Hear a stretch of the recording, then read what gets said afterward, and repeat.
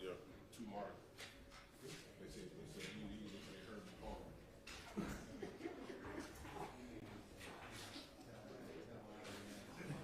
Okay. Yeah, they said yeah.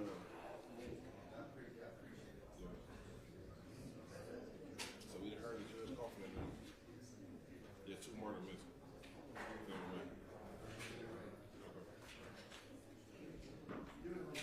Yeah, I never knew you was 400 though, Judge. Learn something new every day.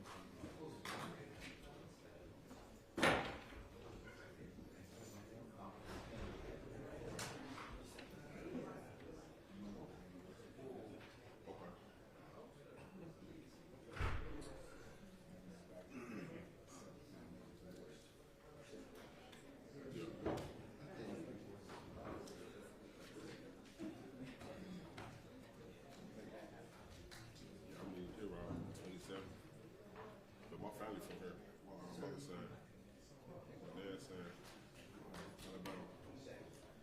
My mom, I live there. Still there, my dad, my pop. You see my mom, I live there. They're like looking at me. You know what I mean?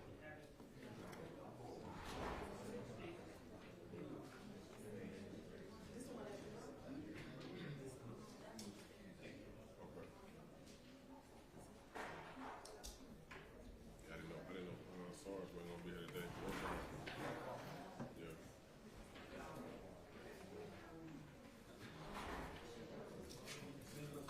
I got you. He got out of jail. We got all kinds, so we missed that too for our work. Yeah, that's what I said. Yeah. We about to start so they come in.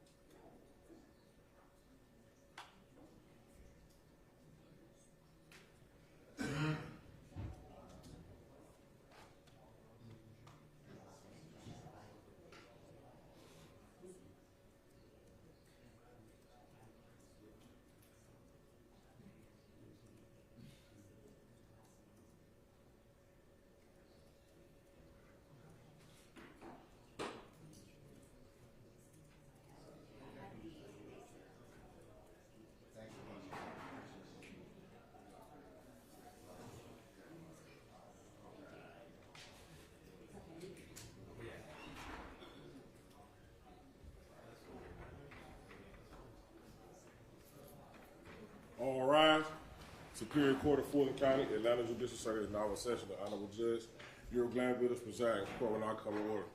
All right, good morning, ladies and gentlemen. Please be seated. We're back on the record in the matter of the state of Georgia versus co-defendants et al. in 22 SC 183572. Mr. Stillwell, Mr. Voss, and Mr. Sharp, good morning. Good morning. Mr. Williams, Mr. Adams, Mr. Steele, and Mr. Renard, good morning. Good morning. All right. Mr. Kendrick, Mr. Weinstein, good morning. Good morning. Mr. Ewing, Mr. Matthews, Senior, good morning. Good morning, sir. All right. Mr. Nichols and Ms. Westmoreland, Mr. Harvey, good morning. And Mr. Ryan and Ms. D. Williams, good morning. Who? Oh, is he hiding? Chief, is he around the corner again? Okay, all right. Mr. Gardner, good morning, sir. Didn't see you, I apologize. All right, Mr. Smith and Brown, Ms. Hilton, Mr. Atkins, and Ms. Love, good morning. Good morning. All right.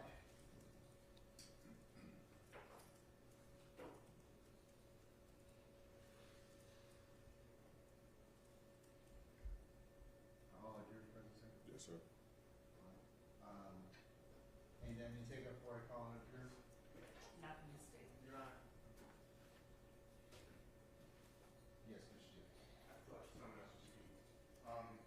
We just have another 10 minutes. We are trying to orient all the times and the redaction, so we got sideways, and I apologize, but I thought we'd be done.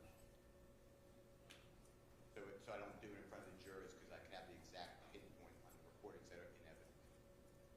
Okay. Thank you. I apologize, everyone.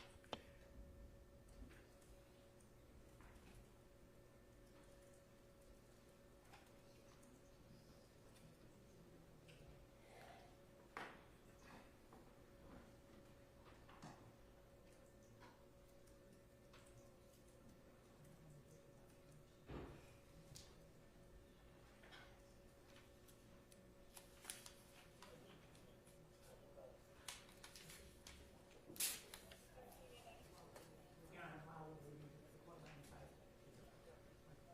I was going to talk to you, Mr. Adams. You know, Mr. Adams, come on up.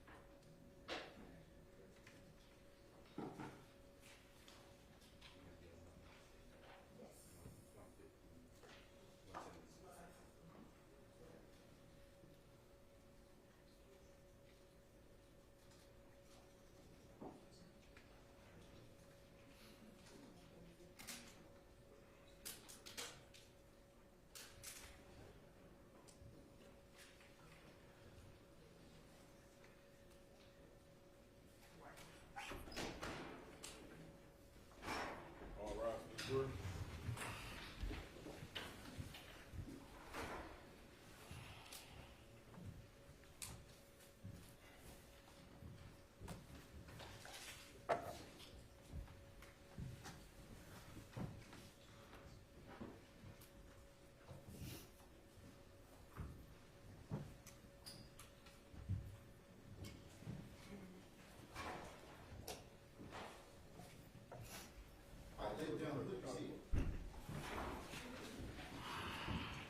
All right, Deputy Ham, all jurors present, sir? All right. Mr. Bean, good morning. Good morning, sir. You're still on the oath, okay? Sir. All right. Ladies and gentlemen of the jury, good morning. Good morning. All right, we're going to continue where we left off yesterday. All right. Mr. Steele? Thank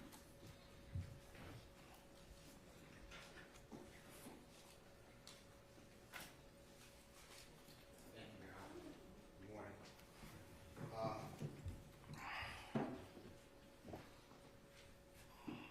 Yesterday,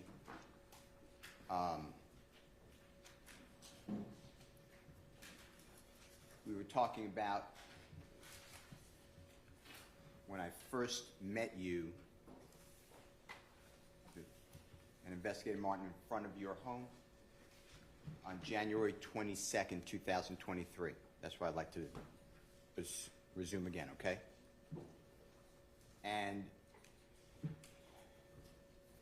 we were in Mr. Martin, or Investigator Martin's vehicle, and I wanted to play for you 2 jail recordings, and I started and I played for you what's now marked, and you heard it, Mr. Williams exhibit number 205, that jail call between you and your wife. Do you remember that? I don't recall. And that jail call that's been played for this jury was made the morning after you were hit by the police car, taken to Grady Hospital, transported to the Fulton County Jail on September 11, 2013. Do you remember that? I don't remember. All right. And during that jail call, that I played for you, I asked you in the car in front of your home with Investigator Martin what you were talking about at different parts of that approximately 12-minute jail call. Do you remember that? I don't remember the conversation. Do you remember when I got to the part that states something to... I'm going to object as to that's not an evidence. We don't have any recording of anything in front of his home. Okay, I sustain the objection. Your Honor, the... Just rephrase. Okay. Do you remember on the recording, you stated they gave us a story to tell? Do you remember that? Which recording you talking about for the record? Mr. Williams, number 205. Thank you, sir. And I'm going to object as to I don't the answer. answer. Well- I'll rule the objection.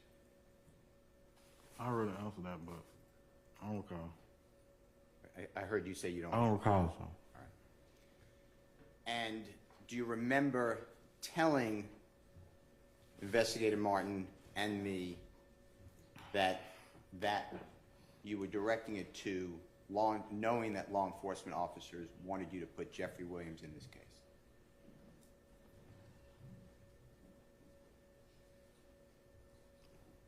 I don't recall. I answered that already. All right.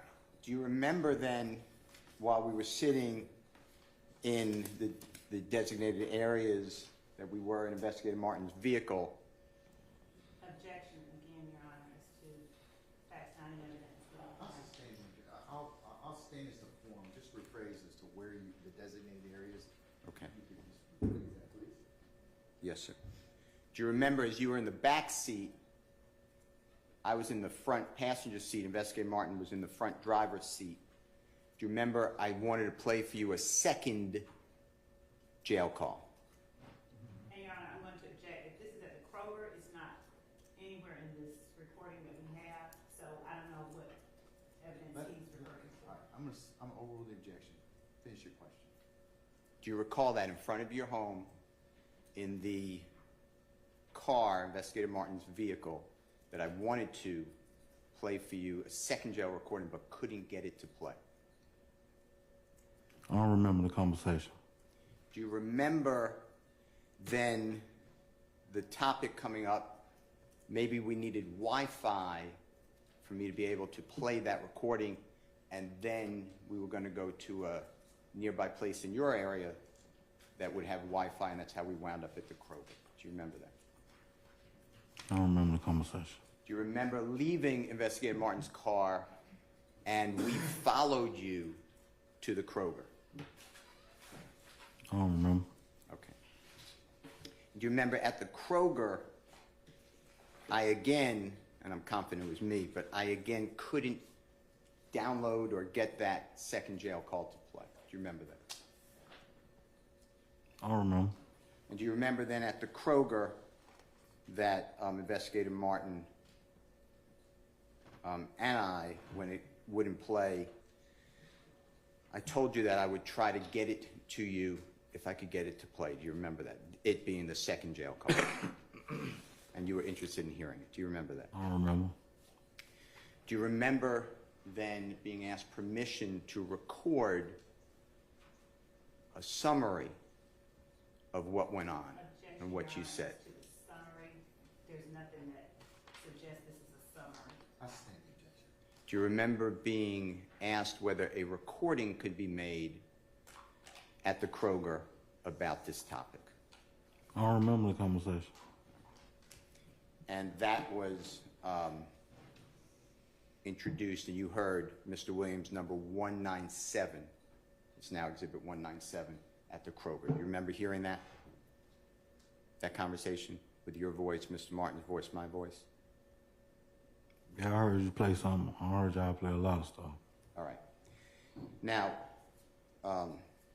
that's in evidence. So I want to go back, and I'm going to need, with the court's permission, the state's permission, the Honorable Prosecutor Hilton, if you could help me, I think it's 176 of the state. I want to go, and we're going to discuss some of the statements that you made, but if you need to clarify anything and you need other statements or whatever, just let us know, or other recordings on the jail call or whatever. Do you remember the 17th day of, I believe it's a Tuesday, the 17th day of September 2013, being in the Fulton County Jail, being housed in the Fulton County Jail? I don't remember. Do you remember, while in the Fulton County Jail, you didn't want to be there, you wanted, which makes sense, you wanted to have freedom and be home with your family and friends and work. Is that true? I don't recall, sir. Do you remember, you know who Detective Quinn is? I don't remember, sir. All right. Do you remember a gentleman who identified himself as Detective Quinn having you brought down from your area in population at the Fulton County Jail to the, what's called the Sally Port, but it doesn't matter. It's an area where vehicles are for police, can get in and out of a secured area at the Fulton County Jail. Do you remember meeting Detective Quinn in that area? I don't remember, sir. Do you remember Detective Quinn explaining to you that you and he are going to ride in his Taurus vehicle, and him telling you where it is? Do you remember all that? Your Honor, You played it. I want to object to the line of question asked and answer. This formed the basis for the playing of the entire I case sustain the 176. objection. When you met with Detective Quinn, he read you your Miranda rights, true? Your Honor, again, I'm going to object, ask and answer. He played the tape. I'll rule that. Go ahead. Do you know what Miranda rights are? And if you don't, that's fine. No, sir. Okay.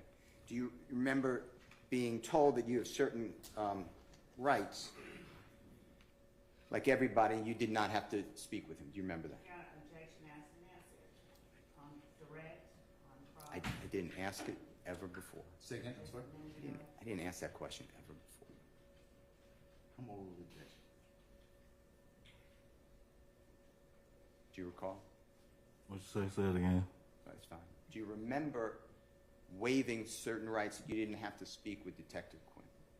Do you remember that? I don't remember. All right. But on the 17th day of September of 2013, you had an agenda. Is that fair to say? Objection, Your Honor. Argumentative, facts not in evidence, just wrong, improper I'm question. gonna sustain the questions to form. You can rephrase it, sir. You wanted to meet with Detective Quinn to tell him information that you wanted him to know about this incident with Mr. Dotson or Dirty Red and the police officer and the driving the car slamming into the laundromat. You had an agenda. Is that true?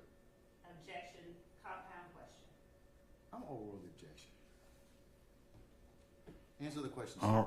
don't remember a conversation I had with Detective Quinn.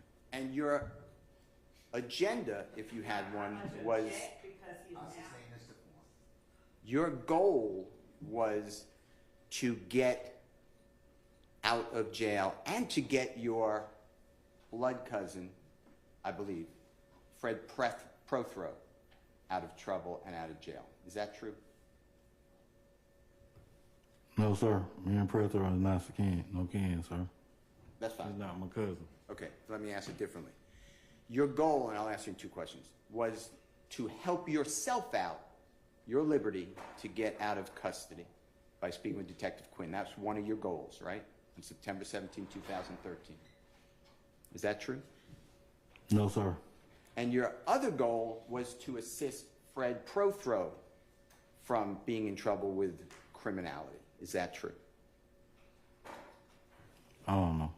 Okay, so you went into this meeting with Detective Quinn, that's memorialized in State's Exhibit number 176, with a plan to mitigate, that's a bad word, to lessen, Objection, facts not in evidence.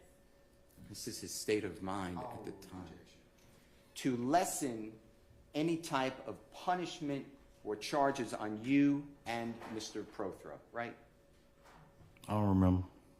In fact, do you remember explaining to Detective Quinn at various parts of State's Exhibit Set 176, and we'll play them again, that you asked for, the word you used was slack, for you and Big Fred or Mr. Prothro. Do you remember that?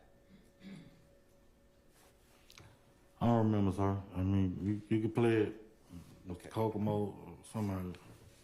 I'll play it. Okay. Well, Mr. Kokomo, he will play it. All right. I would like to go through some of this then with you, if the state doesn't mind. And you may have to share with Mr. Kokomo at some point. Okay. Okay. All right. Mr. Bean, I'm going to ask you, with the Honorable President, District Attorney Hilton's assistance, you started out with being driven from the Fulton County Jail to the homicide office, not far away, here in Atlanta. Do you remember that? And I'm talking, this is all about September 17, Your Honor, I'd like to 2013. object as to the line of questioning Basis. regarding the memory. Asked and answered, he has said he I doesn't sustain remember the it. objection. Well, he didn't answer the question. He can't, so. He can't anticipate, and he can, in my opinion. But I'll reserve that. I apologize. I've already ruled on it, Mr. Steele. Let's move on, All okay? right. Let's start at time 716. And, oh, I apologize. Your Honor, this is already in evidence. This is State's number 176. Okay, what time, sir? 71. Do that. Doesn't have anything. I messed up. The time is 7:16. Yes, sir. If you could listen to this, Mr. Do that. As a matter of fact, charges only for me. But so that's all I wanted you to know before we even get started. So, your wife seems like a nice lady, though. I'm straight up too. I'm 35 years. I'm gonna tell you a little bit about myself. I ain't gonna Go ahead. to school. Okay. You know what I mean? And I don't believe in lying. You know what I mean? That's why I went ahead and gave him my name, told him who I was. You know what I mean? Even though I knew I had crew once. But we're not gonna talk. Your Honor, it stopped at 7:34. Mr. Bean, do you hear your voice telling Detective Quinn, I don't believe in lying? Do you remember hearing that just now? No, I don't know what I told him. You didn't hear that? I don't know what I told him. All right.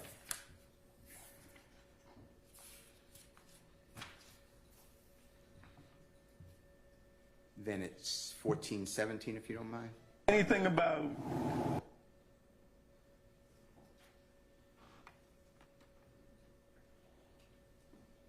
Drink. some special investigations? The officer shooting his gun that I got called in this, I wouldn't even have been called. Drink. Your Honor, I apologize. That's why I was letting them know. I really don't know what. Your Honor, it's now at 14.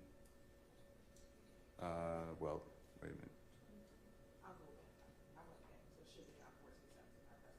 Okay, it's going to be 14:17 approximately. Up the screen to holler at this other dude, and this thing know he hop out the car, and wow, 5 shots go to car and everywhere. So I don't, you know what I mean? Just everything just happened so quick at one time, the way it just, you know, it just throw me all the way out too. I don't know what's going on. So I was thrown out. You know what I'm saying? So Yeah. that's why I was letting them know. I really don't know what's going on. Everything happened so Well, that's all I want is what you said. And I'm gonna tell you what they said. I'm talking about. I mean, just for the record, how many motherfuckers in the car? That's 14:31. And by the way, I stopped it, but you answered that question 4. You answered the number 4. You said.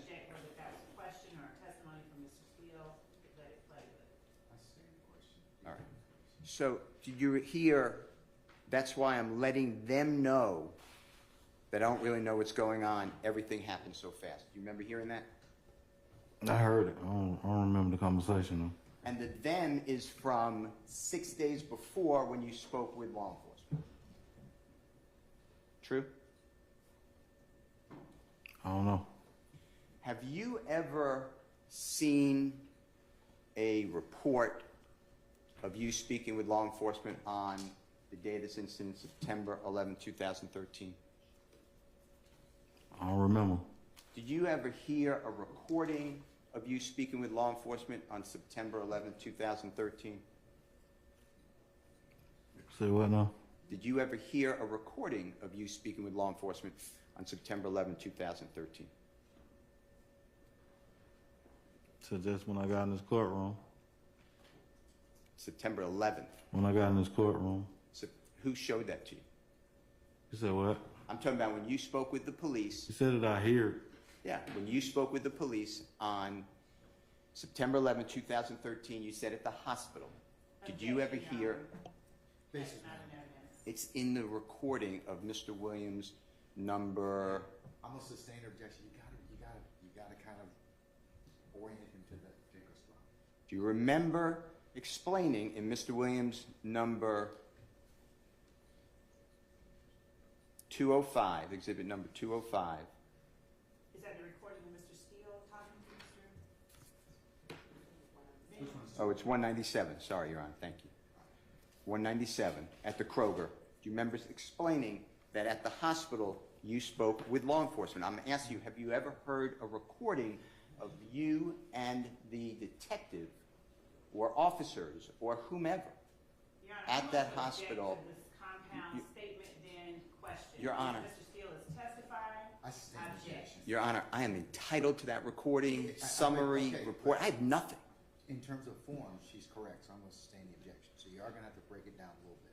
Have you ever heard a recording of your conversation with the authorities, whomever, at the hospital on September 11, 2013? And Your Honor, that's where I'm going to object, because Basis. again, What's the basis for your assumes facts that are not in evidence. It's on, Period. it's what And, Mr. And Your Honor, I'm going to object because based on what Mr. Steele, the recording Mr. Steele provided me, that is not what is being said. That is exactly It what's is said. not. I'm gonna sustain the objection, Mr. Steve. Your Honor, Mr. Bean just said it, 1417. That's why I was letting them know I really don't know what's going on. He He did not. The That's them. not the question asked. It is the question. What I'm getting at is he spoke with the police before. I don't have anything from the district attorney's office or law What enforcement. did I tell you about that? I have nothing. What did I tell you about that? I'm asking the witness if he has heard anything, seen anything. That's my Your Honor, question. he is assuming facts that are not in evidence. I'm not assuming any fact. I'm asking. I'll overrule that objection. You can ask him that. You can ask him that question. Have you heard any recording from your meeting with the detectives, officers, whomever, from September 11th, 2013? I don't know. Have you seen any report memorializing, that's a bad word, summarizing your conversation with law enforcement on September 11th, 2013? I don't remember. All right. If you can help me out. 1922. Thank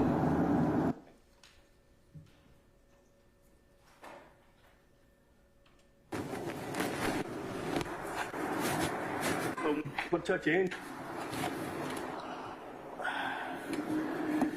All right, brother.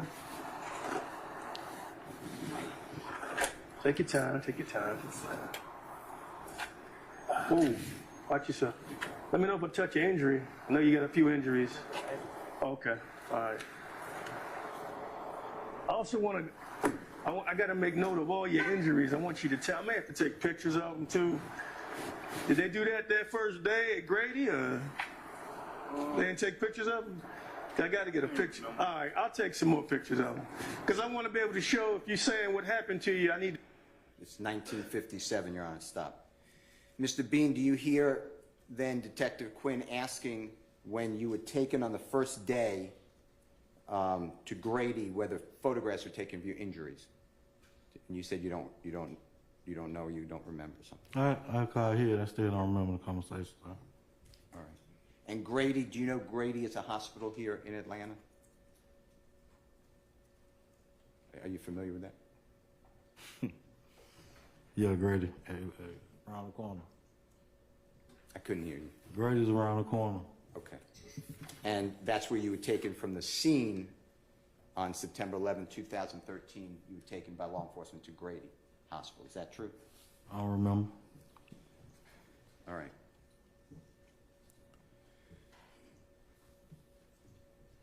Okay. 40, if you don't mind, 4327? No, and have a.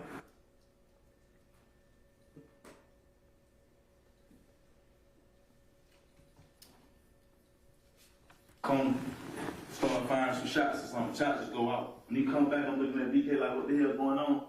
Like, what the fuck you shooting for? What you shooting at? You know what I'm saying? I'm telling all the way live. I'm listening. You know, what the fuck you shooting at? Why'd you shoot? So he had the car, go. So now I get the car, pull out, now he go, the tires pull up. And when I pull out, What Taurus? it's like black tire, blue. Was it like that shit when you drove up in here? It's one of them tires. All right, Four all tires. right. When I picked you up in. I go around the car, whatever, no driving. Wait a minute, you went around the car? Because I see this damage on the police car. They saying they got hit by your car. Do you remember that? No, I went around the car. As I go around. What was the Taurus doing? As I go around. Your Honor, it's 4350, stop. Yes, sir. Mr. Bean, earlier the jurors just heard, and you heard, you telling Detective Quinn that you don't believe in lying, and just then you're telling Detective Quinn you went around a police or the car. Do you remember that?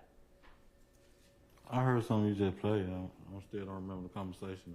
That is a lie, right? Your Honor, I'm going to object as to the form of the question, argumentative badgering. I sustain the objection. Is that a truthful statement that you did not ram that police car? I don't remember. Now, you ramming a police car is not beneficial to you, is it? It's not good for your liberty, is it?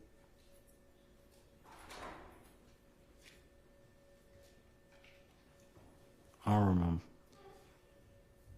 And your mission was to get out of custody. I sustain the objection. All right. 40, if you, can you help me out with the objection? Maybe 4402.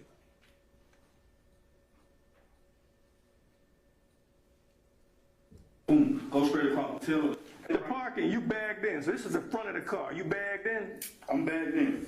Cars coming like this right here. Stop. About right in there, about 2 car lengths up. Okay. Okay, cool. I pulls out.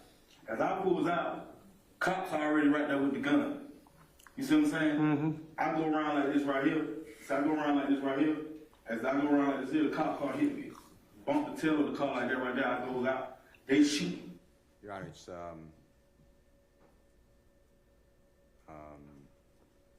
4417 stopped. You hear there where you tell Detective Quinn, after claiming you don't believe in lying, that the police car, it says cop car, hit you in your car. Do you realize that? That's not a truthful statement, is it? I had something planned, but I still don't remember. All right. Can you help me with 4436 when you get a chance? What you talking about? I took the bike around, boom, hit the driving and all like that right there, which I was the driver. Big Fred, when they Back then. You almost landed on, so you were driving the car. yes, sir. There was I lied to the detectives when they first came to talk to me, and I told What you them talk- that's probably the lies you talking about. What you talk about? I told them that Big Fred was driving and all like that right there, which I was the driver. Big Fred was the passenger. DK was behind me, and Young Thug was behind Big Fred. Young Thug is, Rapper. wait a minute, so Young Thug, You can keep going if you don't mind. Well, Your Honor, it stopped at 4459, but I just asked All right, so noted. President Hilton to continue. I apologize. what seat is Big Fred? Because he's like 6'8", 354 pounds. He was sitting in the back seat. No, he in the front with me. Good shot. Okay, so, I mean, It stopped, Your Honor, at that's wrong, 4511. All right, so noted.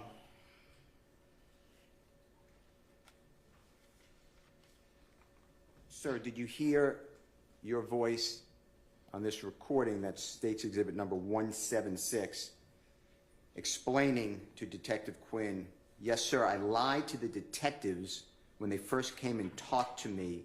I told them that's probably the lies you're talking about. Did you hear that? Got some big ass ears. I can hear. Still don't remember the conversation, though. And you're referring to the detectives that you spoke with on September 11, 2013, right? I don't recall. Have you any document, recording, anything to show what was said between you and the detectives on September 11, 2013? Have you ever seen anything like that? I don't recall. And you told the detectives more than just Big Fred was the driver. Well, excuse me, Mr. Fred Prothrow, also known as Big Fred, was the driver, right? In your conversation with the detectives on September 11, 2013. I just heard you play something, but I don't recall. You're not telling the court, the jury, or anybody who's observing that the detectives came in and said just, who's the driver, and then walked away, are you? I don't remember. The conversation was more robust. The police want to know who was in the car, right? I don't remember. Do you remember the police asking you, or did they ask you, how many people were in that car at the time? I don't recall.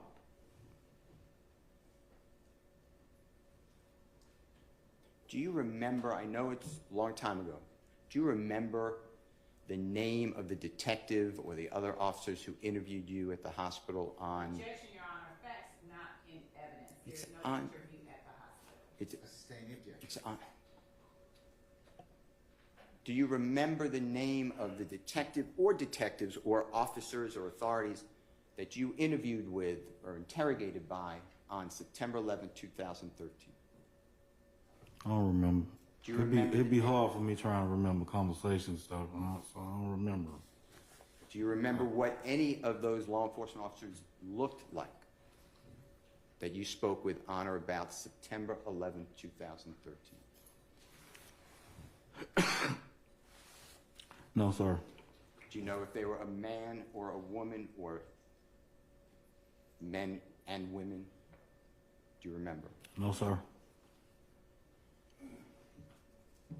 Now, in this State's Exhibit 176, you make it clear that you're trying to help out not only yourself, but Fred Prethro, or get slack or lesser punishment or not get charged. You realize that? That's something y'all played. Okay. And here, you are specifically telling the detective that Fred Prethro was not, was not the driver. You wanted to make sure that he's not the driver, right? That you're trying to help him too, right? I don't remember. But originally, are you close, or were you close with Fred Prethro? Objection asked and answered multiple I times. sustain the question. Originally, you put another human being who was not driving that car as the driver of the car to the detectives on September 11, 2013. I sustain the question. Why did you do that?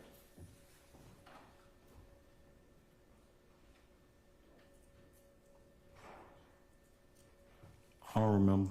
Why would you put an innocent party as the driver of that car that almost killed a police I officer? sustain the question. Okay.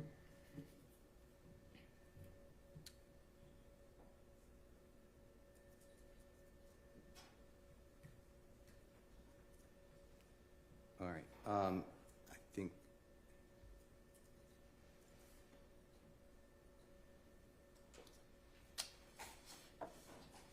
Did you hear the description in September 2013 that Detective Quinn gave about Mr. Prothro?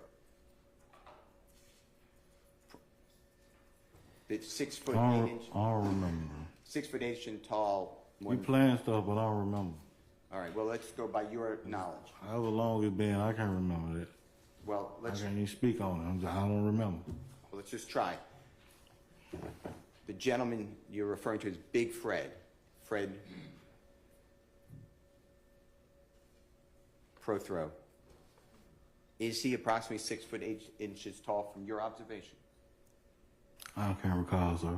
Do you know whether in 2013 September he was approximately 350 pounds? No, sir. You don't remember? I don't know how big the guy is, sir. I can't tell you his pound, his weight, his size. On September 11th, 2013, when you're driving that 2004 Nissan Altima maroon or red burgundy vehicle, were you wearing any type of hair on your head? No, sir. And was your hair similar to the hair, of the appearance on your head that you have today? Isn't it true that you had no hair on your head on September 11, 2013? I don't remember. All right, Your Honor, with the court's permission and the President, District Attorney's permission,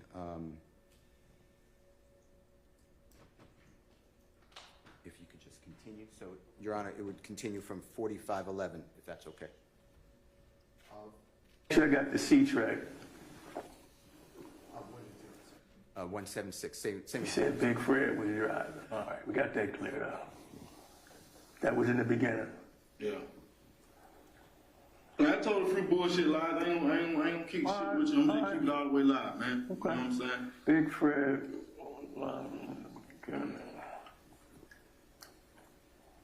You know, like I told the police officer, you know, everything just happened so fast that we ain't even, none of this even supposed to occur When I said my man just come home from prison. So what about the guy with the money? Sir? What about this guy with the money? Okay, so it's 40, stop, Your Honor, 45, 47. And this is all State's Exhibit 176, sir.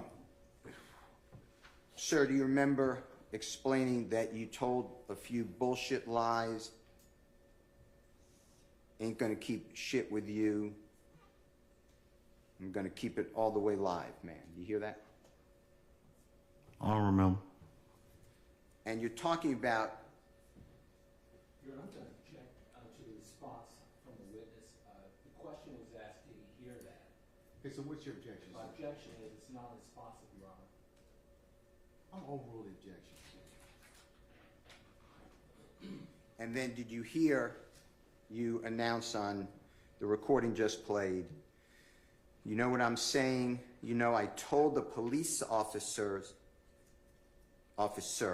that everything happened so fast that none of this was even supposed to occur. You hear that? I still don't remember, sir. And you're referring to the police officer that you spoke with on September 11, 2013, that none of us have any idea what was said. Right? Your Honor, I'm going to object. I don't even know what the I last part stand was. in objection. That's what you're referring to, right? Your Honor, I'm going to I object. stand in objection. You're referring to the conversation you had with officer or officers, whomever, someone with the authorities, on September 11, 2013, right? That's what you're referring to. I don't remember.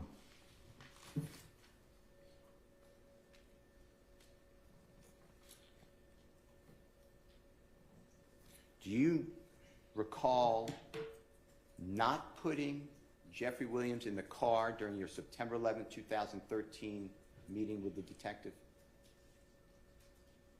Your Honor, I'm going to object as to facts, not an evidence. He's right here, Your Your Honor. Honor, he said, Objection still, Mr. Steele.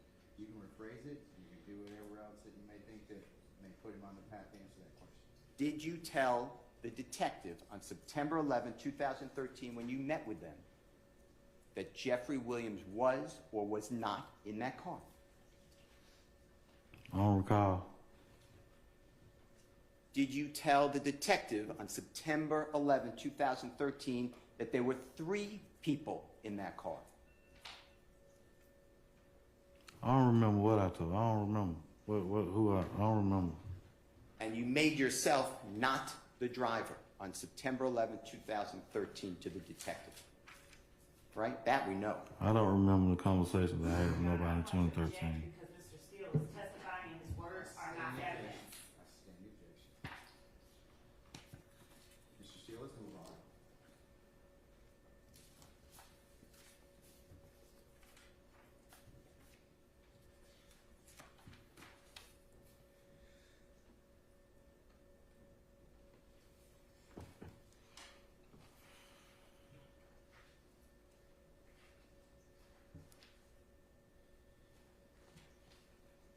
If you could play at 1 hour, 00 minutes, 58 seconds. And what's Thug? That shows truth. All the other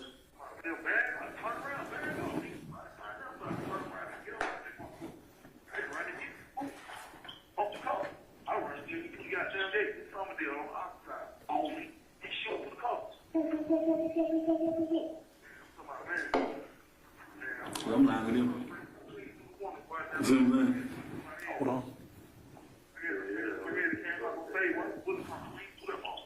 I'm lying to them now. Okay. You said one of them niggas in the back shot Big Cuz Big Fred. by accident, probably. Yeah, they probably, you know what I mean? 'Cause How many shots did you hear in the car? and also, I heard like 2 shots with you. You know what I'm saying? Hold on. All the other shit I'm saying. Hold on. You know, I gotta add a little hype Hold up. to the nigga watch me.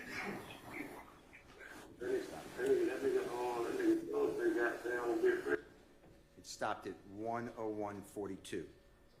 Mr. Bean, do you recall on that recording that that excerpt that we just played, you are actually being played recorded jail calls that you made from the Fulton County Jail by Detective Quinn. Do you realize that?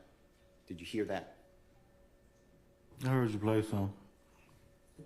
And you interjected with Detective Quinn, "I'm lying to them now," meaning on the jail recorded call, you're saying you're lying to your wife and your brother-in-law. Right? That's what you said on the recording to Detective Quinn, right? I don't remember. And you said that, you know, I gotta add a little more hype to it with my wife and them. Remember hearing that just now? I heard you play something. Mr. Bean, tell the jury, when you're on a recorded jail call, why would you have to add hype to your wife and them unless you were doing it for the police who listened to the calls? Objection, Your Honor, to the form. That's a proper. No. I stand objection. Why, tell the jury, why do you need to lie to your wife and other people on a recorded jail call about this incident? I don't remember. Well, your wife and this other person or people on recorded jail calls, they can't give you any leniency if you, they can't give you any reduced charges or reduced time in prison, can they? Nobody has. Well, we'll get to that in a minute. You actually got a very low sentence for 2 cases. Your Honor, objection to I the, sustain the question, Mr. Steele, you can't testify. and Your Honor, I'd ask the court admonish Mr. Steele to not testify and inject his. Let me take care of that, Mr. Ms. Love. Mr. Bean, you have been in the Fulton County Jail various times before September 11th, 2013. Is that fair to say?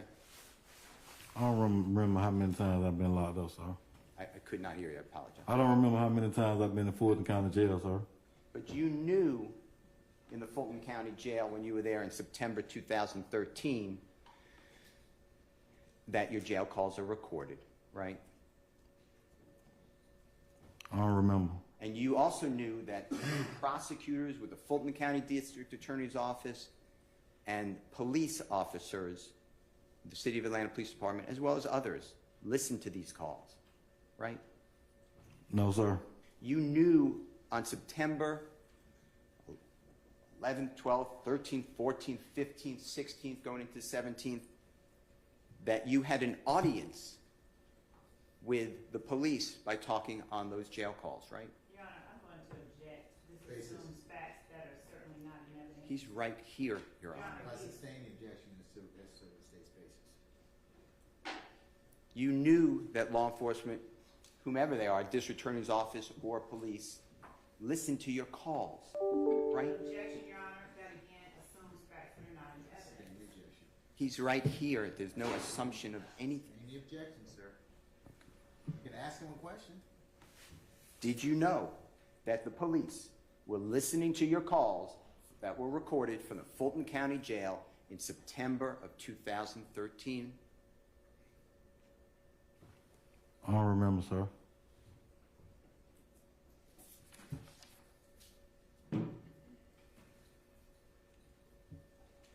If you can help me. 10501. I don't know what I'm saying. I wasn't working it. All right, got one more, and then we're gonna talk. I just want you to hear what we were listening, what I was listening to. I'm the only one working this shit. Yeah.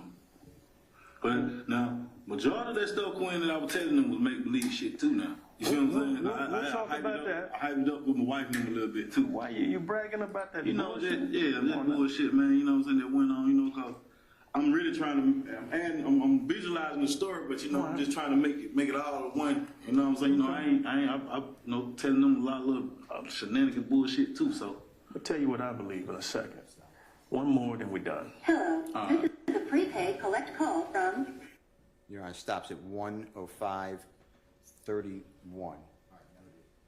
Mr. Bean, did you hear that you are still listening to jail calls that are being played for you by Detective Quinn on September 17, 2013? Do you hear that? Yeah, I hear you playing videos, One more time. audios or whatever. I hear it. Okay. And you explain to Detective Quinn, now the majority of the stuff, Quinn, that I'm telling them was make-believe shit too, meaning what you're telling your wife and other people on recorded calls. Remember hearing that just now? I remember. I don't remember. And you then went on to say, you see what I'm saying? I hyped it up a little bit with my wife too. Remember hearing that? I heard, but I don't remember. And you remember Detective Quinn asking you, why are you bragging about that bullshit to your wife and the others? Do you remember hearing that? You played it. And then your answer is, yeah, that bullshit, you know, that went on because I'm really trying to add, I'm visualizing the story and trying to make it all one. You know what I'm saying? I'm telling them a lot of shenanigan bullshit too. You hear that? You played it. Why would you have to visualize a story and tell your wife and other people on a recorded line hype, bullshit, and shenanigan bullshit? I don't remember.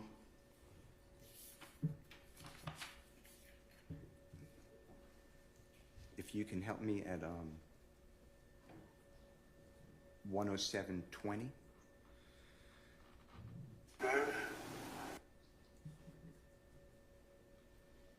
DK to get back altogether, because the phone conversations last between 30 and 4, but in my notes I have. Anything I can listen to me, listen, no, you ain't helping me. No. I just want you to make sure you have the truth. I've got, I don't know, 10 tapes altogether, because the phone conversations last between 13 and 15 minutes. Mm-hmm. There was a situation where Hold on, you say DK got out of the car. If you could stop it just 1 second. We missed it. Give me 1 second, okay? Your Honor, may I have 1 second? You may.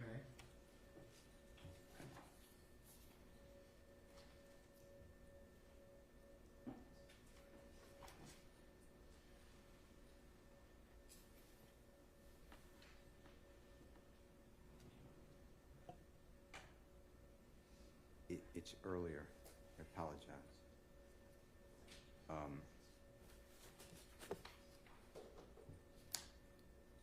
Did you start 1:07:20?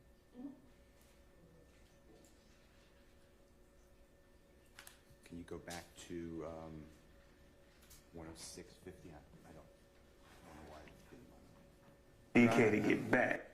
I'm going back to 106:58. That was wrong. Okay, we could just start. We could just start there. 105:58. Feel like this is gonna flip my goddamn mind. I can't do shit. I'm just in this bitch. Just I ain't trying to make no store in it. I ain't this shit they come at me. Wrong one. I feel like Hello, this is a prepaid collect call from me, man. an inmate at Fulton County Jail. This call is subject to recording and monitoring. The landlord said he was stopped by the other day. I told him I was at work. He said I was at work with me and all that old shit. I got this going on right now. Things about out here. Man, he good, man. Shit, we don't give late fee for shit. You know what I'm saying? When you pay a late fee, you pay somebody who wants to know what you give it to him for. They cool. It's not gonna be alright. He need to go get some work though, because we ain't been doing them bullshit around with us shit, man. We probably do need to go get work. If he done sold out work, he need to go get some. But he got $600 already. I got $345 in my property downtown where they send phones to. I need to go down there and get that money for me tomorrow. I don't need no money. I don't need shit. Huh? You already don't get out your table? This is not illegal. Bro, I don't fuck about this shit.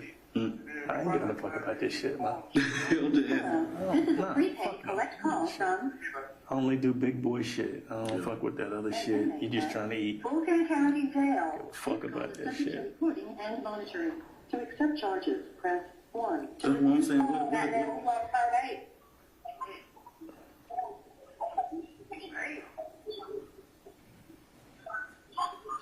Oh, that's the football game. Y'all won too. Yeah, that's yesterday. Well, okay, let me just tell you this. I'm looking for it, but in my notes I have. Anything I can. Listen to me, listen. No. You ain't helping me. No. I just want you to make sure you have the truth. I've got, I don't know, 10 tapes. Stopped at 10808, Your Honor. Did you hear you tell Detective Quinn, man, anything I can do to help? No, I don't remember.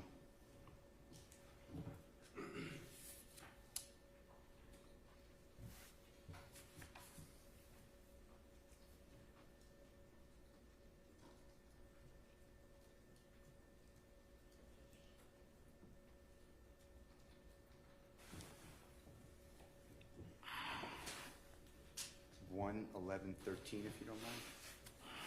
All together, because the phone conversation.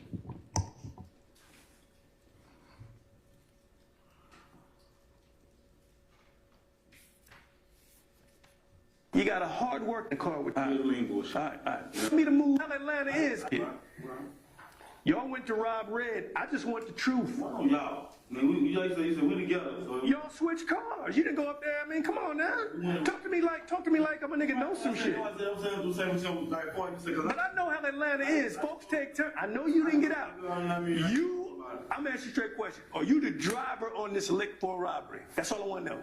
You're not the gunman. Are you the driver on a robbery? He's the driver, so you're right. You're the driver. All right, so what's the move? Tell me the... It's at 11137.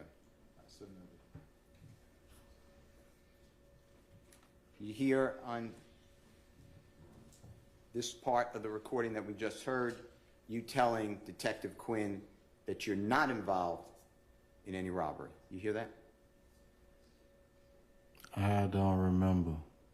You remember then Detective Quinn challenging you and you saying, I'm just the driver. You were right. Remember that? I don't remember.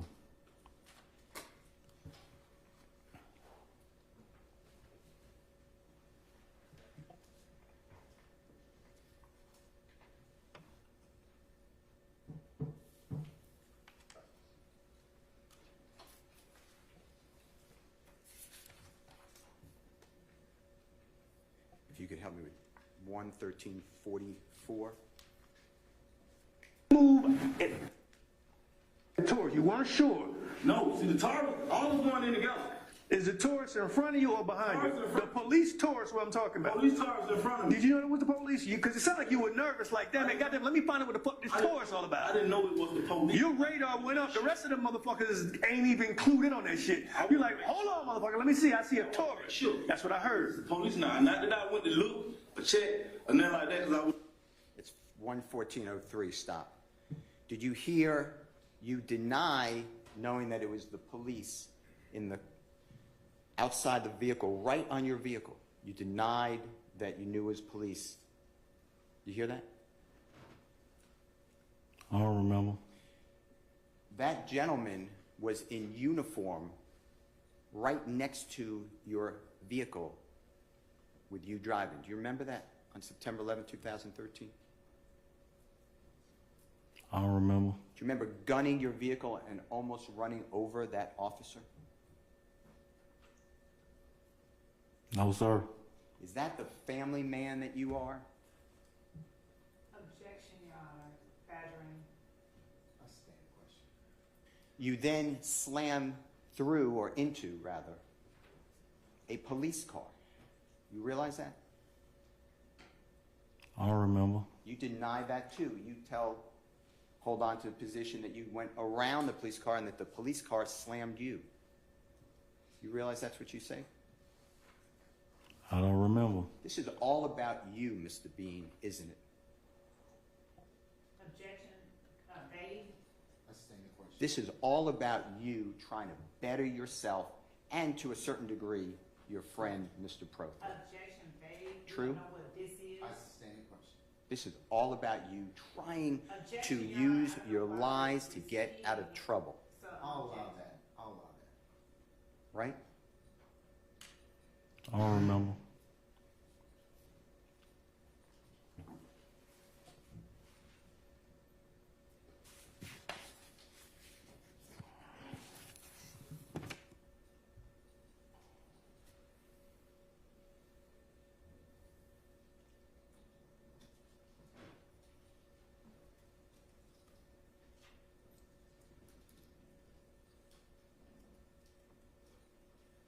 I'd like to show, with the Honorable President, District Attorney 11530's help. Play that, Your Honor, if you don't mind. I know then, you know.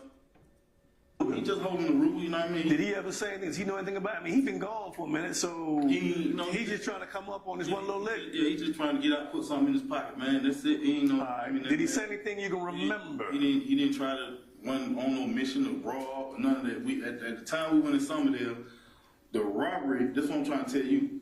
We went in Summerdale. The robbery wasn't no robbery because he could have got out, Thug could have got out, DK could have got out. They could have went on ahead and handled their business. Thug tell DK, he didn't really just say go get the money. He was like, go ahead and get it.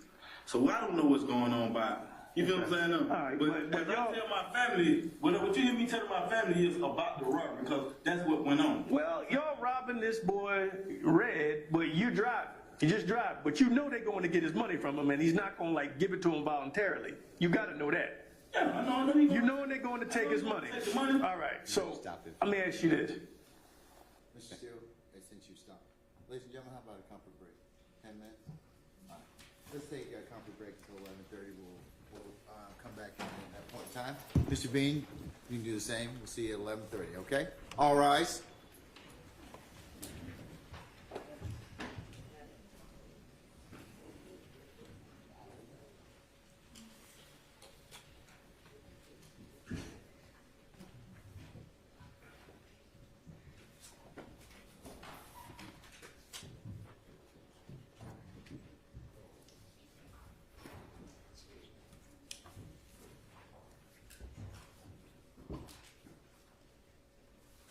All right, ladies and gentlemen, we're in recess.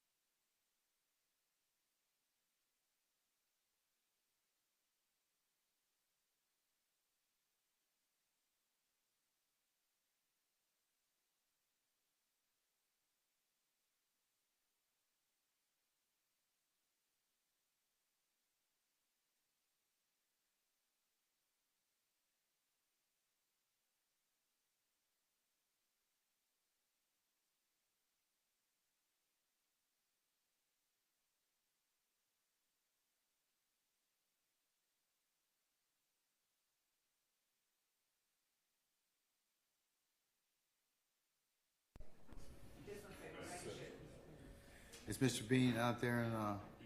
Okay, all right. Tell me, Mr. Bean, come on up.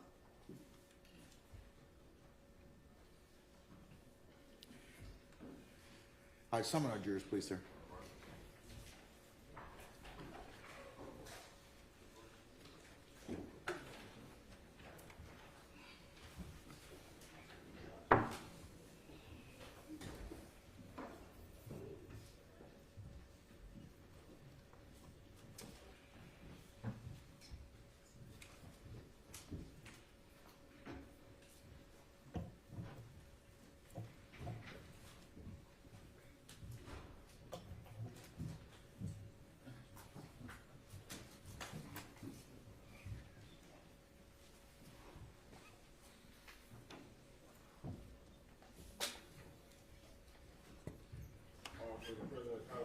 All right, ladies and gentlemen, please be seated.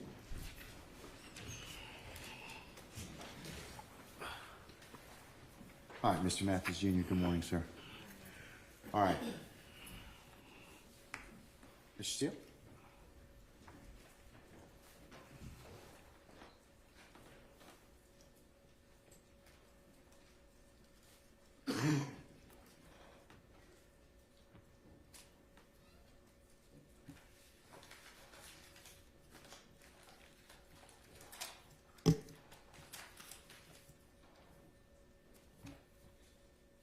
With the court's permission, I ask the President District Attorney Hilton at 1:14:35, if that's okay. So noted. And that's the same exhibit, Your Honor, which is states We 170. went in. It's okay.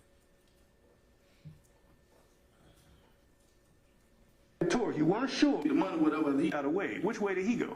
One guy run this way, another guy run that way, another guy run that way. All right, You know what I'm saying? all right. Everybody go running in straight. Who did you, because you were saying to your wife, I wish I would have ran with Thug because he got away. Which way did he go? Thug, me and Thug got the car, we jumped. Big Fred can go, me, Thug, Big Fred get out. DK couldn't move against apparently because he was shot or whatever.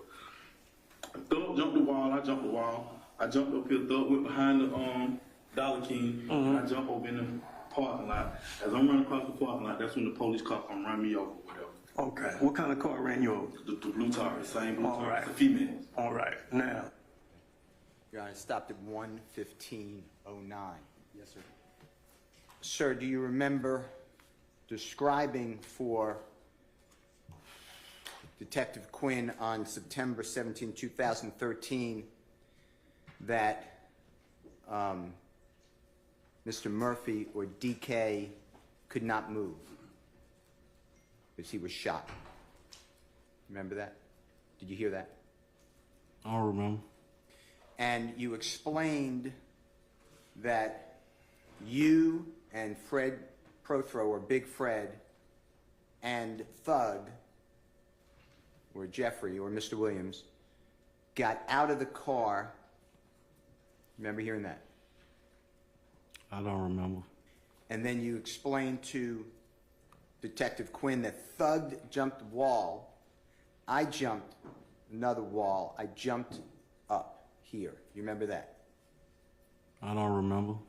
I want to show you, and now, with the court's permission, can Mr. Kimo take over the Zoom link, if that's okay, Your Honor?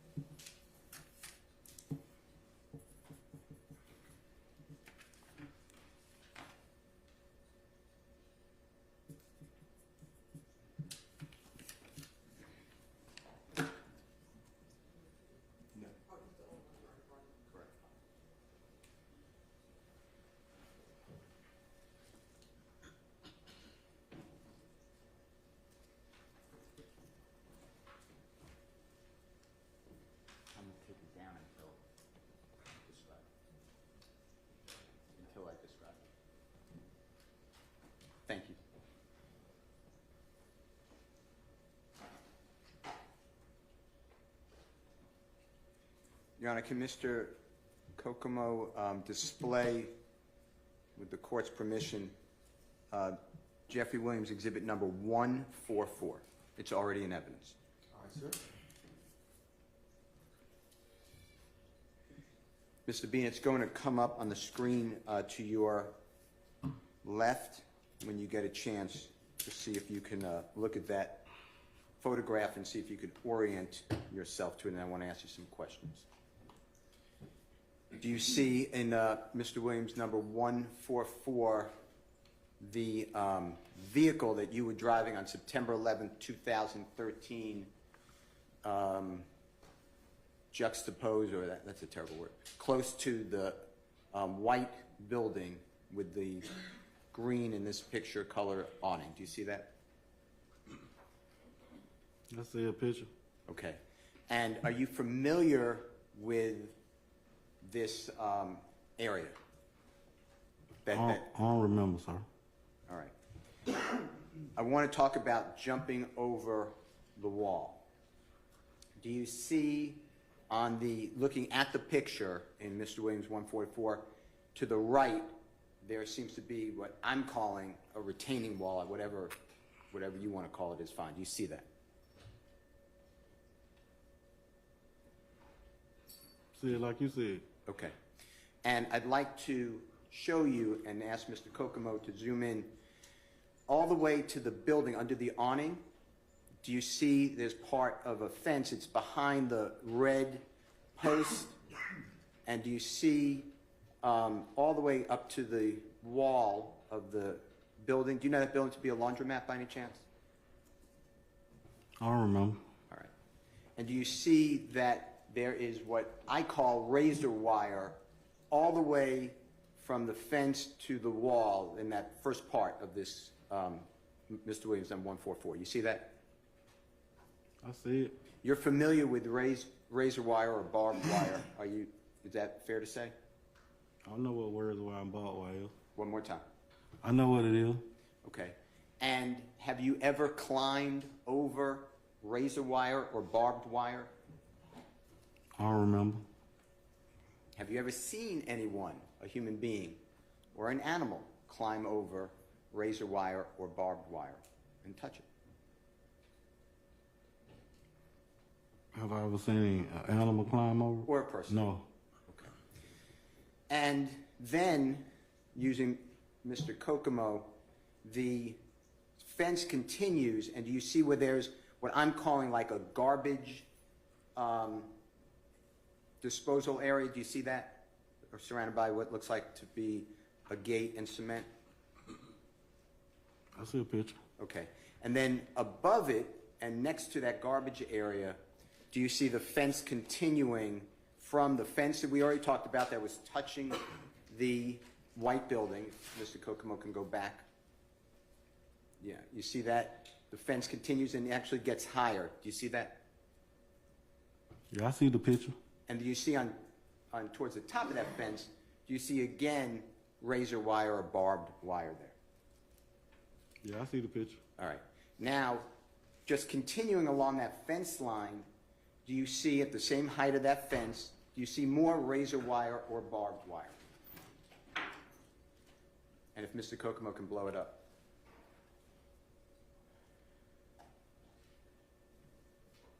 I don't know what that is.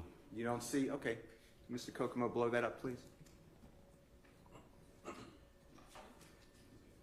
that it? Okay.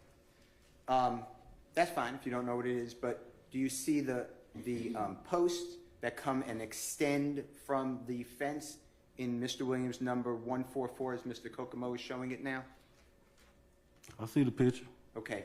And on where the fence stops, do you see there's approximately 3 lines going across all the way of that fence? Do you see that?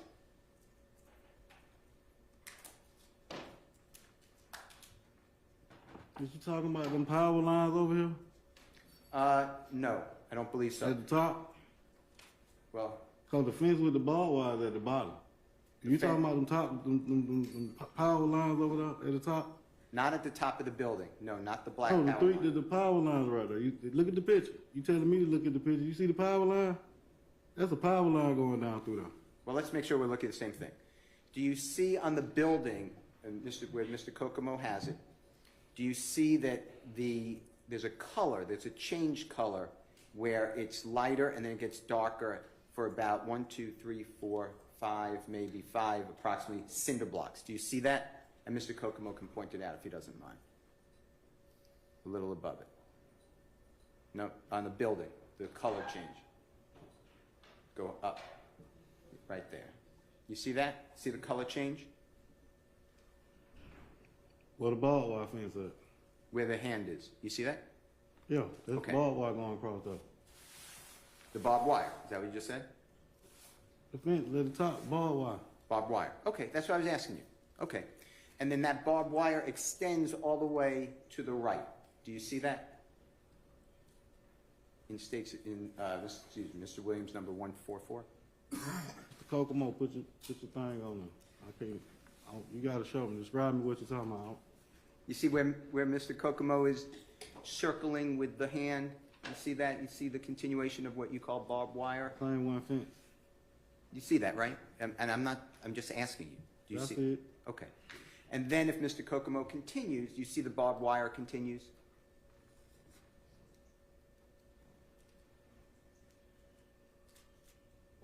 Yes or no?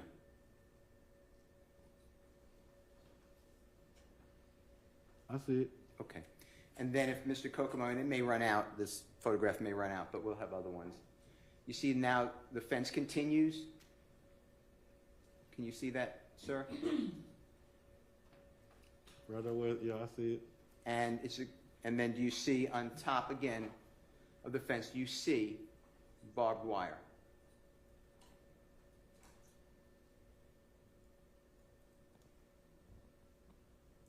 I see it. Okay. And then it's a little easier to me, but you testify. You see the tree that Mr. Kokomo is now put in the kind of to the right of this, Mr. Williams, number 144 on the screen. You see that tree? Yeah, I see the tree. Okay, and then to the right of the tree, do you again see the fence with the barbed wire?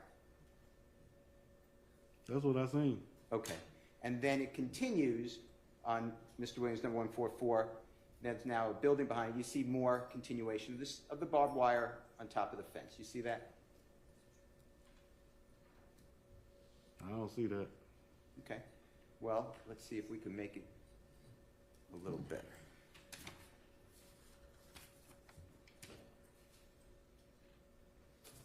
Let's continue down on that picture, if there is any more of that picture. Is that it? Okay. Let's go, if you don't mind, to Mr. Williams, number 118. It's already in evidence, Your Honor.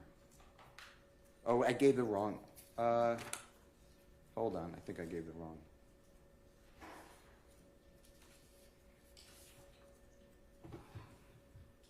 Should be Mr. Williams, I apologize. Your Honor, I apologize to the jury too. It's 141. All right, sir. If that may be published. Yes, sir. Okay, Mr. Sir, you see, and this is Mr. Williams, number 141, and it's well, before you do that, Mr. Kokomo, just give me 1 second, if you zoom out. This is this similar, it has a little different angle, but this is a similar picture as you were just helping us to focus on Mr. Williams, number 144, correct? With the fence? One more time. The fence?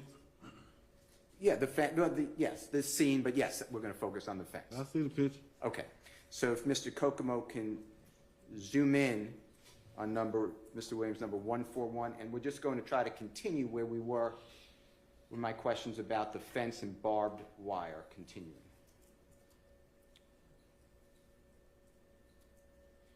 And do you see now the building behind that with the tree, and do you see what I would call barbed wire? Do you see that? The top of the fence? Yeah, I see the picture. Okay, and if Mr. Kokomo can continue as far as it can. Is that the end of the photo? Okay. All right. You would agree with me that from what we've seen so far in Mr. Williams, number 141 and 4.4, that entire fence, after the fence ends, has additional extenders with barbed wire, at least 3 rows. Is that fair to say? You showed me a picture with a fence with barbed wire. Okay. Now, I'd like to show you Mr. Williams number 118 with Mr. Kokomo's permission. Now, do you recognize that this is the house that you ran over while driving the 2004 maroon or burgundy Nissan Altima and crashed through that yard, ran over tricycles and children's bicycles, hit the porch area, crashed through the fence, and then careened over that wall over a police car to slam into the laundromat? Do you recognize that area? That's in Mr. Williams number 118. I see the picture, but I don't recall with all that extra stuff you just said. All right, well, I'd like to focus you, and you help focus the jury, on, again, the continuation of the fence, okay?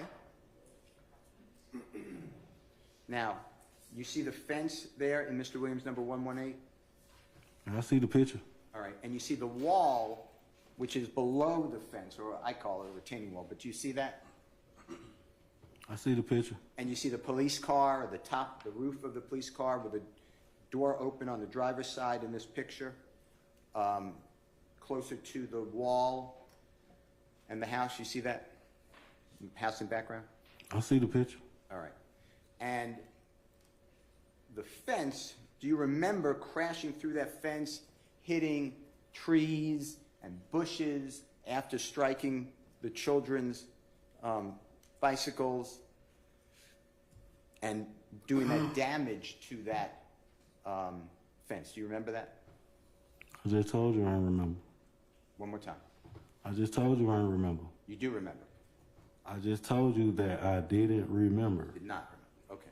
Well, let's do this. Let's use Mr. Williams number 118 just as a continuation. If Mr. Kokomo can, you see how the fence is down on the picture of Mr. Williams number 118? You see how, or part of the fence, I shouldn't say the whole thing. You see how part of it's down on the ground, laying down? I see the picture. Do you see right there that that's barbed wire or razor wire at the top of the fence that's laying on the ground? I see the picture. All right. And then do you see going to the right with Mr. Kokomo's help, after that bush that's down, or maybe a tree, do you see more razor wire right there, or barbed wire? Your Honor, I'm going to object as to the Basis. characterization of that fence as razor wire versus barbed wire. So the form of the question. That's the question. Okay. Do you recognize that as being barbed wire? I see the picture. Okay. And then continuing on Mr. Williams number 118, do you see where Mr. Kokomo's using the hand? Do you see there are levels of barbed wire on top of the, extends from the fence? Do you see that? Yeah, I see the picture. All right. Now, and thank you, Mr. Kokomo. I want to ask you a couple of questions.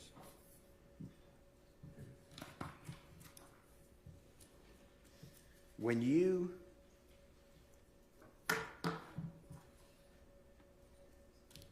say on a recorded jail call,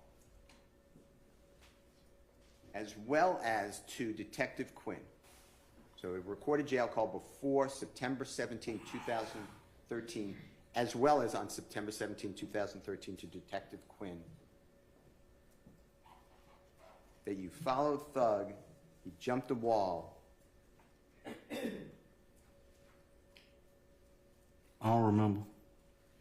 These walls, you also say later that you jumped a fence, they all have razor wire. Objection again, that is not facts that are in evidence. You I did stand not say that objection. was razor wire. I stand the objection. They all have barbed wire.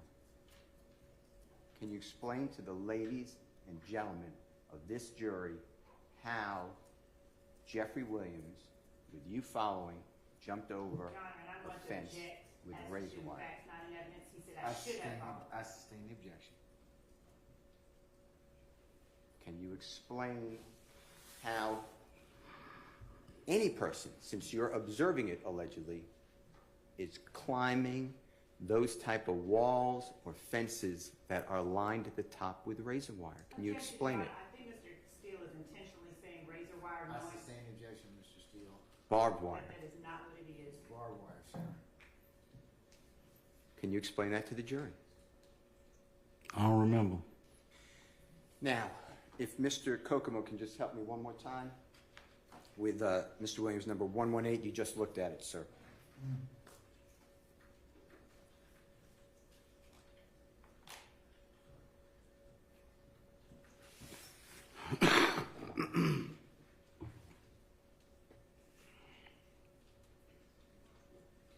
Now, on Mr. Williams, number 118, that's in front of you, if a person was going to climb the wall where the fence is down, where you ran through that Objection, fence, Your Honor, calls for speculation. I sustain the question.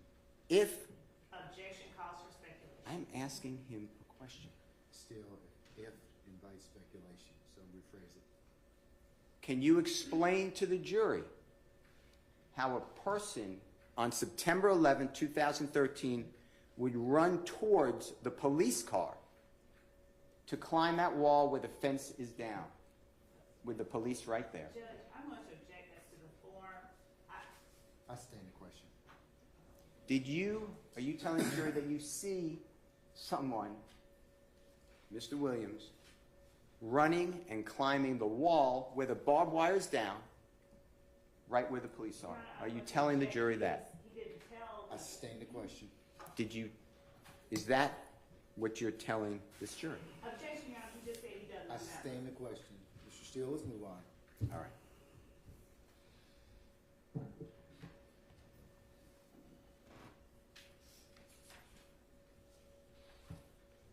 You said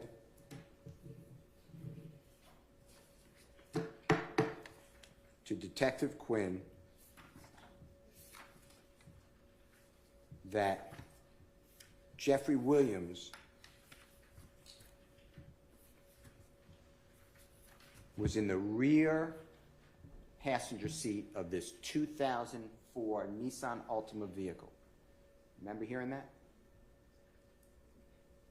I don't recall.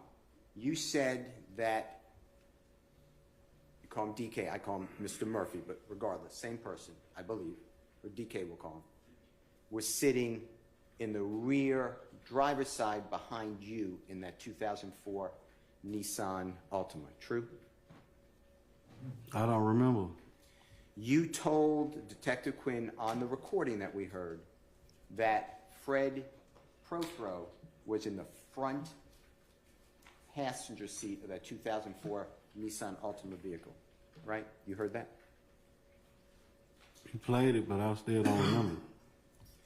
And you told Detective Quinn that you were the driver on that day at that time of September 11, 2013 of the 2004 Nissan Altima vehicle, right? You I heard don't that? remember.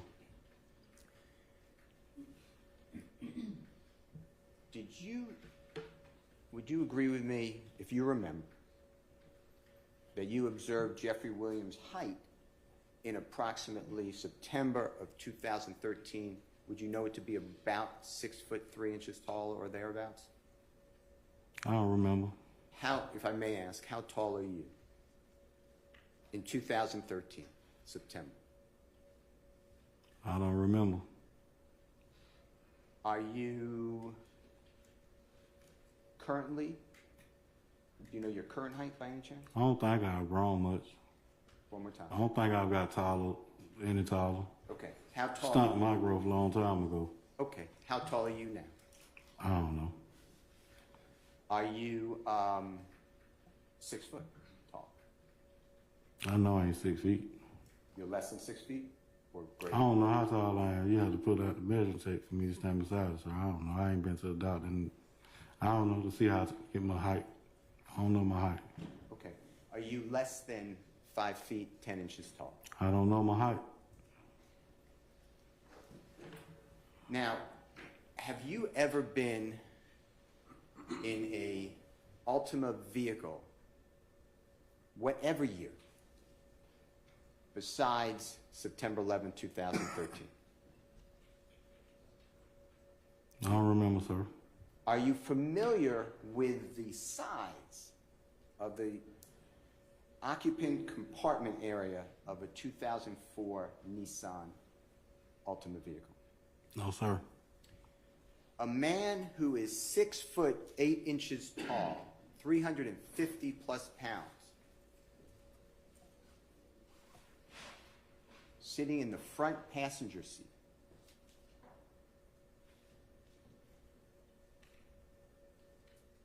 How much room, if you observed, was there when Mr. Prethro occupied that seat according to what you told Detective Quinn on the recording we just heard? I couldn't tell you. I couldn't tell you. You have Mr. Prethro at 6'8", 300 plus pounds, 350 plus pounds, next to you in the front passenger seat, and you put a 6'3" skinny man behind him. You realize that?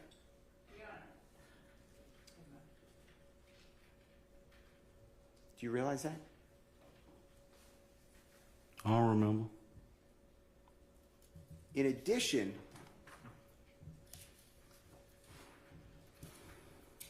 you have another person in that back seat, DK or Mr. Murphy, right? That's what you tell Detective Quinn on the recording we heard, right? I don't remember. I'd like to ask Mr. Kokomo to share with us and you to take a peek at Mr. Williams number 155.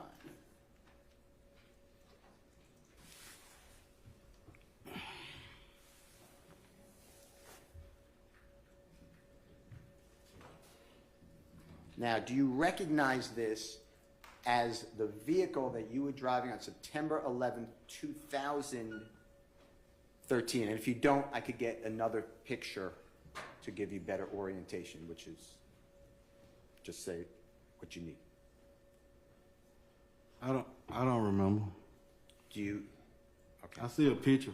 All right. Your Honor, may I just approach for a minute to get another You may, photograph? sir. Can I look at Mr. Williams into this? For this?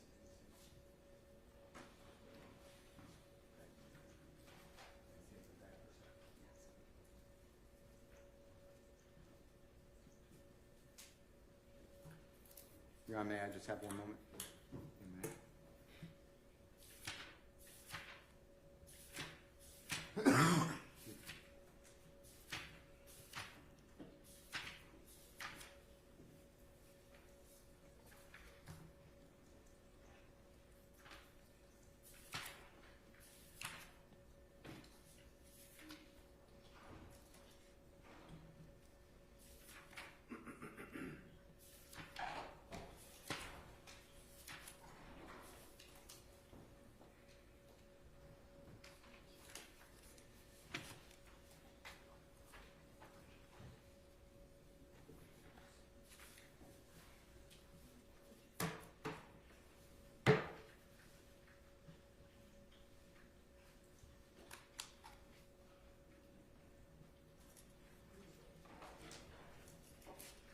May I approach the Honorable Court reporter?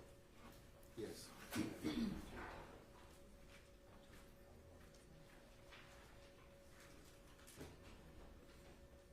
Mr. Kokomo, Your Honor, may, it's already in evidence, may Mr. Kokomo present on the screen Mr. Williams number 105, if that's okay with this Honorable Court? It's already been amended? Yes, sir. All right, then you may display defendant Williams 105. Mr. Bean, this is just going to, for orientation, if this helps you.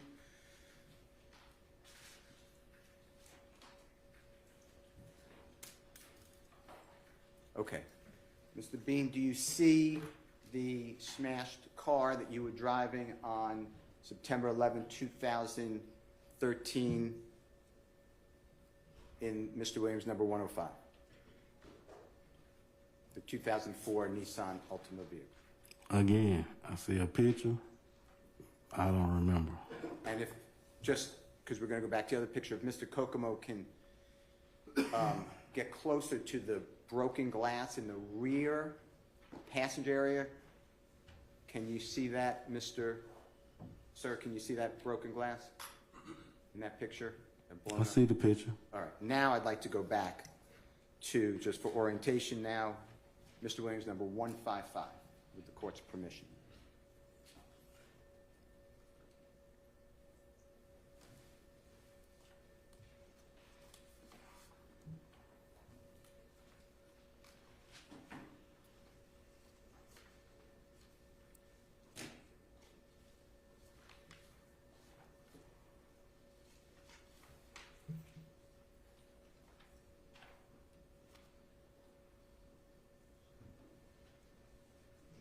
Okay. Does this orient you better to the photograph that is now displayed by the Honorable Mr. Kokomo at Mr. Williams number 155? Do you see that as a close-up to what you just observed in Mr. Williams exhibit number 105? You see that? I see a picture.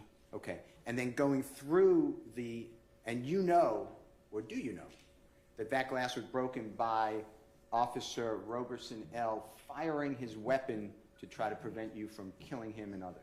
Your Honor, objection as to the form of the question. I'm gonna overrule the objection. I don't remember. And if there was a human being who is 6 foot 3 inches tall, as you said, Calls for speculation, sir. all right, since you put Mr. Williams in that passenger rear seat at the time of leaving that apartment complex when the bullets are going into that rear passenger window by the police, can you explain to the jury how Mr. Williams was not shot? Objection, Your Honor, it calls for I speculation. sustain the objection. Can you explain how the bullets missed the person that you put in that seat? Still speculation. I sustain the I'm objection. asking if you know. That calls for Still speculation, sir. Move on. Multiple, you told Detective Quinn that multiple shots came into that car, right? objection, Your Honor. I believe that that calls for facts that are not in evidence. Said it on the recording that's in Multiple evidence. went off in the car, That is true. That's, not multiple came But not that- what you just said, Mr. Steele. I'll point the court to it. That's not, Miss Love is not correct. Just rephrase the question and move on, Mr. Steele. You know that police had multiple shots going into that car, right? objection, Your Honor. He can answer that. I don't remember, bro. Can you explain how if Jeffrey Williams is sitting behind someone who's Calls for 6 foot, speculation again, Mr. Steele. It's number 5. Move on. look at Mr. Williams number 155. Do you see the top of the toolbox in the picture on the seat? I'm talking about the rear seat.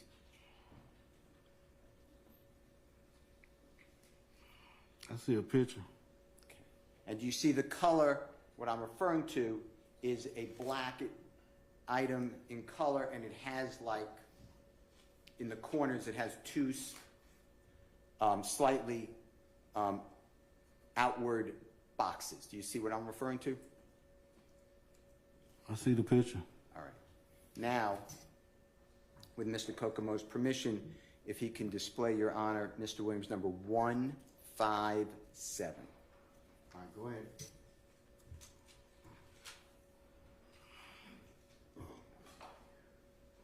Now, this is the back seat of the vehicle that you put 2 human beings in on September 11th, 2013. Do you see that? I see a picture. And this is what I call a toolbox. It's called the UNT2. You see that? TZ maybe. I think it's 2. I see a picture. Okay. And then there are items next to what I'm calling a toolbox, to the behind the driver's seat on the seat. Do you see that? The real seat? You see what I'm referring to? I see a picture. Okay. Now, that toolbox, you didn't take it from outside the car and put it in the back seat as you were running from the police to get away after crashing the car into the side of the laundromat, did you? I don't remember. You didn't see Fred Prothrow take that toolbox from outside the car and put it on the back seat and throw its contents around, did you? I don't remember. You didn't see Mr. Walter Murphy, also known as DK, take the toolbox from outside the car after you crashed the car into that laundromat and put it in the back seat and throw its contents around, did you? I don't remember. In fact, you told Detective Quinn, and the jurors just heard it again, that Mr. Murphy, or DK, he couldn't even move, right? I don't remember, sir. Explain to the jury how you put Mr. Murphy in that back seat, Jeffrey Williams in that back seat, and that item right there in the back seat. Your Honor, I'm going to object because there is no testimony or I evidence. sustain the objection. Where was the toolbox when you lent or borrowed the car from your friend on September 11, 2013? As in that car, where was it? I don't remember. Well, it wasn't in the front seat, was it? You weren't sitting on top of it while driving the car, right? You tell me. I can't tell you, sir. You showing there all the pictures, and I don't know. I don't remember. It wasn't in the front seat with Mr. Prothrow, was it? I don't remember. It wasn't in the trunk and somehow comes in through that small broken window on the passenger rear, right? I don't remember. It was in the back seat where you're now putting not only a 6'3" person, not only Mr. Murphy or DK, now you have these contents, right? I don't remember. And when the car is careening and flying, that, what I'm calling toolbox, presumably moves, right? It gets thrown about, right? I don't know. You tell me. And that's logical if you believe it. But that's how contents of that toolbox get on the unoccupied area of behind you in that car, right? I don't remember. All right. It's actually speculation, Mr. Steele, but move on, okay? All right. How much room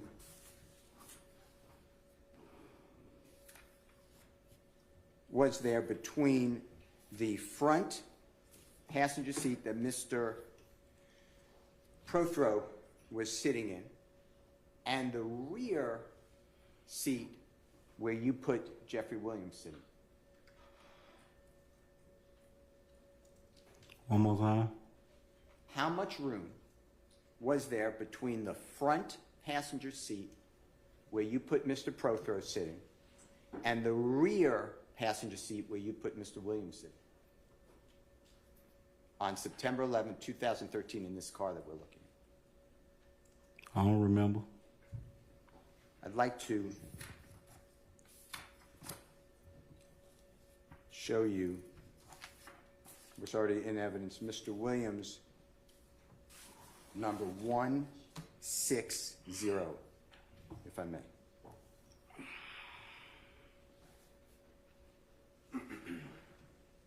Do you see that and recognize that as the front passenger seat where you put 6'8", 300+ pound Mr. Prothrow on September 11, 2013?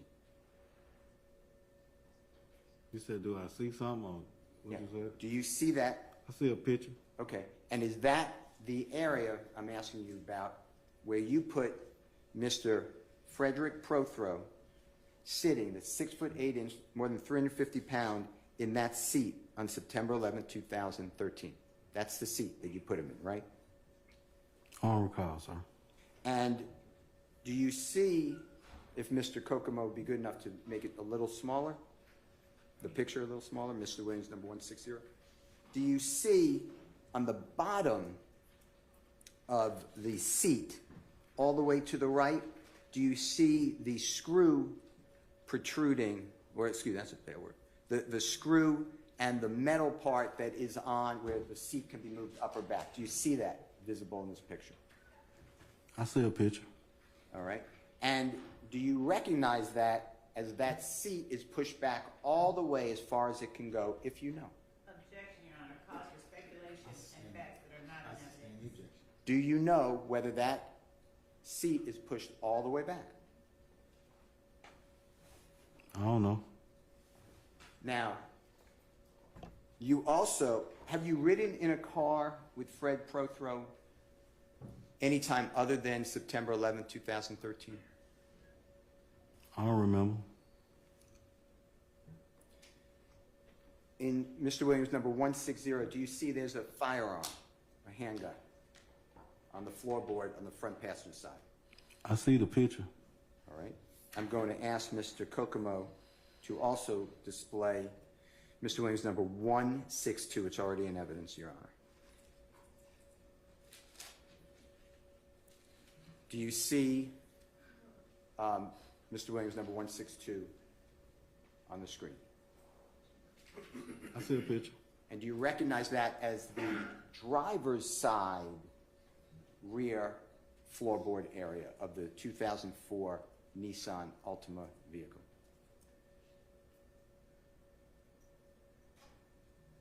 I see a picture. And do you see what appears to be, and they have placards, it's called, but it says the number 4 and 5, but the items I'm asking about, do you see 2 potential firearms or handguns? You see that? I see the picture. Okay. And if 3 handguns are accumulated or found by the police, and you and Mr. Murphy and Mr. Prothro were in the car, that would be 3 guns for 3 people, right? Your Honor, I'm going to object as to characterization of the evidence. I sustain the objection. 3 guns are found in the car. Do you realize that? I don't remember. When you were hit by the police car and arrested, you didn't have a firearm on you, right? I don't remember. You weren't charged with actually having a firearm on your person, were you? I don't remember. Okay. You see that hat right there in Mr. Williams, number 162? Or do you recognize that as a hat? I see a picture. Is that your hat?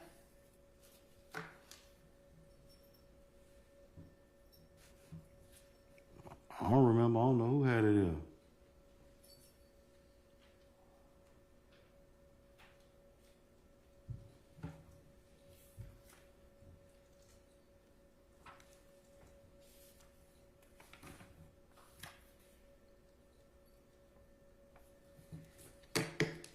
Okay.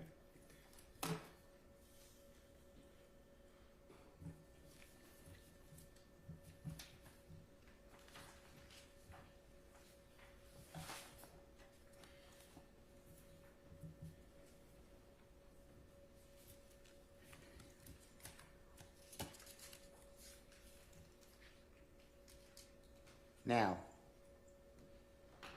do you remember Detective Quinn interested in finding out from you whether anyone in the vehicle with you fired any gunshots while you were fleeing from the police? Do you remember those questions being asked of you? I don't remember, sir. Can you, Mr. Kokomo, can you release it for the district, for Madam District Attorney President Hilton? Your Honor. Your Honor, this is State's Exhibit number 157 with the court's permission. 176. What did I say? 157. I apologize. So 136, it may be shown. 176, it can be shown. And at 1:1739 it should be.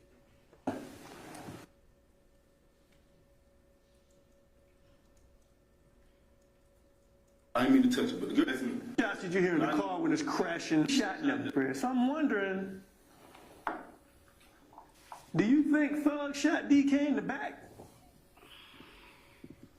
Is it possible? I mean, shot in the back? I thought it said he shot in the back. He shot. I thought Fred shot in the back. I'm sorry, Fred shot in the back, but he's up front. So I'm saying, did Thug? I can't say Thug or DK. How many shots did you hear in the car when it's crashing over the wall? How many shots did you hear in the car? In the car, because the police ain't near y'all. You got away. No, I'm saying I heard one shot. I heard one shot. But I can't say it was a shot because it was a lot of confusion. It was a crash. All right. I can't say this person, that person shot him, or who shot him. All I can say is I heard a loud noise, but all of it was going off with the impact of the crash to the wall. So I can't say. All right. I know DK couldn't have shot him because he more worried about. You feel what I'm saying? He more worried about his shit, his situation. He acted like he had a stack on him. On everything. Your Honor, it's 1:1828 stop. Yes, sir. Sir, do you hear Detective Quinn inquiring of you whether you heard any shots inside the vehicle as you were driving the car and fleeing from law enforcement? Do you remember that? Or did you hear that? I still don't remember. I heard you playing stuff. I still don't remember. And you told him, I don't know if anyone fired a weapon inside the car. There was a crash. There was a lot of noise. I'm not saying I'm quoting you, but that's what you...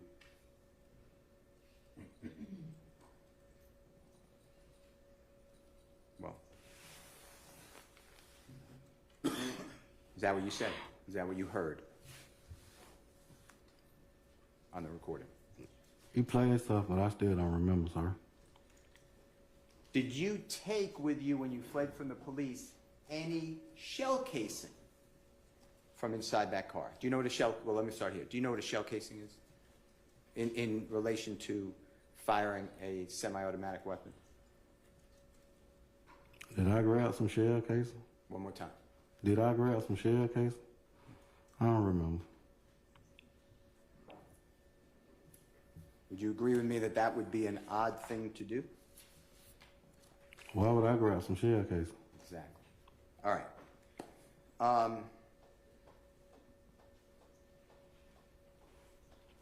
If you can help me, Madam President, 12011. This is again, Your Honor, all these are going to be the same exhibit, 176 State. All right. Why did the police give a command? Sure.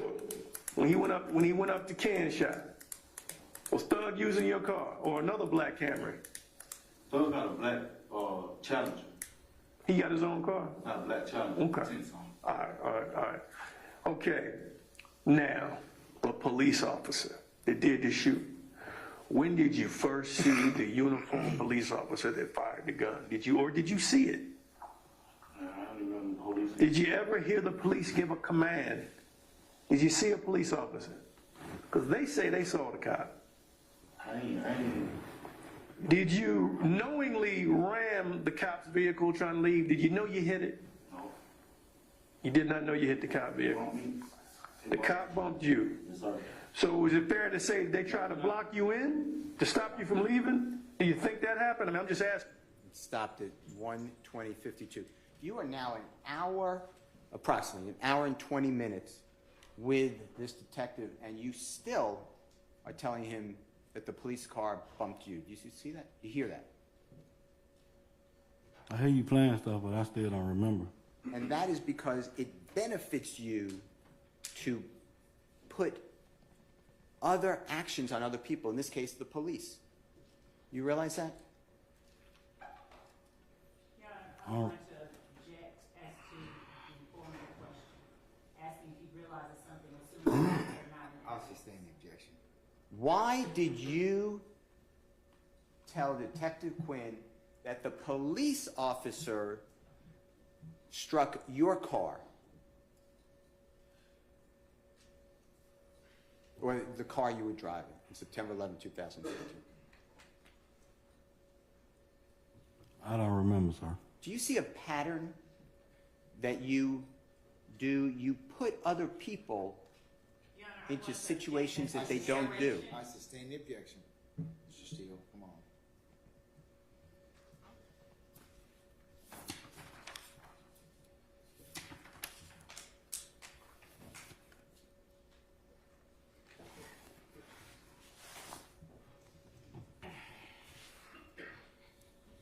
If you can help me with, you're on 12520, that's wrong, that's wrong.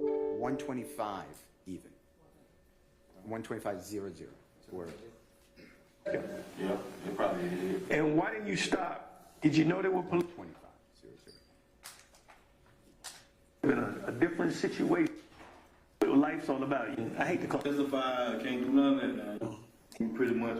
They don't care about a whole lot, and it really bothers Give me. you, man. I just want to give you my story. I know I bullshit around with my family a lot. You know what I mean? I bullshit around with the story a lot. You know what I mean? But I just want to make sure I told you pretty much everything. This sounds like the truth. You're the driver. You 125.17 stop. All right, noted. You hear that you told on September 17, 2013, I feel you, man. I just wanted to give you my story. I know I bullshitted around with my family a lot. I bullshitted around with your story a lot. I just wanted to make sure I told you pretty much everything that. Did you hear that? I heard you playing something. I still don't remember, sir. Explain to the jury why you would bullshit your family on a recorded line. I don't recall, sir. Like everything else, you did it to benefit yourself, right? I sustain the objection.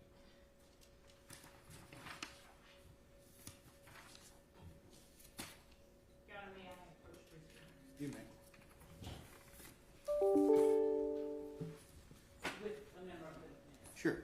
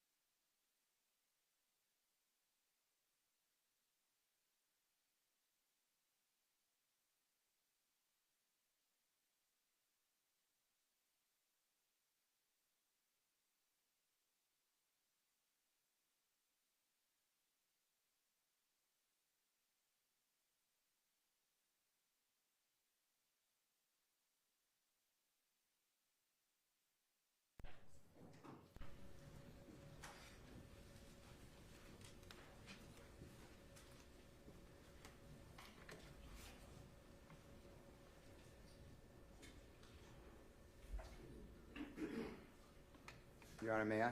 Yeah. Okay. If you don't mind continuing to do my... really cleared something up for me, the thug, and I got to go out here and find a picture of this joker. if you can go to 2:02. 2:0200 or around there. Thank you, sir.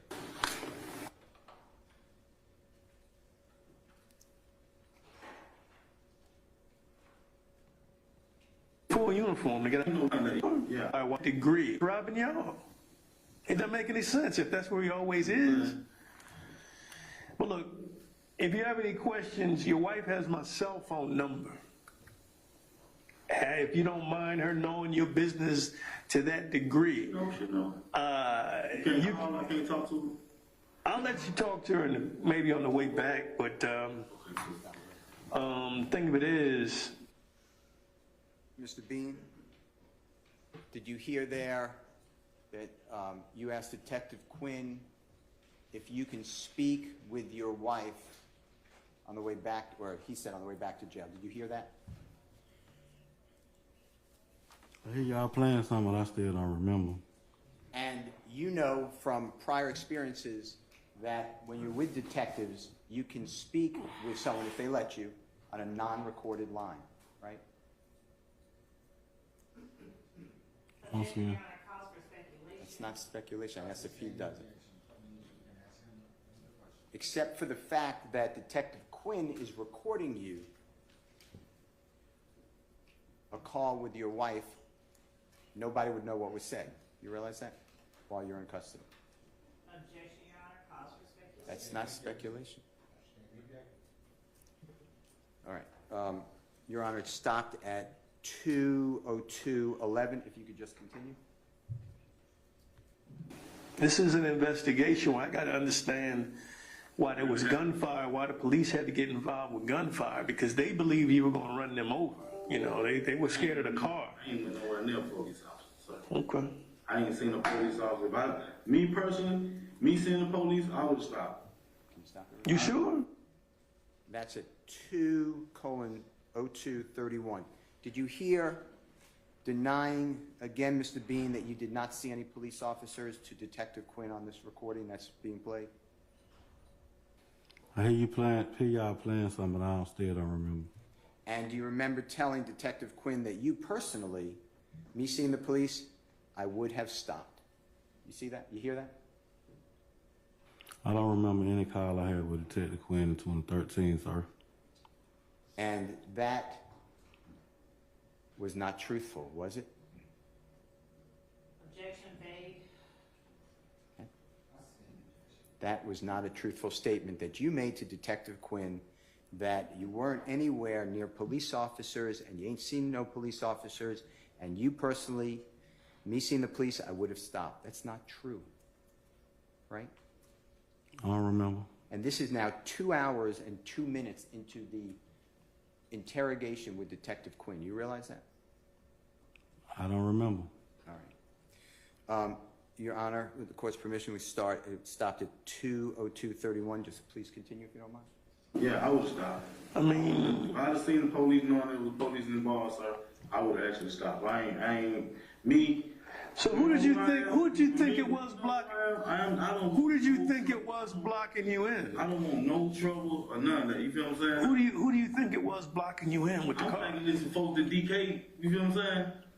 Interacting with. You feel what I'm saying? Oh, you thought it was the people he was robbing? Yeah, I'm thinking maybe. You know what I'm saying? We getting cornered off here because I ain't know nothing about it. Oh, okay, so you thinking the victims are retaliating? Yeah, you see what I'm saying? Okay. I ain't seen them. If I seen blue suit. And that stopped at 2:03:09. Here you were saying, or did you hear you saying, you speaking, I didn't know nothing about it. You were not involved in that robbery. That's what you're saying at 2:03, 2 minutes and 3 seconds. You realize that? I don't recall. 2 hours, sorry, 2 hours into this. You're still saying you didn't know it was a robbery, right? Your Honor, I'm going to object as to mischaracterization of the evidence. That's what, you took a car. Why did you back that car into the spot? The 2004 Nissan Altima. I don't recall, sir. All right, 2:03:09, if you could continue. Shit, I'm stopping. Okay, well, everybody, the witnesses from the park lot, like I said, the ones that looked through their windows saw the officers in full uniform to get out the car. Yeah, I don't know what they seen. Okay. So I can't. You didn't see him. I'm driving, so I can't tell you. Well, here's the thing. Here's the thing. Who's what's what. Let me tell you why I don't believe that. And I'm just keeping it real with you. The reason why I don't believe that, again with the tape, I'm not going to bring it back out. It's going to be in my report. Tell you exactly what you said. You said that when DK got out the car and hopped out the car, started busting, 12 backed up in the Taurus. Now, I know who the fuck 12 is, you do too. 12 ain't backed up in no Taurus. Listen to me, you already told me the car backed up, the Taurus. It came, well, It's 20403, Your Honor. Stop. Mr. Bean, you knew in 2013 and today, in a certain context, calling that they're 12, that means police, right? I don't recall, sir.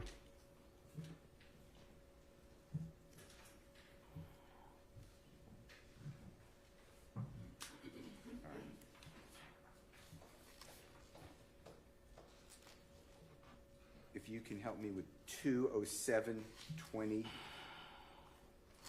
whatever I'm saying, you that on those phones. So free. I mean, I don't understand that. I mean, it's really nothing to me, really. I mean, just check my wife, go check my wife going on. You know? Okay. You know, I'm gonna make Stand up, I'm gonna put these behind you. I'm gonna leave off the ankle chains because you say they hurt you. I'm gonna tell her some shit and some shit I'm gonna make believe, make stories up, you know what I mean? Well, maybe we need to get her involved in anything It's else. gonna be a little add-ons and, you know what I'm saying? There's gonna be a lot of little shit going on. Hold on, make sure I got it right. You know what I mean? I feel you. You the head of the household. You get to make that decision. You can't just take everything that I say towards my wife that, okay, everything you said, that's Well, what I said. I'm also, it's the brother that, well, what I'm saying is, Stopped at 20802. Mr. Bean, did you hear Detective Quinn ask you, why do y'all talk on these phones so free? I mean, I don't understand that. And your response was, I mean, it's really nothing to me to tell my wife what's going on. Did you hear that? I didn't hear that. Okay, can you go back to 20721 or 20?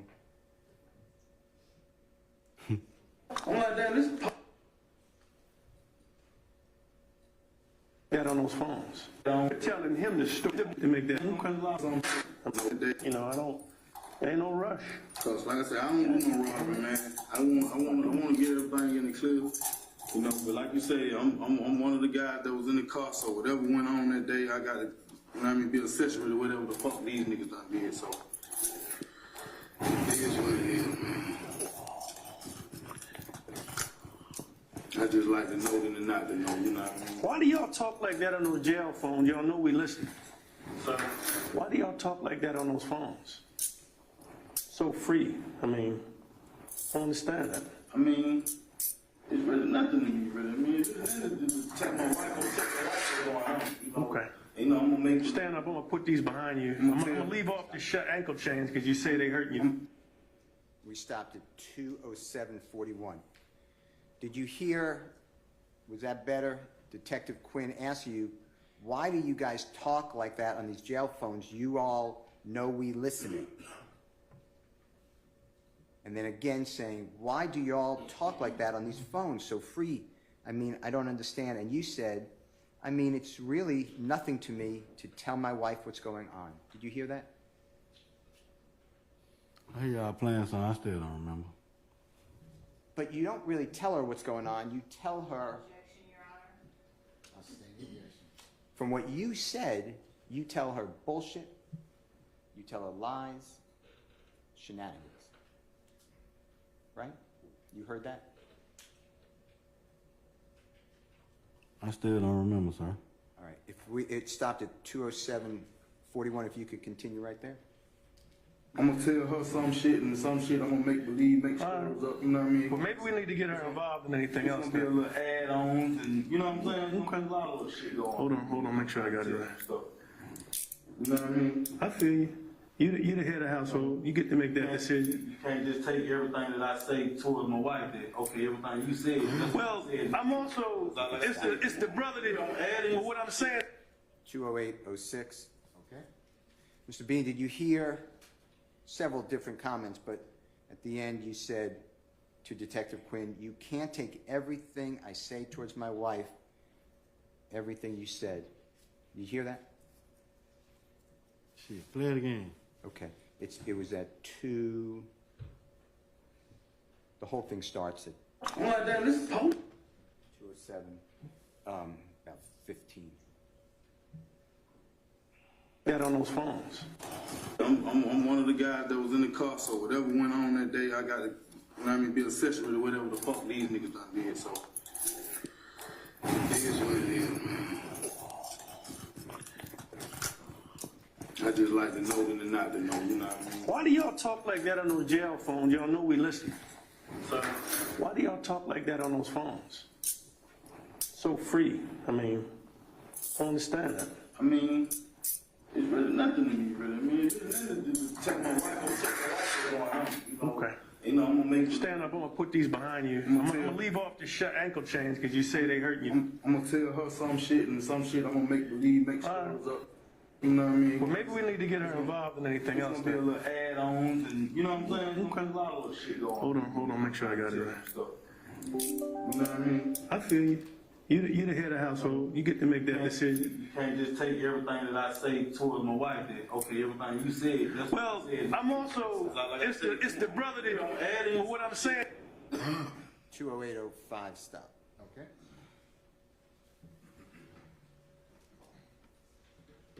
Mr. Bean, you used as a positive the fact that the police and the district attorney's office listened to jail calls. Objection, Your Honor.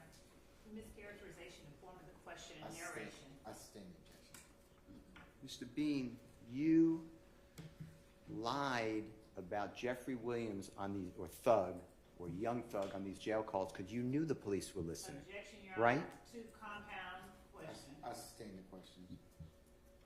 I sustain the question to support. When speaking on these jail calls, you heard, let me start here.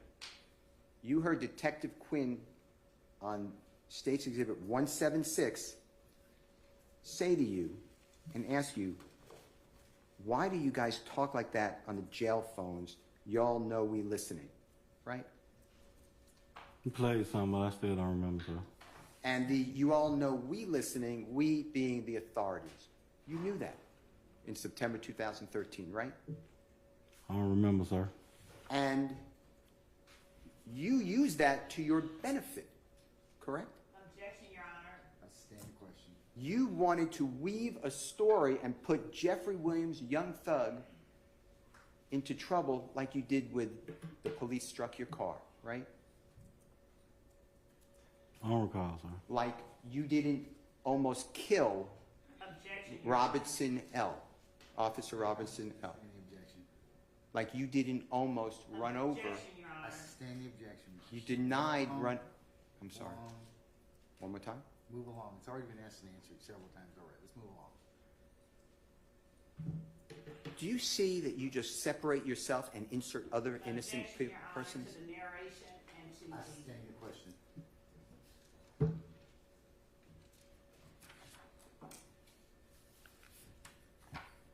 If you can go, if you don't mind, to 20855 or 50, something else. What you feel you? Me, you know what I mean? I'm like, This is what. all right, Fish, hope with that shift change, because you know it gets crazy over there at the jail, at that place now. All right, Fish, hold it tight, man.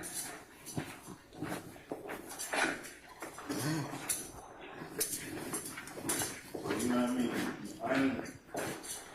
I bullshit with him on some parts of it, you know what I mean? I ain't come to bullshit with you, kid, you know what I mean?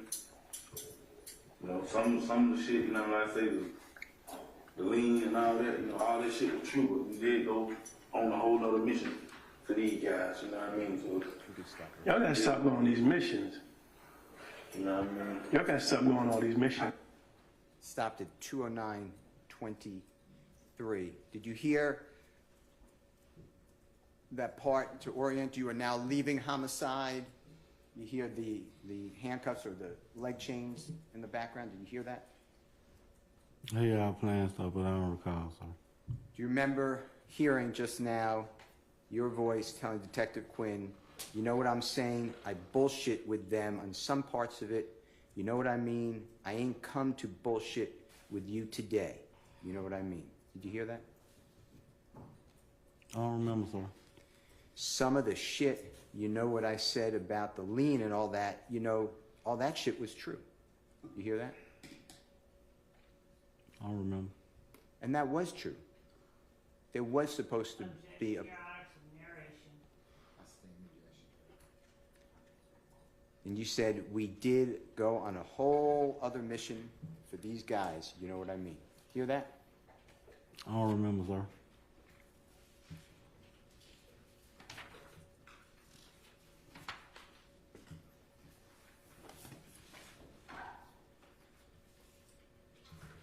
If you can. Thank you. Do you mind 219, about 40? Thank you, sir.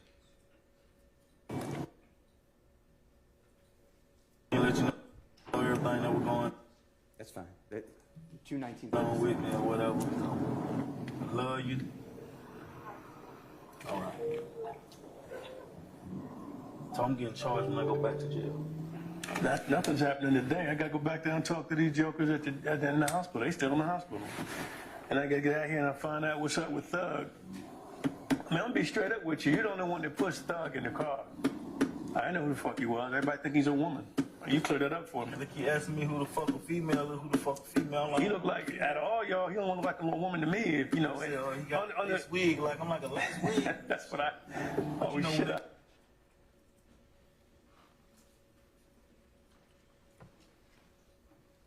Now this is, you heard just now, you being permitted to speak with your bride in Detective Quinn's Taurus vehicle from the homicide office in the city of Atlanta to while you're being transported back to Fulton County Jail. Is that what you heard? I don't remember, sir. And then when that call ended, you asked, so I'm getting charged when I go back to jail. Did you hear that? I don't remember. And you're talking about criminal charges. That's what you're concerned with, right? I don't remember, sir. And then you were told by Detective Quinn, nothing's happening today. Did you hear that?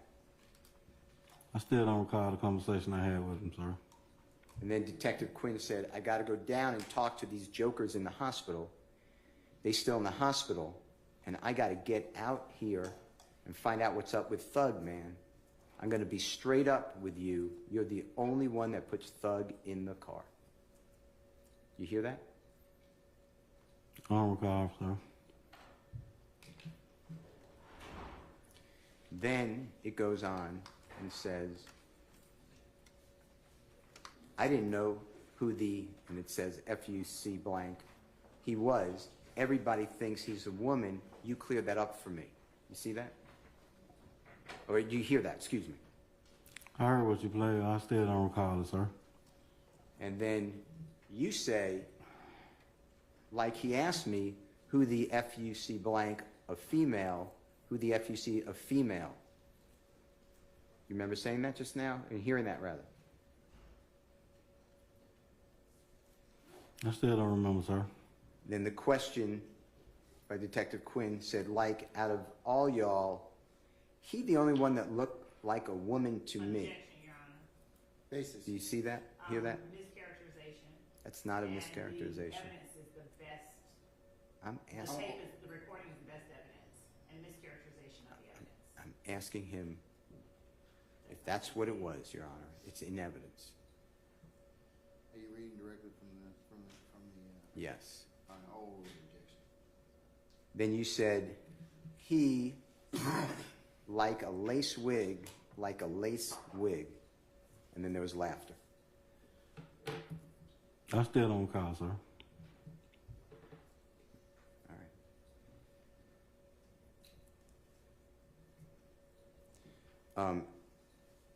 If you can just continue, and Once you get it's 2/20/15. your hair braided and they spray that black stuff on you, I ain't asking no hell of a nothing major, man.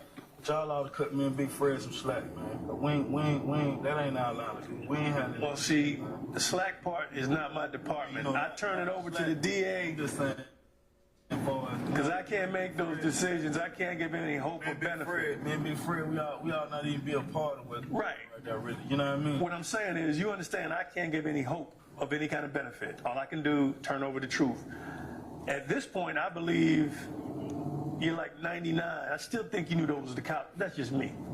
I believe you knew it was the police. You getting the fuck on. I ain't catching no new case. I got this. I got that. This. But you know, that's cool. That's just what I think. That one never gave my real name. They would have known that, man. All they do is put your finger on the damn machine, man. That's all they do. They got it in the car. I'm gonna tell you something, man. Right. I give my cousin name all the time. They don't know. I trust me. If your name, when I tell them Avery Carter Meadow, I'd have been at home by now. Listen to me. We would have found out who you. Stop. 2/21/24.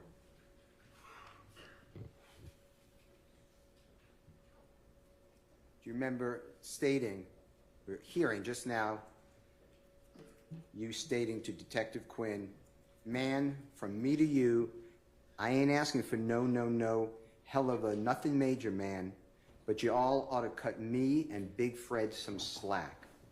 That ain't our line of duty. We ain't nothing.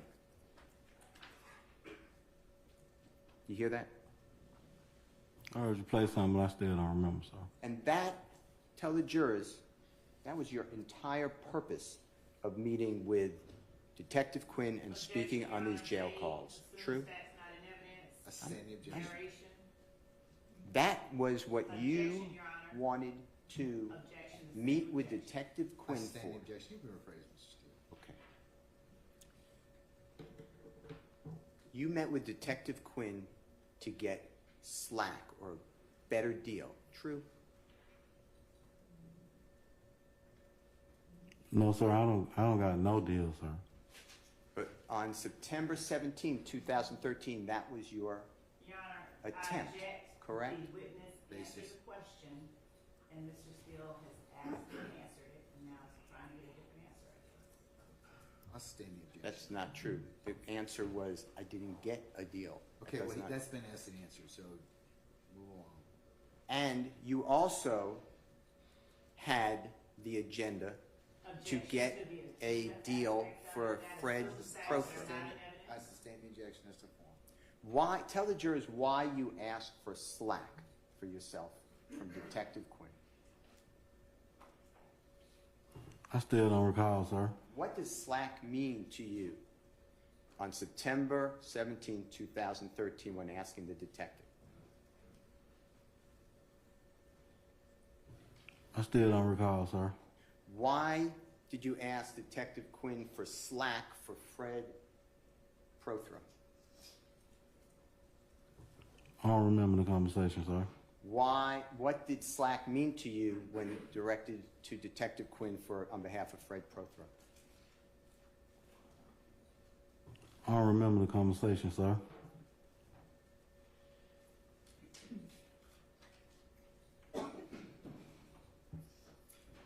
Did you just hear, you said,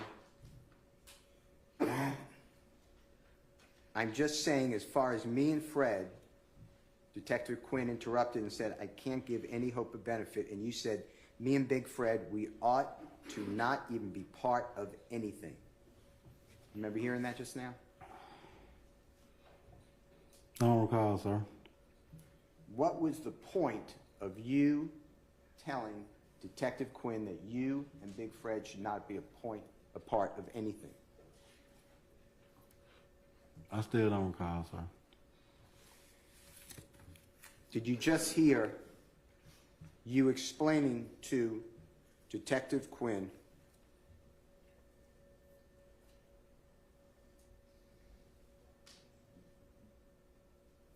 I would have never given my real name Let me tell you something, man. I give my cousin's name all the time. They don't know, trust me. Remember saying that? Hearing that just now. I don't recall, sir. Tell the jurors why you give your own cousin's name to the police when you get in trouble. I don't recall, sir. You ever think of what that does to your cousin? Objection, Your Honor. I stand the objection.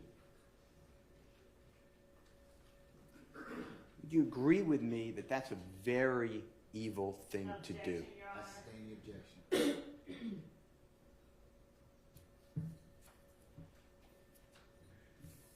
What were you saying when you heard your voice say, Avery Meadows, if I told them Avery Meadows, I would have been home by now. Explain that to the jury.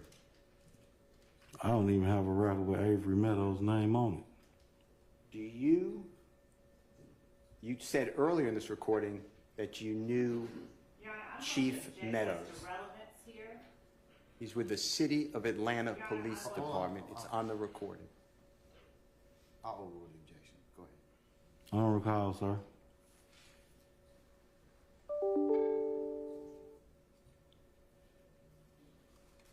Can you help me with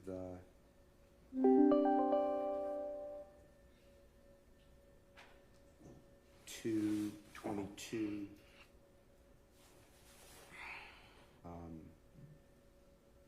Even is fine. 222 around there. Where? I'm saying, man, I ain't played with like a lot of little shit.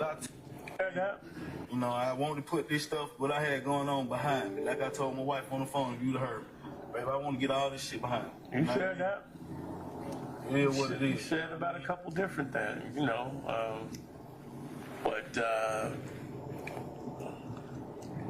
It's a simple lick. It's a simple lick that went sideways. Like a lot of little shit I tell them, I added on, exaggerated a little bit. You were pretty. I mean, you know, I exaggerated a lot, really. You know what I'm saying? I ain't gonna say a little bit. but you didn't exaggerate about driving that car, which is the most important part. And 22234. All right, noted. Did you hear just now when speaking about talking with your wife and others on jail calls, a lot of shit I told them I added on, exaggerated a little bit? Do you hear that? I don't remember the conversation, sir. And then Detective Quinn said, you were maybe a little, and then you laughed and said, I exaggerated a lot, really. You know what I'm saying? Right? I don't remember the conversation, sir.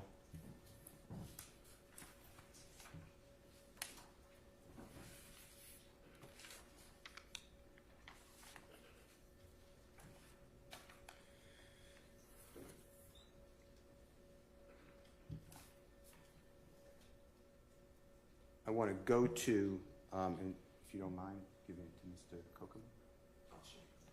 Thank you. Can you help me out? Your Honor, with the court's permission, I would like to play, it's already in evidence, Mr. Williams number 205, starting at about 9 minutes. You may, sir. It's a jail call on September 12, 2013, morning hours between Mr. Bean and his wife. It's already in evidence. All right, you may, sir.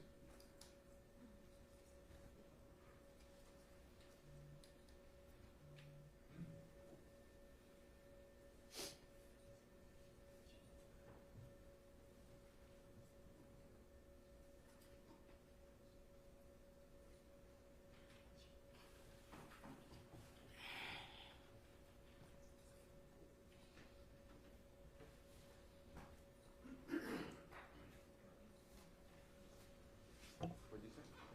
Your Honor, may I have 1 second? Yes.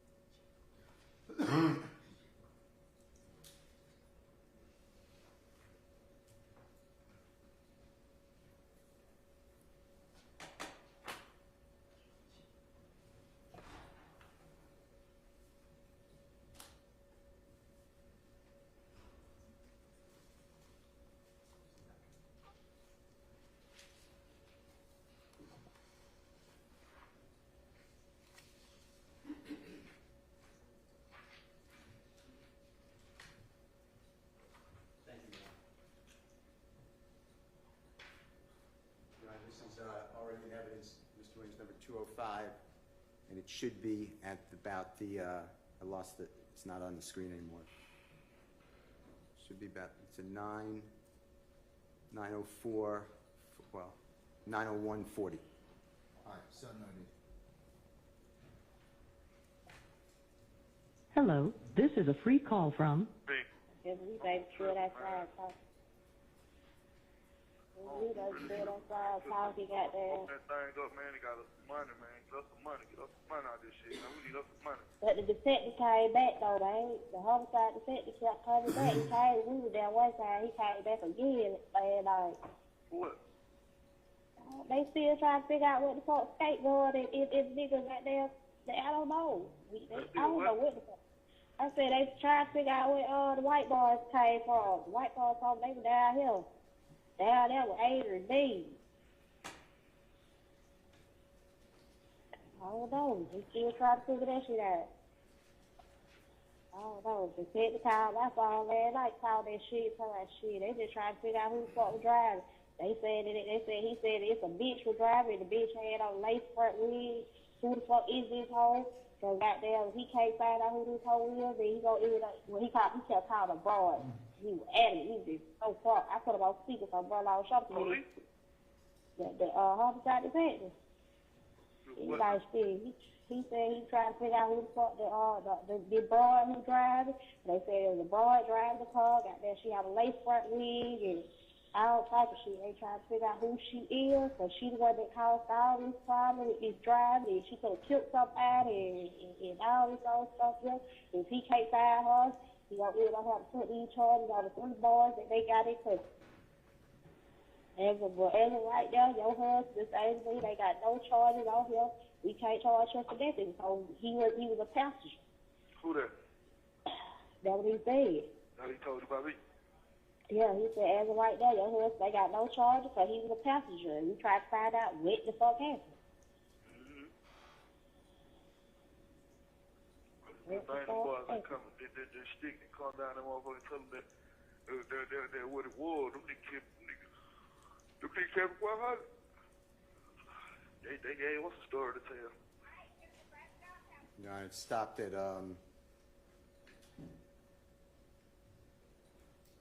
1:11. Oh, excuse me, that's wrong. 11:09:07.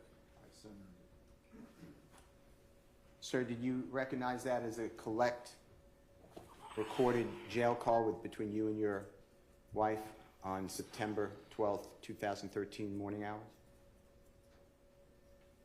I still don't recall, sir. And do you remember hearing just now you saying, after your wife is explaining what police are saying, the homicide detective, you saying they gave us a story to tell? I still don't recall, sir. Do you remember explaining to me and Investigator Martin on January 22, 2023, when I played that recording, which now memorialized as Mr. Williams number 205, for you in Mr. Martin, Investigator Martin's vehicle, you explained that they gave us a story to tell was you knew the police wanted Jeffrey Williams involved? I still don't recall, sir. Your Honor, with the court's permission, Mr. Kokomo can play Mr. Williams exhibit number 197. It's already in evidence. It's from the Kroger on January 22, 2023. Yes, sir.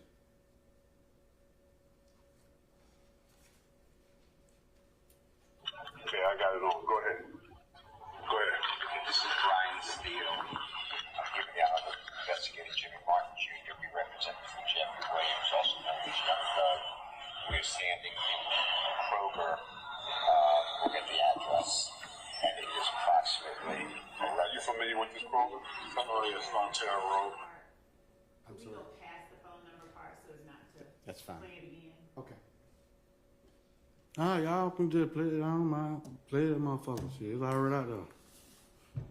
Excuse me, y'all. Excuse me, Jerry. Play it.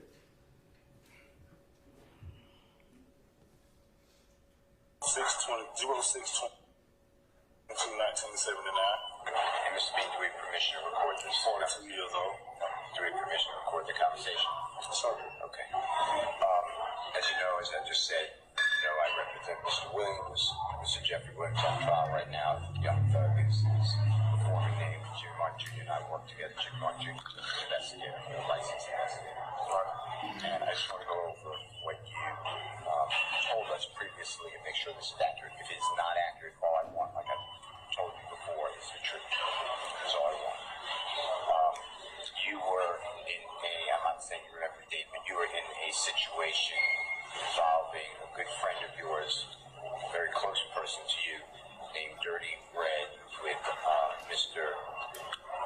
Walter Murphy and Mr. Fred Prethro, and Walter Murphy is also known as DK. I mean, it's what you told me. Is that correct? Correct. And I'm telling you the date. I'm not saying you remember, but we're talking about it's the 11th day of September 2013. So September 11th, Christmas 2013. And there's a be allowed to be played, but he's already played the whole thing. Yeah, Your Honor, I'm going to be asking questions now that's oriented, and the But his district. foundation, you played it already, and he's already, it's been played for him, been played for office. I'm standing the objection. Okay, then I'll stop it each time and I'll ask questions. That's fine. Okay, it stopped at. I can't hear you.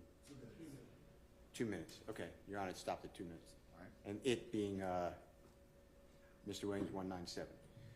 Okay. You recognize you heard your voice on Mr. Williams number 197? I hear you playing stuff, but I still don't recall, sir. And it was asked whether you gave permission or knew that it was being recorded, right? Did you hear that? I don't remember, sir. Okay. And then it was oriented to, you just heard me orienting you to the incident involving Mr. Murphy or DK, you, and Mr. Dotson or Dirty Red. Did you hear that? I don't recall, sir. All right. And did you hear me say, I'm not saying you remember the date, but the date, if it sounds right, was September 11, 2013. Did you hear that just now? I still don't recall, sir. Do you remember hearing you give your date of birth, June 2nd, 1979? Did you hear that? June 22nd, 1979. I don't remember. And did you hear me alerting of the date of Sunday, January 22nd, 2023 at the Kroger near your home? Did you hear that? I heard you play something. I don't remember the conversation. And then I'm not going to, we'll do the next chunk and then stop. Mr. Kokomo, you're at 2 minutes. Can you please continue? And a car that careens into a side of a laundromat. You know what I'm talking about? Not familiar with it. Okay. Now, you were never charged with that, or you were never prosecuted for that case. Is that true? Yes, sir. We didn't ever even go through the motions on that. So. And what happened with your charge? It was. The case was dismissed. Okay. I just want to make sure. The whole case was totally dismissed. Okay. Now, I'm interested in Jeffrey Williams, Young Thug. Was he in, around, a participant, giving direction, anything involved in that event that we're talking about involving Dirty Red in September 11, 2013? No, sir. Okay. Like I explained, when, all that occurred, everything took place, they was, trying to force him in on something that he wasn't even in. Like I said, I'm not going to lie on the brother. You know what I mean? And, he wasn't with us. Young Thug was not in the car with us that day. I don't even know how his name really got mentioned. Maybe it was a lot of hype through the streets. Or, I might have was in confidence and talking and said his name, but I ain't, implemented him and then saying that he was with us. You know what I'm saying? And when you say that they wanted him involved in the case or whatever, your words were, who was they? Detectives and other, people that was inquiring, you know what I'm saying? I don't know, discuss the neighborhood or whatever. The police? Yeah, police. The authorities, or the prosecutors, the police? Yes, sir. Okay. And I played for you a recording a short while ago, and there's two. And I promise you I'll email it to you, the second one, and I will. But the one I played for you has you. Okay, that's at, stopped at 3:49:97. Okay. Did you just hear us talking about this incident of the car careening into the side of the laundromat? How you saying play something? I don't remember though. And did you hear you explain that the case involving Mr. Dotson was totally dismissed?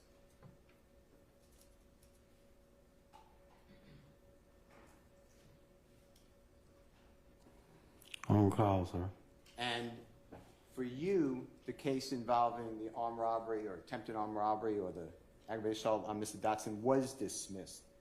You pled guilty under Alford to aggravated assault on the 3 police officers and fleeing and attempting to elude.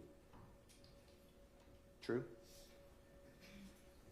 I don't remember. And then I asked you, was Jeffrey Williams, performer known as Young Thug, involved in any way, directly or indirectly, with the events involving Mr. Dotson on September 11, 2013? And you said he was not involved in any way. Did you hear that?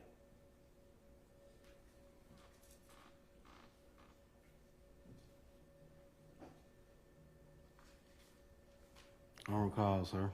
And then you explained, you just heard that you explained that we qualified that, you qualified it as the detectives and police. And I asked you the authorities, the police, the prosecutors, I just made it broad, that they forced Jeffrey Williams into it. Did you hear you say that? Man, can I get a water or something? I'm so high right now, y'all. I'm about to go to sleep on y'all now. I ain't gonna tell you no lie. Yes, you may. We're gonna take a break soon. Hang in there.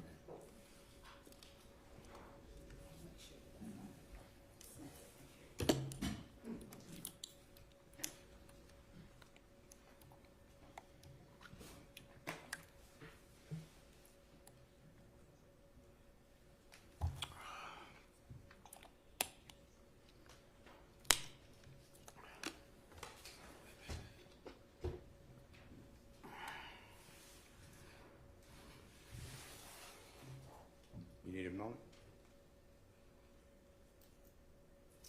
Keep the ball rolling. Okay. Mr. Coco, if you could just show me where you stopped again, remind me.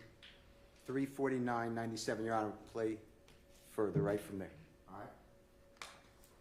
When your wife was speaking, and at some point around the 11-minute mark, you said they gave us a story to tell. Remember hearing that? Yes, sir.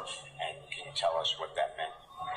That they was really telling us to like, hey, put Doug in on this right here. You know what I mean? If you don't put him on that, you could be facing a lot of time and all type of shit like that. You know what I mean? And who is they again? I know. To the point. Okay.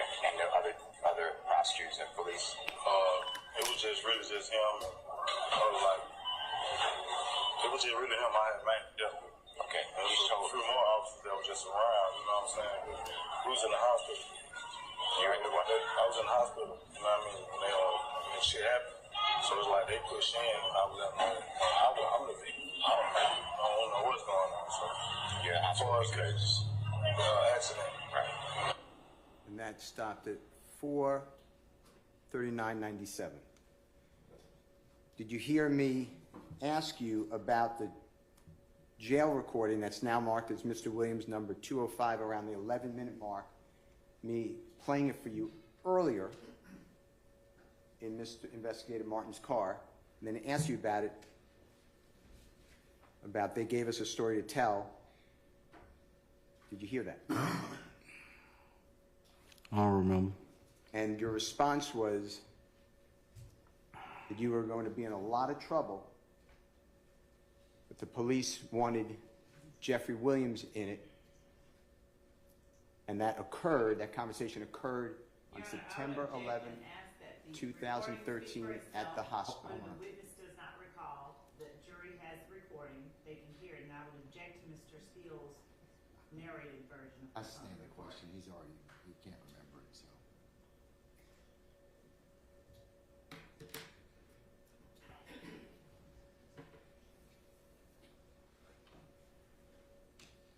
Mr. Kokomo, where did we stop? It's 139.97. If you could continue. In the car, they say we crashed. Yeah, careened over a police car and into the side of the building. Right. You were driving the car. I was the driver. And he said, trying to say he was driving. Yeah. You know what I mean? So the police wanted you to say you. yeah, but That's what you did. Also, not in the vehicle with him. Did he have anything to do with it? Yeah, and then And it stopped at 5:03:30, Your Honor. Do you remember saying that? Did you remember hearing just now that it was Detective Quinn? Did you hear that? How you playing? I don't recall, sir. Well, I was meeting with you in January Your Honor, I of must object to Mr. 2023. Steele testifying. I sustain the objection. We were meeting on January 22, 2023 at the Kroger. You remember that? I don't remember, sir. And January 22, 2023 is approximately 9 years and 4 months from September 11, 2013. Is that an accurate calendar? No, sir. Do you remember any other detectives' names or police officers' names or prosecutors' names, anything from this event in September 2013, besides Detective Quinn? No, sir. Objection as to the form, he does not even say that he recalls I Detective sustain Quinn. the question. It's on the recording. I sustain the question, Mr. Steele. All right. And then did you hear you saying again, Jeffrey Williams had nothing, or whatever you call him, young thug, had nothing to do with this horrible incident? Did you hear that? I heard it, but I still don't recall, sir. All right. Let's continue, Mr. Kokomo. It's at 5:03:30, Your Honor. Yes, sir. without that. Ain't no man, I'm 42 years old, can't no other man tell me what to do. Can't no other man make no other man tell no other man what they need. Everybody wrong. So why did you tell the police, because I'm recording, that Jeffrey Williams was involved in this armed robbery because the police told you to say that so you get out of trouble? Is that the reason? Yeah. Okay. Now, you're also on another jail call, the one I'm going to send you. That's the one I want to use. You know, I'm going to send it to you.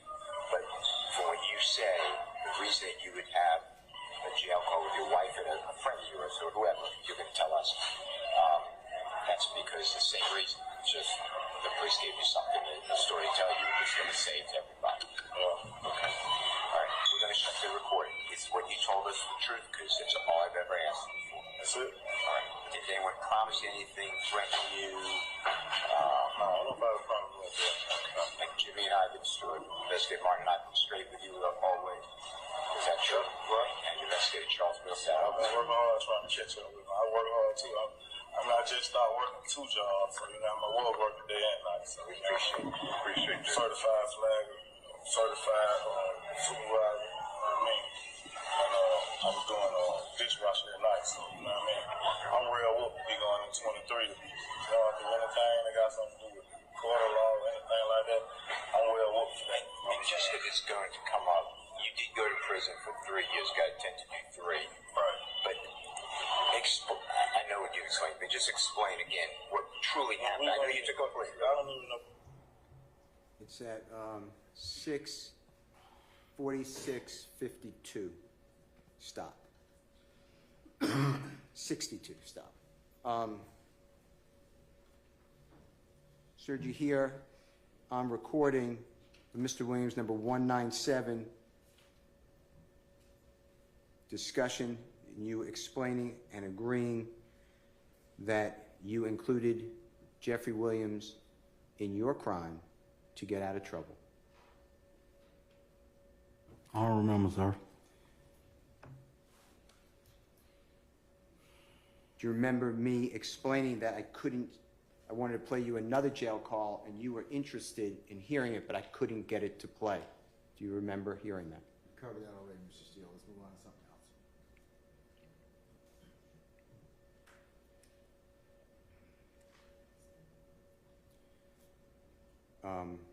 else. Mr. Kokomo, if you don't mind, we're starting at 6:46:62, Your Honor. When we went into court, me, Walter Murphy, and I think one day we come to court and we said, case dismissed, the victim had killed himself or something like that. So I'm like you don't have a victim. You know about your other case? Oh, the one you went to, yeah. But that has something to do with my children. I ain't got that. But your children. Stopped at 7:04:96. Did you just hear that the victim had killed himself before your case and Mr. Murphy's case was concluded in prosecution? Did you hear that? I heard it, but I still don't remember the conversation, sir.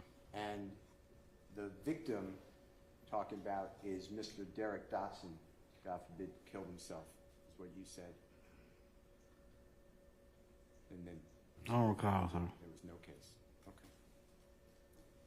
Mr. Kokomo, if we can go back, it's 7:04:98, Your Honor. I want to be fair to you. What happened with my kids was I had a Polaroid. You had a 10-year-old and a 12-year-old that was choked. And one of them punched in his stomach was my kid. And I went around there and handled with the guy in the car by myself. And I got caught up in it, and I explained to the judge what happened. The judge sentenced me to 10 years. And you caught up with the person that you killed? Yeah, I shot both of the guys that, in the mix of and how was one of them? The one was 28 and the other one was 31. They were jumping on a 10 and 12-year-old about their basketball goal in the neighborhood, which was my kid. Right. So, everything that went on, they happened with me and my kids. You know what I'm saying? It had nothing to do with none of that. Okay. And then, last thing, and I'm sorry that you went through that and your children. All right. Your Honor, it stopped at 7:54:95. All right, sir. Do you hear explaining your other case? May I approach 1 second, Your Honor? You may, sir.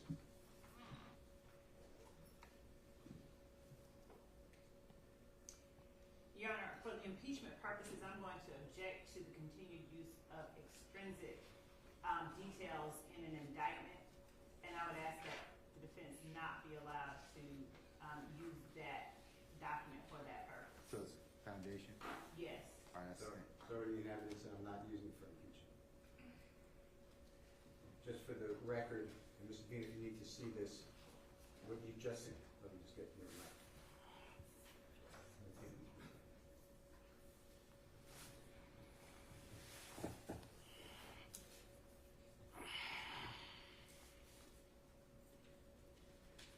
Mr. Bean, did you hear you explaining a situation where you believe that your children were being assaulted and you shot 2 people? Did you hear that explanation? I heard you playing something I still don't recall, sir. Okay. And that would be, and you've already looked at this, but if you need to see it, it's in evidence. That would be your guilty plea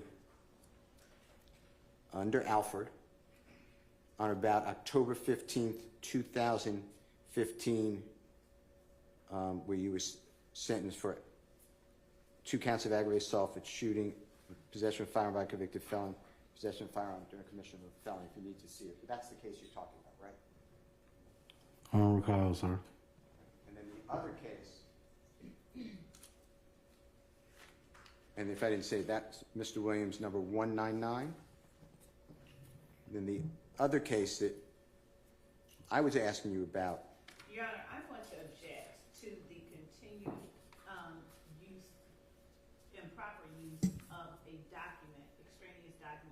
purpose of impeachment. These are asked and answered.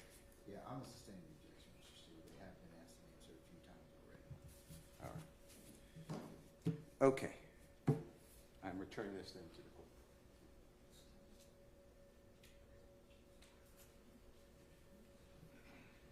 Okay, Mr. Kokomo, if you could just refresh everyone's mind on where it is starting. 7:54:95, Your Honor. All right. YSL, are you ever part, they're saying YSL's a criminal street gang. Are you ever a part of a criminal street gang, YSL? No, sir. Whatever happened, and I understand we dismissed, but on September 11, 2013, as far as you're concerned, that had nothing to do with criminal street gang activity. YSL? No, sir. Okay. No, sir. I ain't initiated that. Like I said, I don't got no tattoos, no nothing, no sign. Nothing on my body that make me, nothing around me, period. Mr. B, is it okay? I'm working man. Is it okay if I turn the tape off? Unless Brian has another way. I'm just going to announce the time. Okay, it is now 11:20 a.m. And we're going to, we're at the Kroger's, it's in your neighborhood, the Kroger in your neighborhood. Near, January 22nd, 2023.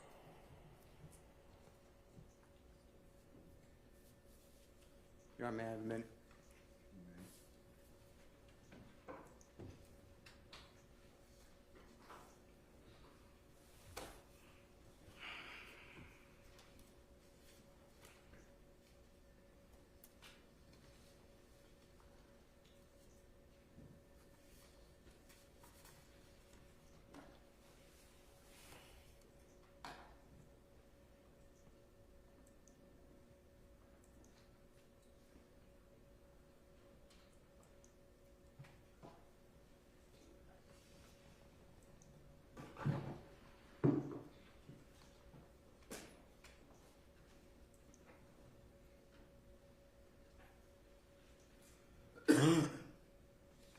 Now, Mr. Bean, more recently to today, you were subpoenaed by the Fulton County District Attorney's Office to come testify. Is that accurate? Or the police or somebody with the authorities. Is that true?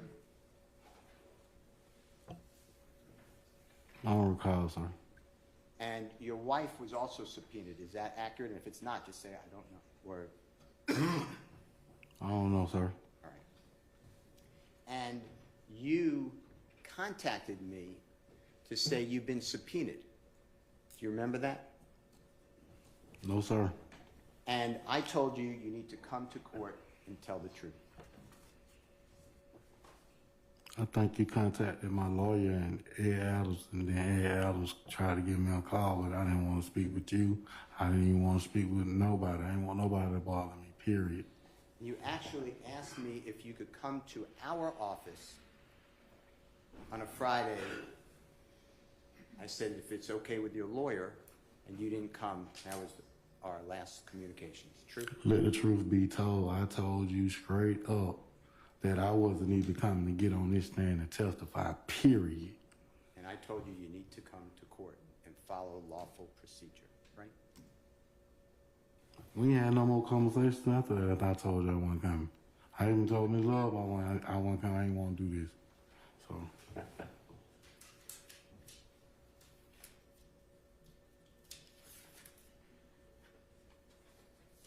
Your Honor, I'm going to return these. They're not in order, but I was going to give them back to court and I don't have any other questions. All right, okay. May I approach? You may.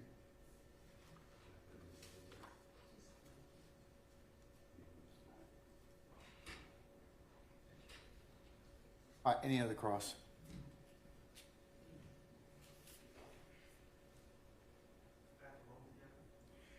You got about a minute.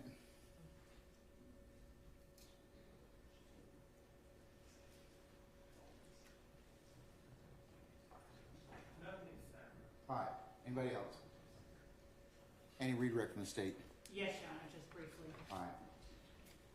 Good afternoon, Mr. Bean. Great, Mr. Bean. You've heard a lot of questions on cross-examination regarding the interview that you said you don't recall from 2013. and from an interview with Brian Steele on January 22nd of 2023. Let me ask you this.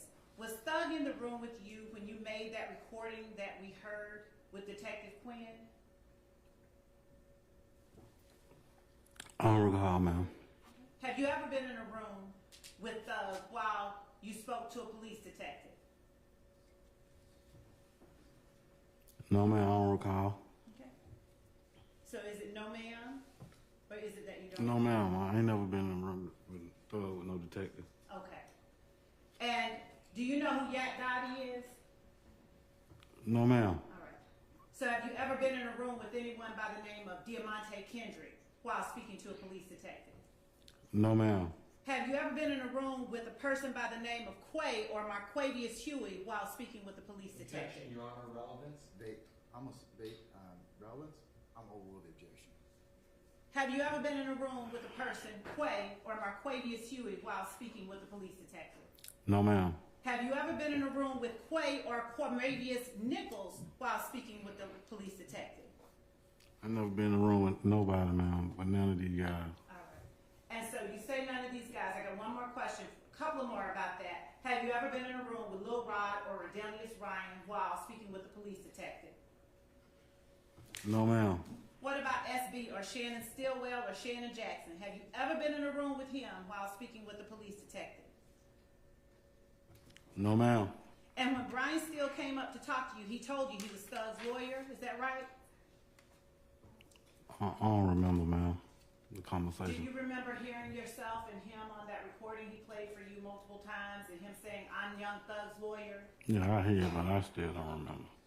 And Mr. Steele asked you a lot about what you said to Brian Steele and his investigator. Let me ask you this. When they asked you for permission to record, what were they using to record your conversation? Objection, leading. I overrule the objection. What were they using to record your conversation? I don't remember. Okay. Do you remember whether or not they started and stopped that recording while speaking to you? Mr. Steele, you cannot comment. That is improper. Sir, sir, that is improper. That is improper. You're not examining this witness at this point in time. Sir, sir, please be quiet. Sit down. Sit down, sir. Do you have an objection, Mr. I'm gonna overrule the objection. Mr. Bean, you may answer the question. I don't even know the question. Do you remember whether Mr. Steele or his investigators started that recorder during the course of you all's conversation? No, I can't recall that. Do you remember saying that they did to anyone within the DA's office? Objection, leading. I'll sustain the objection. Did you ever tell anyone within the DA's office that they did? I don't remember. Okay. And when Mr. Steele asked you about being in front of your house in a car with his investigator, were you, Mr. Steele and his investigator, the only people present when you made or did the interview with Mr. Steele and his investigator? I don't remember. Was your son there? I don't remember. Did you tell anyone with the DA's office that your son was there? I don't remember. And while you were speaking with Mr. Steele and his investigator, did Mr. Steele tell you what to say when you came in here today? Mr. Steele, you've got, I'm sorry. Mr. Steele, you cannot comment, okay? Your Honor, I have an objection. There's no good faith basis to ask that question. I'm going to overrule the objection. All right. And I'm going to overrule Mr. Steele's objection. Thank you, Your Honor. I'm going to check as it seems facts that are not in evidence. I'm going to overrule your objection. Anybody else? Okay. I don't remember, ma'am. Did you tell anyone with the district attorney's office that Mr. Steele told you what to say when you came to court? I don't recall, ma'am. Do you recall your son noting, they're telling you what to say, just say it? I don't recall, ma'am. Did you tell anyone with the district attorney's office that that occurred? No, ma'am. Did you tell anyone with the district attorney's office that someone standing next to you told you to just go ahead and say what they're telling you to say? No, ma'am. And do you remember what Mr. Steele asked you on cross? Do you remember explaining that they, meaning the detectives, tried to force Jeffrey Williams or Young Thug into it? Do you remember saying that? And you answered, I think that was something you said, right? Do you remember when that happened on cross-examination last week? No, I don't remember. I've been asked 1,000,001 questions. I don't remember. Fair enough. When you were asked and you played this recording by Mr. Steele during cross-examination, was it you or was it Mr. Steele who said, did you tell the police, it is on recording, that Jeffrey Williams was involved in an armed robbery because the police told you to say that so you would get out of trouble? Is that the reason? Was that you or Mr. Steele saying those words? Objection, Your Honor. Compound question. All of those words together. I sustain the objection. It's a form. Just break it. Was it you or Mr. Steele saying the words, it is on recording that Jeffrey Williams was involved in an armed robbery because the police told you to say that? I don't remember. All right. Mr. Kokomo, would you please pull up the interview between Mr. Steele and Mr. Bean at 5 minutes and 15 seconds, please.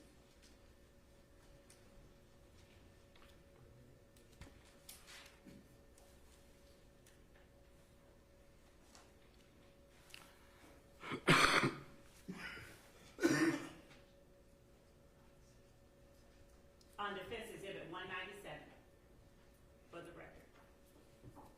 At what time mark? 5 minutes and 15 seconds. All right. So why did you tell the police, because I'm reporting that Jeffrey Williams was involved in the... Mr. Bean, is that your voice we're hearing right there? I mean, y'all playing it, but I don't remember the conversation. Do you know your voice when you hear it? I'm hearing stuff, but I don't remember the conversation. Well, I don't want you to remember the conversation. I'm asking you about the voice you just heard. Is that yours or Mr. Steele's? Objection, asked and answered. I'm overrule the objection. What part? Would you please play at 5:15 again, please? Did you tell the police, because I'm reporting that Jeffrey Williams was involved in this armed robbery because the police told you to say that? Is that your voice or is that Mr. Steele's That's voice? not me. That's not you. No, ma'am. Is that Mr. Steele's voice? Yes, ma'am. Okay. Go ahead. I don't have no video recorders. None that y'all have that he got. I don't have none of that y'all done brought back from all these years, and I don't remember none of that. Would you please continue to play? So you get out of trouble. Is that the reason? Yeah. Okay. Now you're also on a... All right. And was that voice that we just heard, so you would get out of trouble, is that the reason? Was that you or was that Mr. Steele? That ain't my voice. Was that Mr. Steele's voice? We listening to it. All right. Continue, please, Mr. Kokomo. I'll call the one I'm going to send you. That's the one I want to hear. I'm going to send it to you. But for when you say the reason that you would have a jail call with your wife and a friend of yours or whoever, you're going to tell us, that's because the same reason. Just the police gave you something in the story to tell you, you're just going to say it to everybody. Okay. Was those words that we just heard the reason you would have a jail call with your wife and a friend of yours or whoever you're going to tell us? Were those words spoken by you or Mr. Steele? That ain't my words. Was that Mr. Steele's voice then? Mr. Steele was. I ain't talking. All right. And when the speaker says, is that for the same reason? Is it just because the police gave you a story to tell and you were going to say it to everybody? Were those your words out of your mouth? Did you say that, or did Mr. Steele say that? I heard it. Would you please rewind about 15 seconds?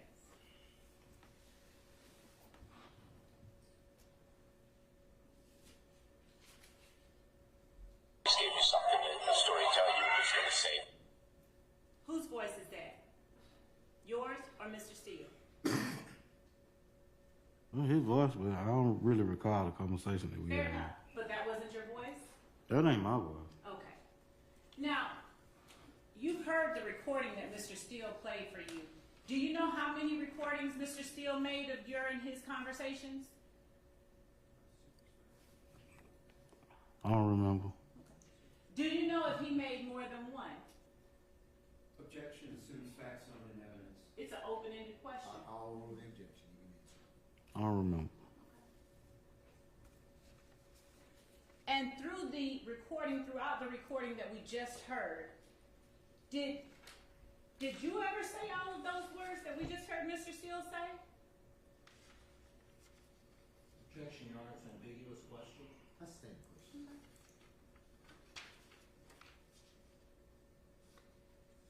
Throughout the recording that we just heard, did you ever say, did you tell the police it is on recording that Jeffrey Williams was involved in the armed robbery because the police told you to say that so you would get out of trouble? Did you ever say that or something similar? Were those your words? I don't remember, ma'am. Did that ever happen? Did you ever do something like that? Objection, Your Honor, ambiguous question. That's the same question. Did you ever put someone involved in a crime that wasn't involved to get yourself out of trouble? I don't remember, ma'am. Mr. Steele also asked you about the portion of the recording that he played when you were talking about, after Mr. Steele asked you the question, I played your recording a while ago. I promise I'll email you the second one. Did he ever, in that recording, indicate that he was trying to play for you a second one? I don't remember the conversation, fully conversation with Steve. Ms. Love, before you pause another question, I think it might be appropriate to stop at this point in time. Ladies and gentlemen, how about some lunch? All right. I'm going to recess us until about 3:10, and then we'll come back and see where the afternoon leads us at that point, okay? All right. Mr. Bean, we'll see you at 3:10, okay? 3:10, y'all. All right. All right. So you can. All right, ladies and gentlemen. All right, please.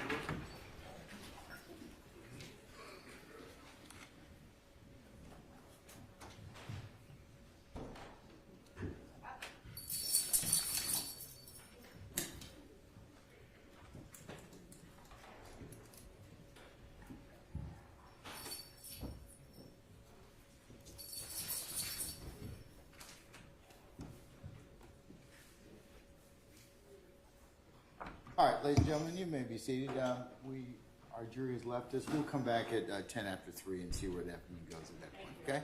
All right, we're in recess. Say it again, I'm sorry, Mr. Harvey.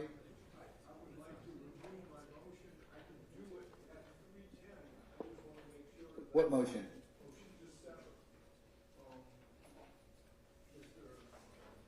I don't think we scheduled that for today, sir.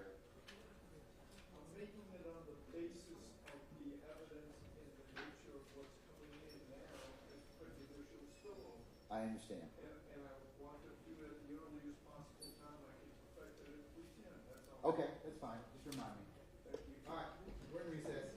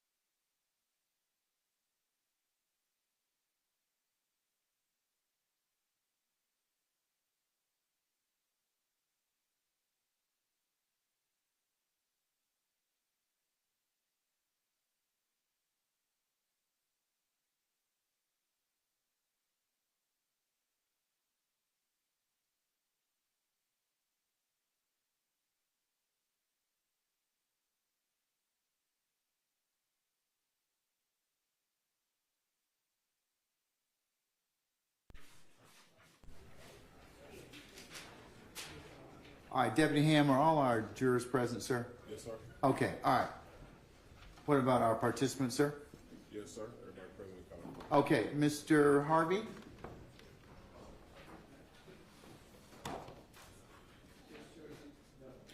How about you come up a little bit to the, or at least if you want to use the microphone so I can hear you.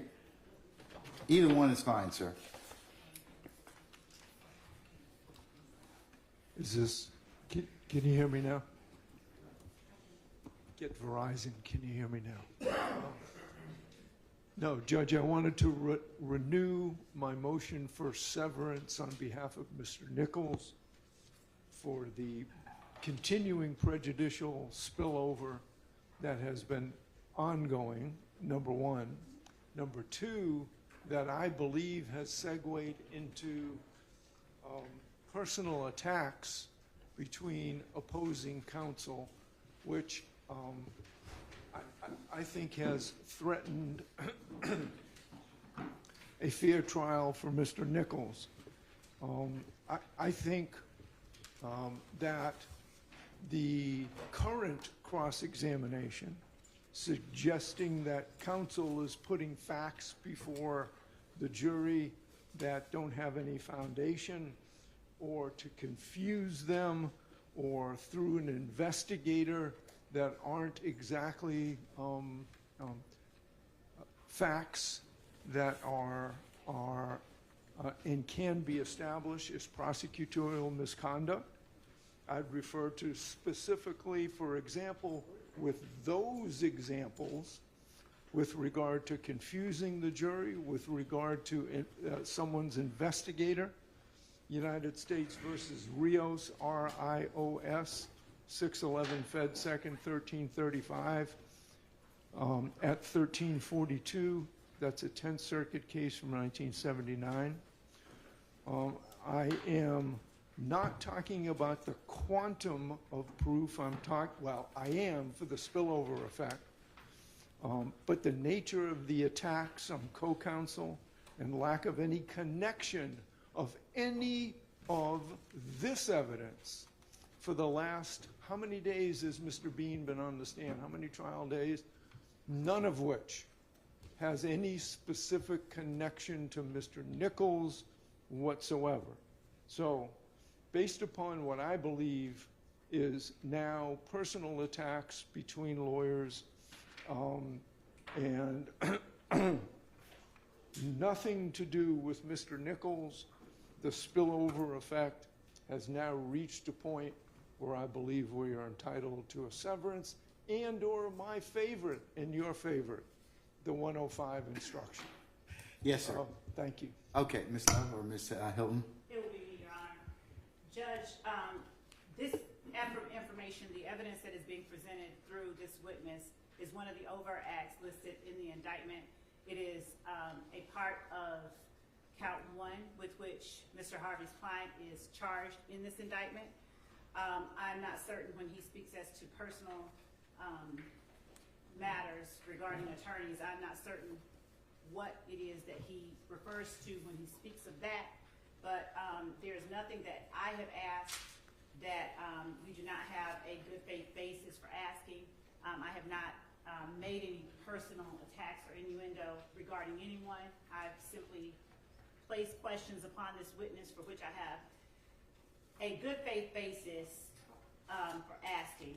And so I would ask that the court, based on the fact that this information is one of the overt acts that are alleged as a part of count 1, and based on the fact that Mr. Nichols is charged in count 1, we would ask that the court deny Mr. Harvey's motion for an instruction and deny his motion for a severance. All right.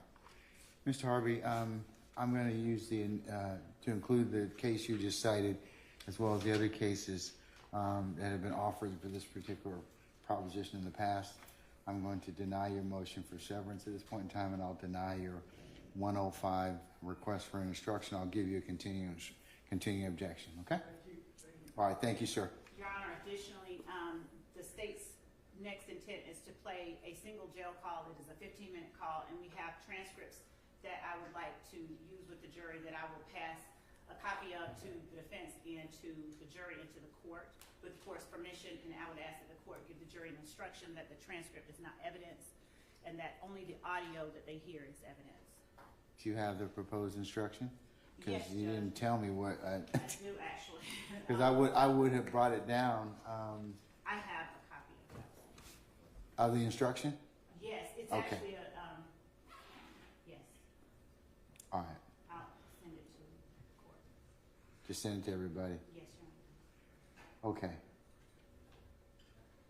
Yes, Mr. Steele. First, since Mr. Sharp got up before you did, let me acknowledge him because he's always kind of, sensitive about that issue. So, okay, all right. So go ahead, sir.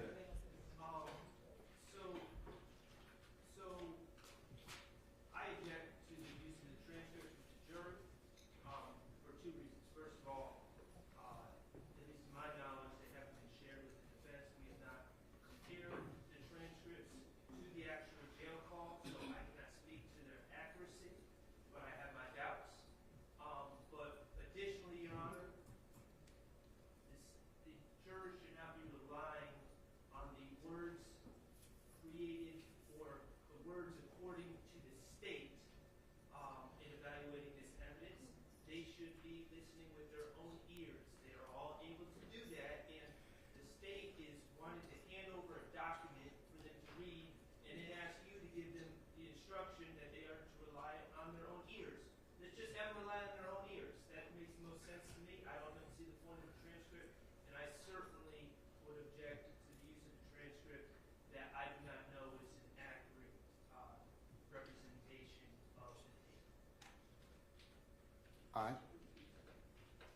Mr. Steele, do you wish to add on to that, or do you have another separate issue? It's not the separate, it's similar. I would need probably 35 minutes to review the recording, I don't know which recording, and then the transcript, post-transcript. Has this jail call been, has it been disclosed in discovery? The jail call they had, and I believe that it's already been played as a part of Mr. Steele's playing of the recording of the interview with Detective Quinn. And I just sent to the court, and I'll give to counsels for defendant the transcript copy.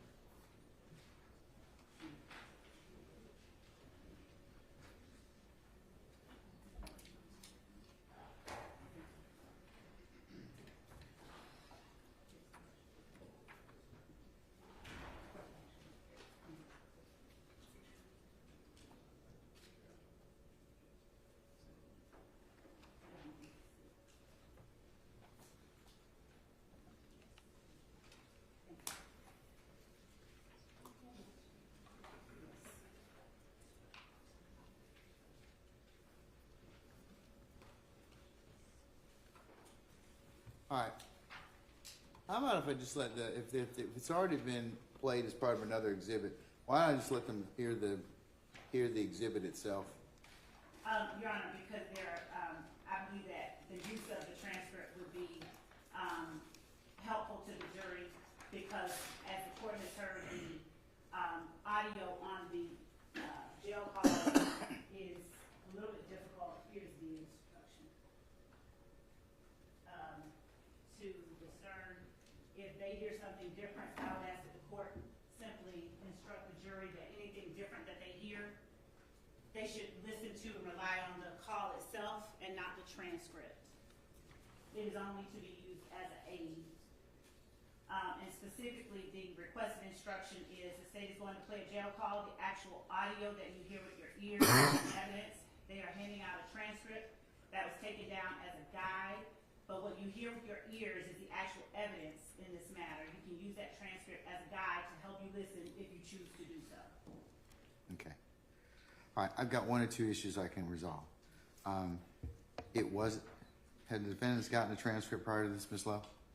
So, I don't think so, Your Honor, but Okay. I don't want to say with certainty. That's the issue. And I got this jury in a box, and I'm kind of, at this point in time, I like them. If you want to play the evidence, that's fine, because I think that you probably, if it's part and parcel of something that's already been admitted, we'll just listen to it. I think they're well within their rights as an ass to take a look at the transcript and listen to it. But we've almost burned the rest of the day. We'll burn the rest of the day doing that. And I am sure that you'd like to finish, Mr. Bean. I would. So, Your Honor, we don't have to use the transcript.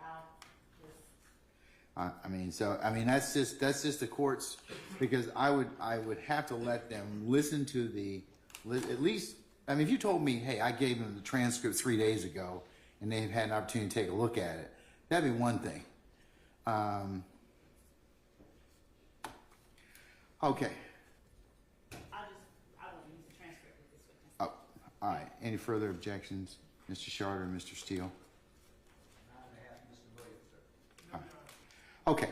All right. Let's bring Mr. Bean in, please.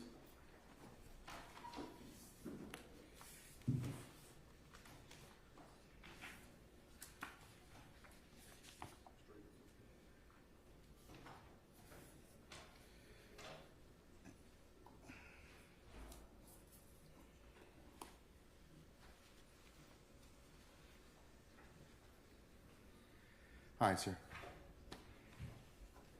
All right, Deputy Ham, summon our jurors, please, sir.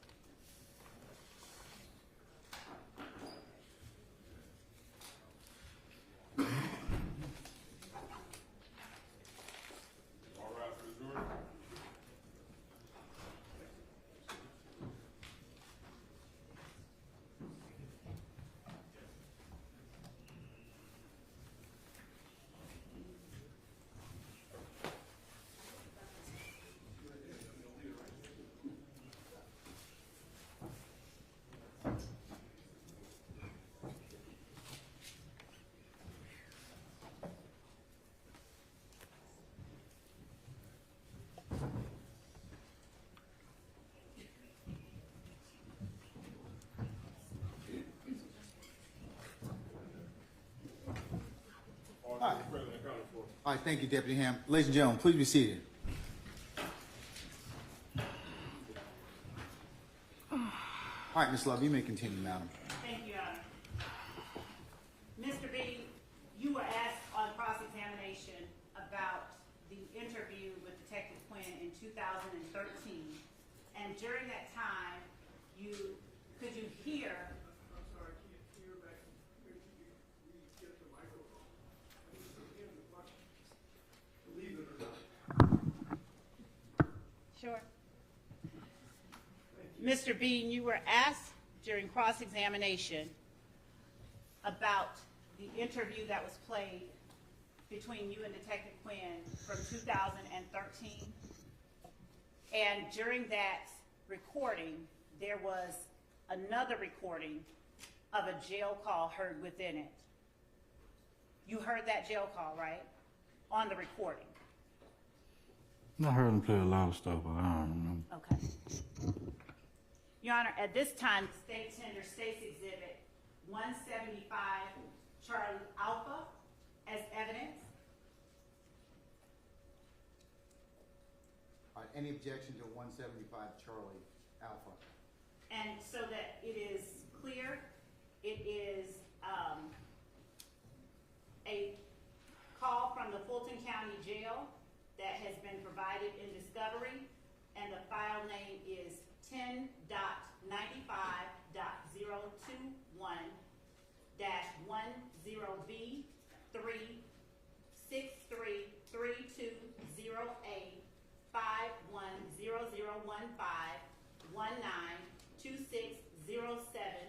8 Frank 2710260E as in echo.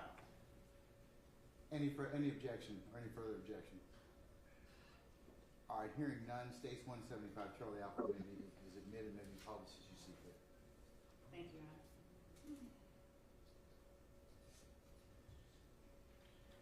Mr. Bean, I'm going to play a recording at this time.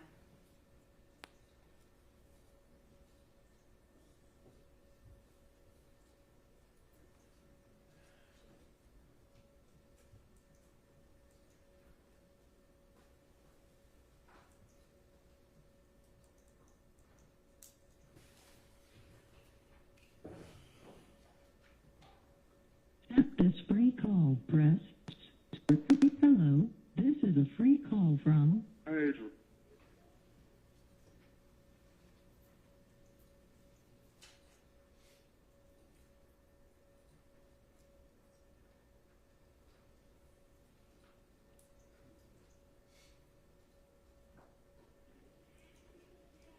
an inmate at Fulton County Jail. This call is subject to recording and monitoring.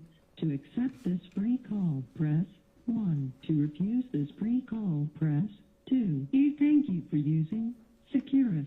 You may start the conversation now. What up, man? So.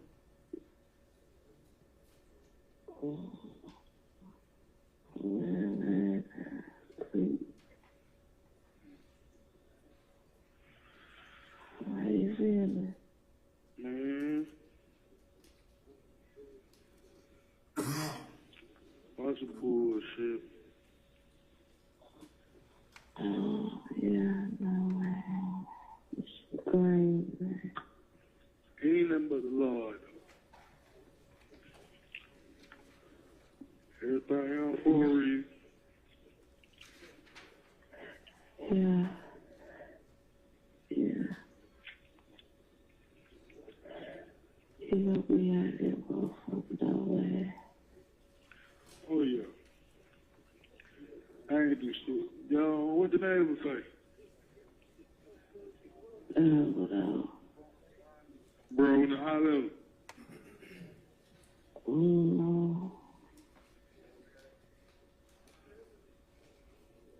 No, man, I got Adrian. We came home. I'm sure the police came over here. They came over here about 8 o'clock. Yeah, they did. So we better came out. Right quick, so I can tell them right quick. Call. Bro,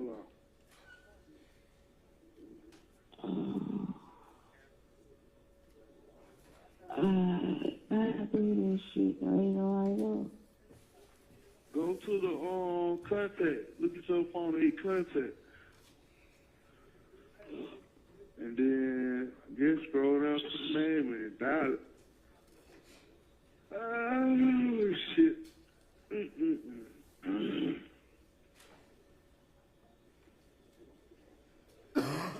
Hell, shot Big Fred all in the back and shit. Shot goddamn DK all in the damn legs and shit.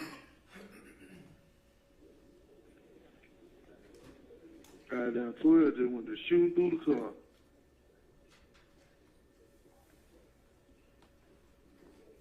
Hello? Hello?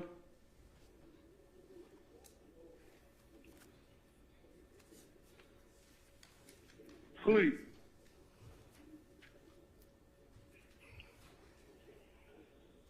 Baby.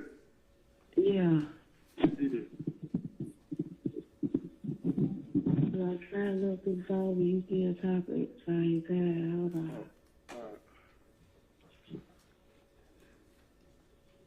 Hear me? Don't click up till you pick up, all right? When you dial, don't let them answer the phone before you click back over. I don't like using that shit, man. I ain't got time for this shit. We ain't look. Hold on. Hey, it's a free call. I'm downstairs. I ain't even made it around the corner yet. get where I'm going, I ain't gonna be able to make no three-way call.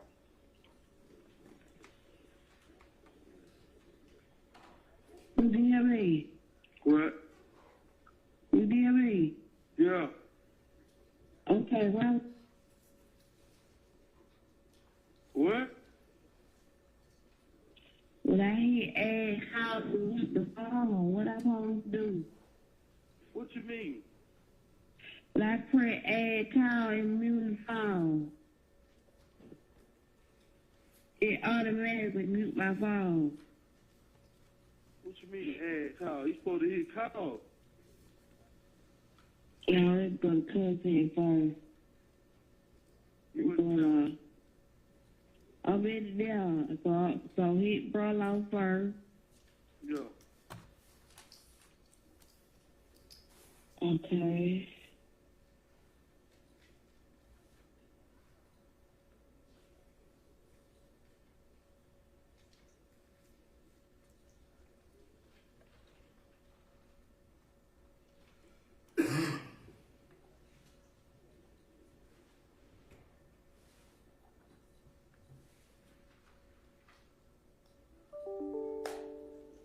So you got minutes on the phone.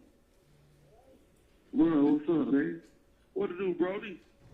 You alright? Hell yeah, man. I just talked to a nigga store, bro. What they talking about?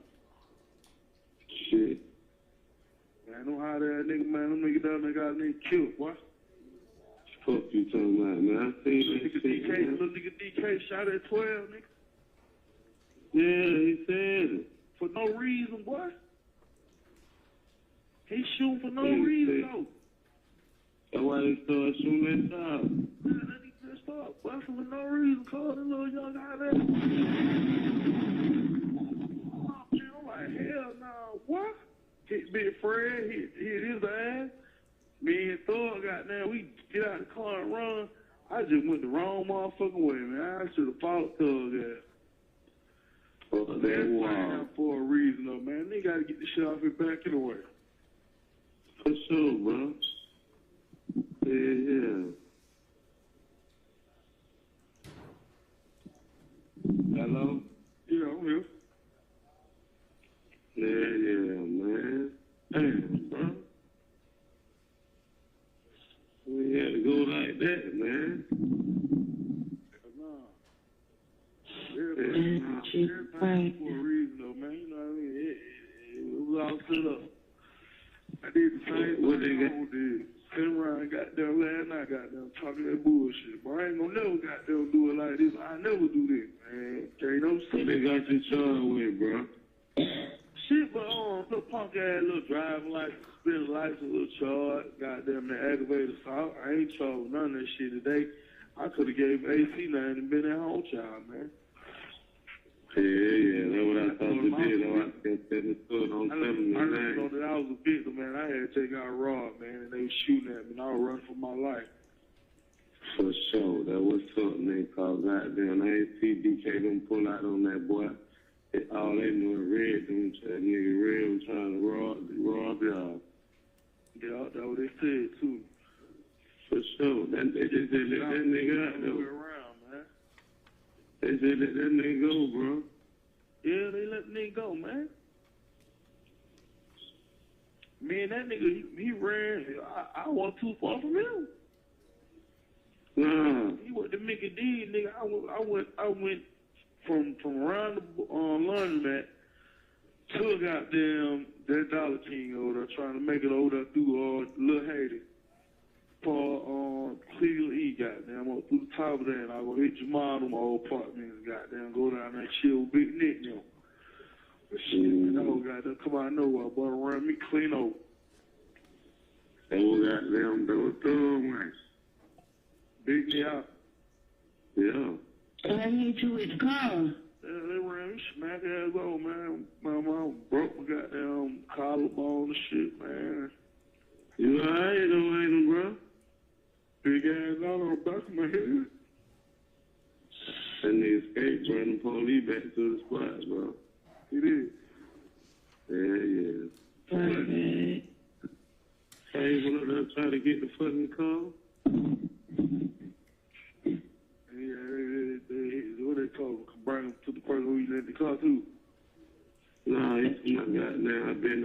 chilling with Bean. He been staying down here and all this and shit.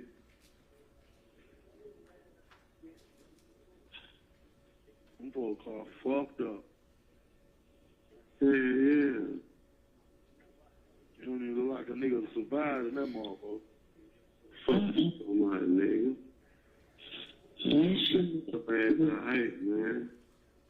This shit breaking news all day long, man. It's like that bitch out news all day long. I'm on the news? Yes, sir. My picture and everything? Nah, he just show you get the police car. Oh, shit, man. I made the news. That shit everywhere, man. Hell.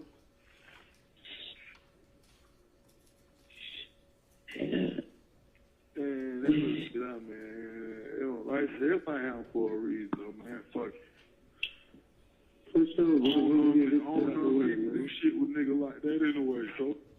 For sure, man. No, that was no man. What's saying, man? Babe, I can't even think about this. All I been thinking about all that, like just told, babe. You know what I'm saying?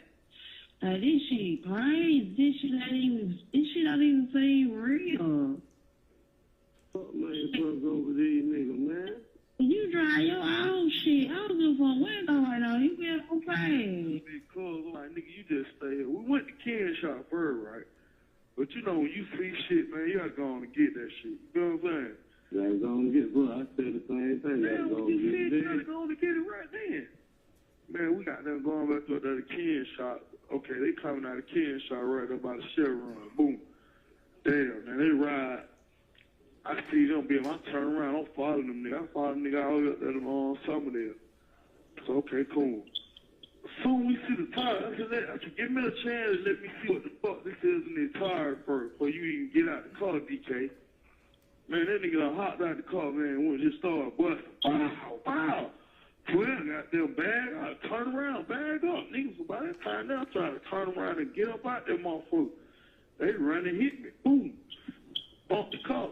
I run stealing through the goddamn gate, through Summerdale on the opposite side. Boom, he shooting through the car. Boom, boom, boom, boom, boom, boom, boom, boom, boom, boom, boom. Man, I'm talking about, man, I'm talking about, bullet come straight clean through the window, boy, down the light. Like it had went through my head, boy. I guess it came through my head and came out my face, boy. Bullet come clean through that motherfucker. Boom. Then I believe one of them niggas in the back shot Big Club, man. Police shot. 12 shit, Big Club, DK had to shoot that nigga. I caught 2-3 shots when I was with the go. And we were jumping them hills and shit. So I was like, damn, boy. After beat the ground, I'm glad one nigga didn't just hit me in the head, shoot me, boy, because some nigga ran. That nigga Thursday got down Big Fred jumped out the car, the police shot, they was still shooting. Nah, that nigga probably shot Big Cook. Him, Big Fred, and goddamn DK had to scrap. I wouldn't even scrap. My 22 at home and my AR in the trunk. You get that $150 off cup holder, bro. You got that $150 off my cup holder. No, Thursday he had $150 to go buy the ring. Nah, man. Well, no money in the cup holder, bro. Oh, my motherfucking money. Yeah, he said he had the money to go buy the ring. Nah, I think I had number $50, $40. He didn't have that because DK didn't even get him his 50. All that money was mine, and money came out of Buck hands. Well, he ain't had no business doing that.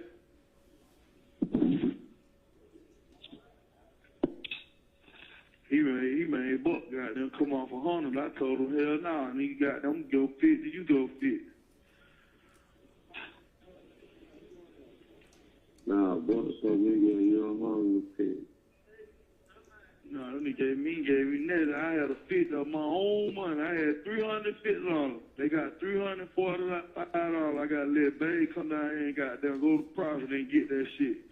Come down here and find a piece of paper. I got to fill out a property release form or a waiver form so she can go down there and get a little $350. You know what I mean? Mm-hmm. And ain't gonna be that. I don't think I just gotta do it, goddamn, just try to make sure this lane don't even come to court with dad, goddamn, because they were talking about the old man and that old boy. So, yeah, for sure, you know, I'm gonna take care of that too, boy. You know, I'm gonna talk to these folks. You know, he calm, you know, I mean, cool with it. Yeah, we're gonna try to keep his ass out of there, though. I can't get nothing but some probation, man. I ain't got no probation, no record, no none of that shit, man. You know what I mean? I don't shoot, folks. Man, we trying to get your ass out, man, so you get a bond, man. I don't rob, I don't do none of that shit, so you know what I mean? I don't have none of that shit on my record, so I'm good, Yeah, bro. man, I've been talking to Club, man. Club ready, man. Who we? Mm-hmm. Oh, y'all live? Yeah, I know. Yeah, he came on Club and talked to him yesterday. What'd he say? Shit. He ain't say shit. He got the bag, whatever, goddamn, you know what I mean? You know how Cuz, you know, he gets sad, he get his little moment. Then get to trying to think about what nigga done did and all that. Yeah. But I ain't did shit, so he know I got something going on. He got to go and get me, 'cause I got something going on. For sure, man. I'm like to take 50 money back.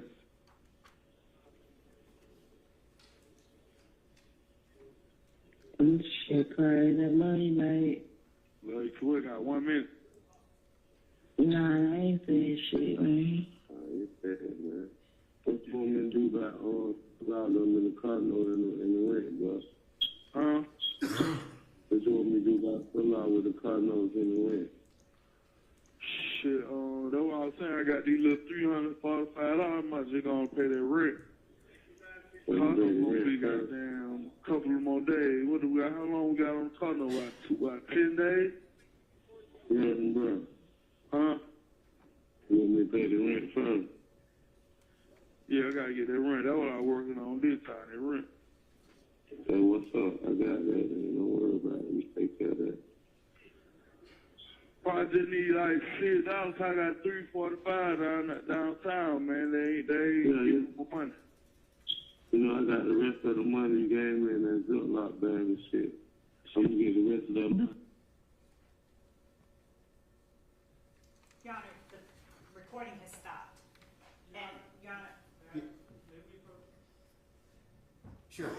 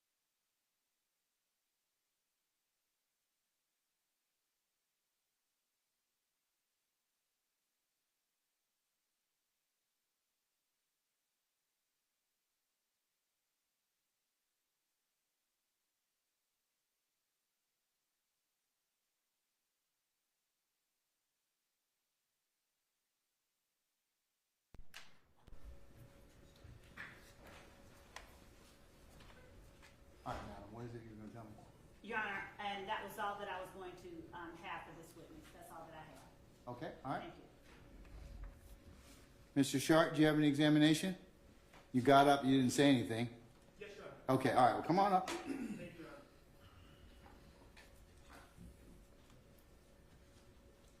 Honor. Mr. Bean, good afternoon. Good afternoon, sir. My name is Max Shard. I represent Shannon Stillwell. Okay.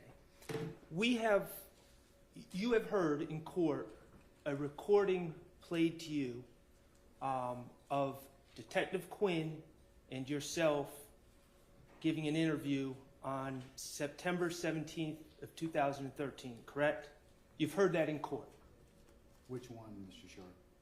You need to identify it by... Williams 175. Okay, thank you, sir. I heard a lot of stuff being played, sir. Okay, but you heard a tape with you, yourself and Detective Quinn speaking, correct? Yeah, I heard her. I still don't recall them. Okay. Well, I'm not going to ask you to recall the words that were said.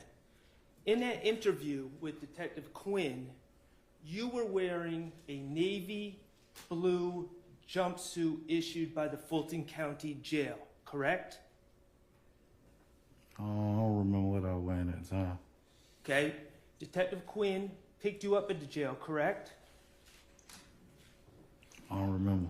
At the jail, you wear Fulton County issued navy blue jumpsuits, correct? I think they gave you some clothes to wear, but I don't remember what I was wearing at the time. And you wanted to get that navy blue jumpsuit off of your body, correct? I don't remember. You wanted out of jail, correct? I don't remember. Okay. Now,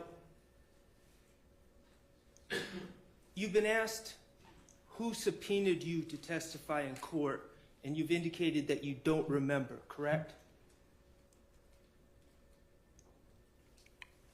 I don't know who subpoenaed me. Do you really not know? Is that the truth? You really don't know? I mean, state. Okay, so, all right, so your understanding is the state subpoenaed you, correct? Yes, sir.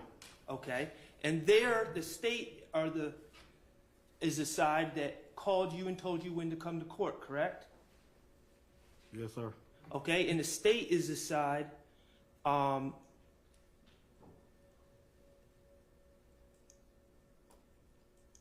that when you're done testifying, you've walked out with a representative of the state, correct? I don't know what that means. When you leave the courtroom, you saying something when you leave the courtroom with a young lady walking next to you, she works for the state, correct? The officer? Do not, sir? The officers that's already in the courtroom, when I walk out of the courtroom, I'm going about my business. Okay. I don't got nobody with me. Fair enough. When you were testifying on Friday, March 4th, you testified that someone threatened to lock you up if you didn't come to court. I had answered that question, though. Okay, well, I want to ask you that question. I want to ask you a follow-up question. So, who threatened you? I had answered that already. Then nobody threatened me. It's just a subpoena that went out like I answered that question. So, and if you don't answer to that subpoena, then I guess so whatever want will go out and then whatever. So however it work, I don't know how it work. Okay, so your testimony today is no one has threatened you. Ain't no threat. Ain't no threat. I squared that up with Mr. Steele that day when I answered the question when he asked. So when you testified on March 4th that someone threatened you if you didn't come to court, that was a lie. I told him the threats that was coming through from my phone by them putting my number out there to the public. And why was my number being exploited to the public, such as my face and everything else, like these folks over here on this side over here, you can't see them, but you can see me, and all my business get put out on the street and information. You just might as well just give my address. Okay, but I understand what you're saying, but that's very different than someone threatening you if you didn't come to court. I cleared the threats up that same day, right then and there, through my testimony. All right. And nobody threatened me to do nothing. I want to talk to you about some other things that you've testified about over the last couple weeks. On February 29th, when District Attorney Love was asking you questions, you answered that you can't remember any events that happened in the year of 2013. That was a lie, correct? No, sir. Okay. You've testified that you cannot remember at all being arrested on September 11th, 2013. That is a lie. If you say so. Okay. You testified. saying I'm cross-examining. Yeah, but you can't testify. You need to rephrase the question. Okay. You've testified that you do not remember going to Grady Hospital on the evening of September 11th, 2013. That is not the truth, is it? My testimony, I don't remember that from 2013, sir. Okay. You testified yesterday that... How many times have you been to jail? Objection, Your Honor, as to the relevance regarding how many times. You testified yesterday that you did not realize that jail calls are recorded. That was a lie, correct? I don't recall. In your testimony on March 1st to Mr. Steele, you testified that you could not remember meeting with Detective Quinn on September 17, 2013. That was a lie, correct? I don't remember that in 2013. You testified on March 4th to Mr. Steele that you could not remember the conversation that Mr. Steele or you and Mr. Steele had at the Kroger on January 22nd, 2023. Your testimony that you did not remember that meeting was a lie, Your Honor, correct? I'm going to object to this continued characterization of the witness as lying and using the lie. He is badgering the witness. I'm not badgering the witness. As to the form of the question. I sustain this to form of the question. That was... You are badgering him, so. That was not the truth, was it? I don't recall, sir. Okay. On February 29th, in response to a question from District Attorney Love, you indicated that you did not recall if you knew a man named Frederick Prothro or Big Fred.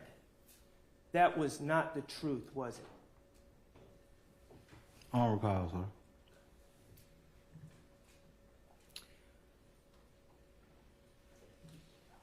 When Mr. Steele asked you if you had ever been charged with a crime with Mr. Prothro before, you indicated that you had not. That was not the truth, was it, sir? As to the one relevance to it's been asked and answered and three badgers. It goes to his credibility, Your Honor. I sustain the objection. It's been asked and answered. Let's move on. Okay. What your answer was that the truth or a lie? Same objection, Your Honor. I sustain the objection. Are you disputing the authenticity of the indictment in evidence? Objection, Your Honor, as to the form of the question, and that is an improper question. I sustain the question. Mr. Bean, is the indictment in evidence that shows your name and Mr. Prothro's name? Objection, Your Honor. That's been asked, answered, and it is Has not been asked. I haven't finished my...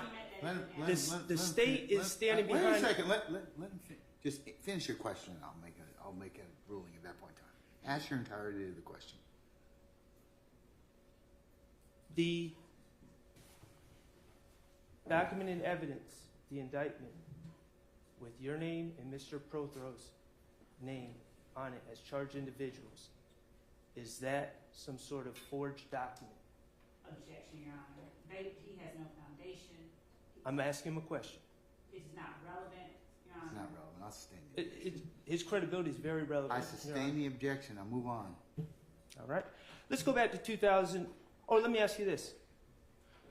When Mr. Steele asked you what you meant when you said you were asking for some slack from Detective Quinn, you said you can't recall. That was a lie. Objection, Your Honor. Same thing. It's asked and answered. I sustain the objection. Let's go back to 2013, okay? I'm moving from 2024 to 2013, Mr. Bean. You would agree on September 11th of 2013 and in leading into the interview with Detective Quinn on September 17th of that same year, you found yourself involved and locked up behind this incident we've learned about over the last couple weeks, correct? I don't recall, sir. Okay. That incident that we've been speaking about over the last couple weeks involved an alleged armed robbery, correct? I don't recall. Okay. And the driver of the car would have been the driver of an alleged armed robbery or of a car involved in the alleged armed robbery, correct? Your Honor, I object to these questions. They've been asked and I answered. sustain the objection. Your Honor, I am not asking the same questions that anyone else has asked. You have, some substance they have been Well- asked and answered. Okay, so move along to something else. Okay. You were aware that the driver of this car was alleged to have driven towards a police officer, correct? I don't recall, sir. Okay. And you were aware that the driver of this car was alleged to have drove through someone's yard running over tricycles? Asked and answered. I'll allow it. I'm gonna allow it. Go ahead. A lot of questions been asked, a lot of stuff been played. I don't recall. Okay. And you're aware that this car that was driven allegedly nearly landed on some officers in the parking lot of the laundromat? That's been asked and answered. Okay.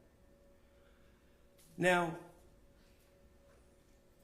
I believe today you have acknowledged you do know someone named Frederick Prothro, correct? No, sir. Do you know someone named Big Fred? Y'all will show me documents, paperwork, or whatever. I'm gonna call it. Okay.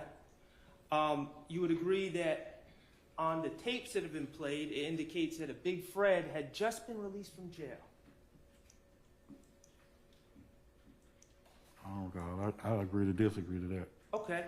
And these tapes also indicated that Big Fred was a friend of yours. I don't recall, sir.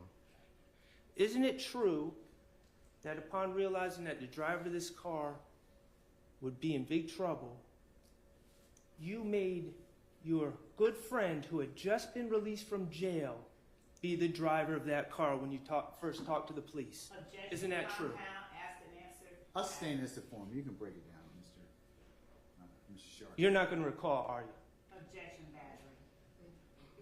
I sustain the objection.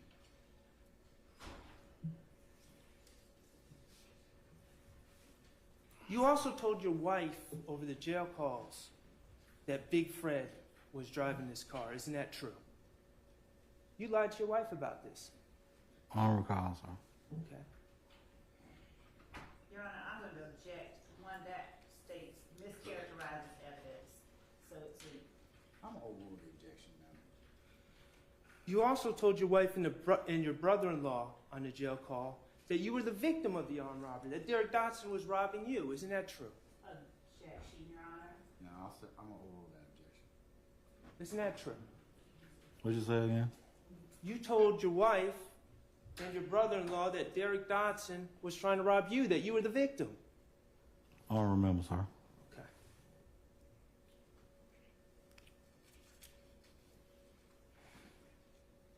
Back in 2013 and before that, beyond Big Fred and your wife, you would actually tell police when you got arrested that you were Avery, and I can't make out the last name, but Improper impeachment.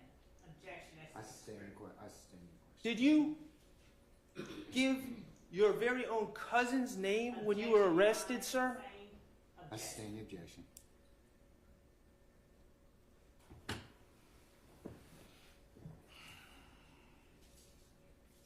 The truth is, sir,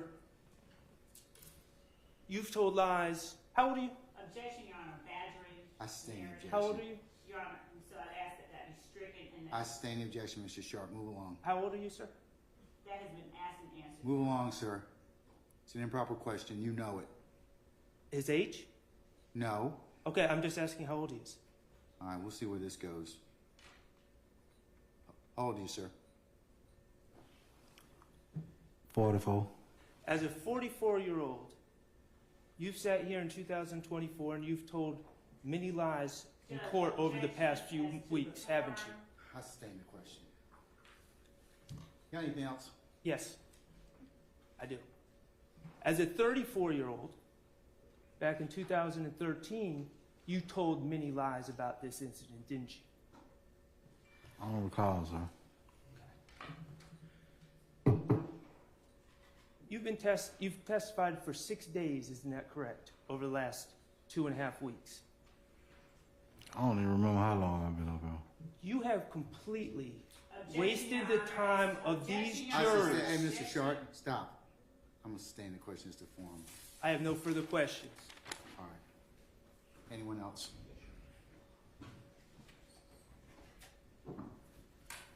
Mr. Bean, good afternoon, sir. Mr. Bean, when the court tells you when to be back in court, you know when to come back to court, correct? Yeah. When the court asks you what day to come back to court and what time to come back to court, you know when to appear to court, correct? Not all the time.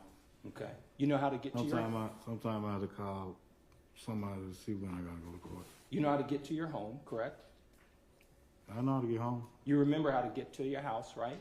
I know where I live at. You remember how to get to the courthouse, right? I know where the courthouse You remember what courtroom to come into, correct? I was brought here. You remember how to get to the witness stand, correct? I walked. So there are certain things you remember, and then there are other things you don't remember, correct? I mean, the stuff you just asked was simple. That's simple. Do I know how to get home? Do I know where the courtroom at? Do I know how to walk and get up on the stand? Asking, do you recognize your voice on a tape recording, would you consider that to be simple? I don't recall. You don't recall whether or not your voice, hearing your voice is simple? And out of 11 or 12 years ago, man, I can't tell you what done been documented, what done been accessed, what done been played with. I don't recall none of it. So is your testimony to the ladies and gentlemen of I don't this jury? recall none of it. So is your Out of testimony? 10, 11 years, I don't recall none of it. So is your testimony to the ladies and gentlemen of this jury that you don't remember your own voice when you hear it on a recording? I don't recall, sir. That's not my question. My question is, you don't know your voice whenever you hear it on a recording. I hear y'all playing stuff, but I don't remember. The truth is you remember what you want to remember, right? So you say? And you conveniently don't remember what you don't want to remember, correct? So you say? No, that's not what I'm saying. I'm asking a question. I mean, you're saying stuff. You agree with that's me, not though? what I said. You agree with me, right? I don't agree. You don't disagree with me, correct? I don't agree. So what I'm saying is correct, right? I don't even know what you're saying, really. That's all I have. Thank you. I sustain the objection. Anyone else? All right. May Mr. Bean be permanently temporarily excuse the witness? All right. Mr. Bean, I'm going to permanently excuse your witness. That means you're free to go about your usual duties and avocation. Just don't discuss your testimony with anybody except the attorneys in this case, okay? Sir, yes, sir. All right. Thank you, sir.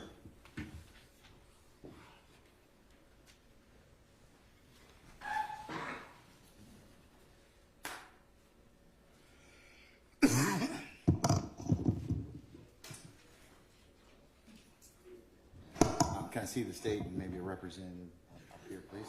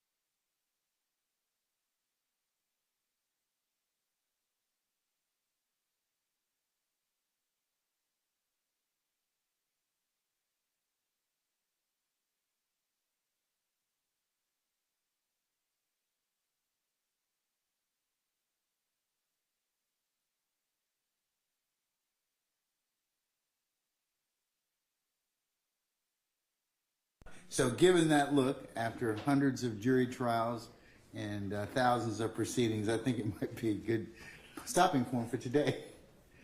I don't see anybody severely like, oh no.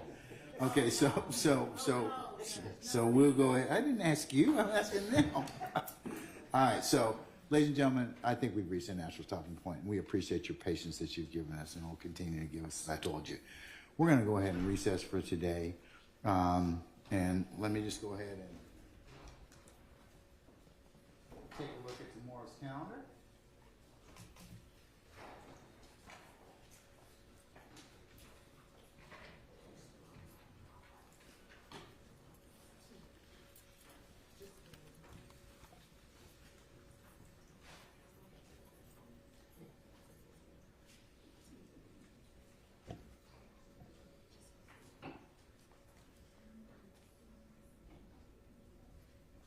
Okay, ladies and gentlemen, for tomorrow, as I mentioned earlier, come for 12:30 for an anticipated 1 o'clock start time.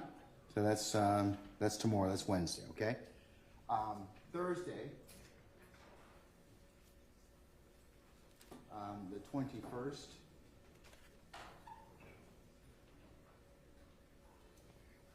we will have an administrative day, okay?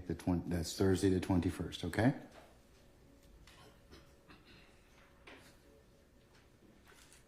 Friday the 22nd, if I can have you all come for 12:30, and then we'll work from 1 to about 5 or thereabouts, okay? All right, that's the next couple, 3 days. All right, what are your questions of me, if any? I know there's always somebody. All right, yes, ma'am. What can I answer for you? For the 20th, one of the jurors had a doctor's appointment.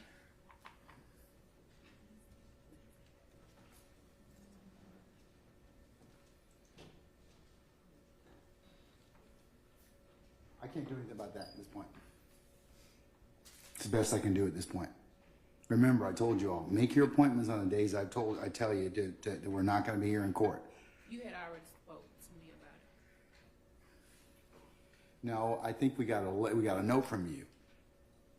That's all I got. Miss Umana gave me a note, and I got it like yesterday. You spoke to me about it. I want to say it was probably maybe a week or 2 ago, and you told us. But what time you said we gonna kill all this now? What time you said? 12:30. I'll make it happen. 12:30 tomorrow. That's because we're going to start at 1 o'clock, okay? All right. All right. And we're going to go to about 5. And then the 21st, we will not be here. We have administrative day. And the 22nd, I'll ask you to come at 12:30. And we'll start up at 1 and we'll go sometime in the afternoon. All right, that's this week. All right. Other than Madam, anybody else? You good? Madam, yes. I would not tell on yourself that way. Can you please, diction on the recording is very, very hard to hear. Very, very hard to hear. Let me do this. Let me see if I can work on, if you like, I can maybe get you some headphones. I do believe... Ham, do we have a jack back there for I'm not sure. hearing? No. It'll be on the side or it'll be on the back. It's a hearing assist jack. I don't see one, Julie. I'll check before we leave out of, but I don't think so. I have one in another courtroom. What's that? That's the what's the name? The rechargeable battery thing. No. We have,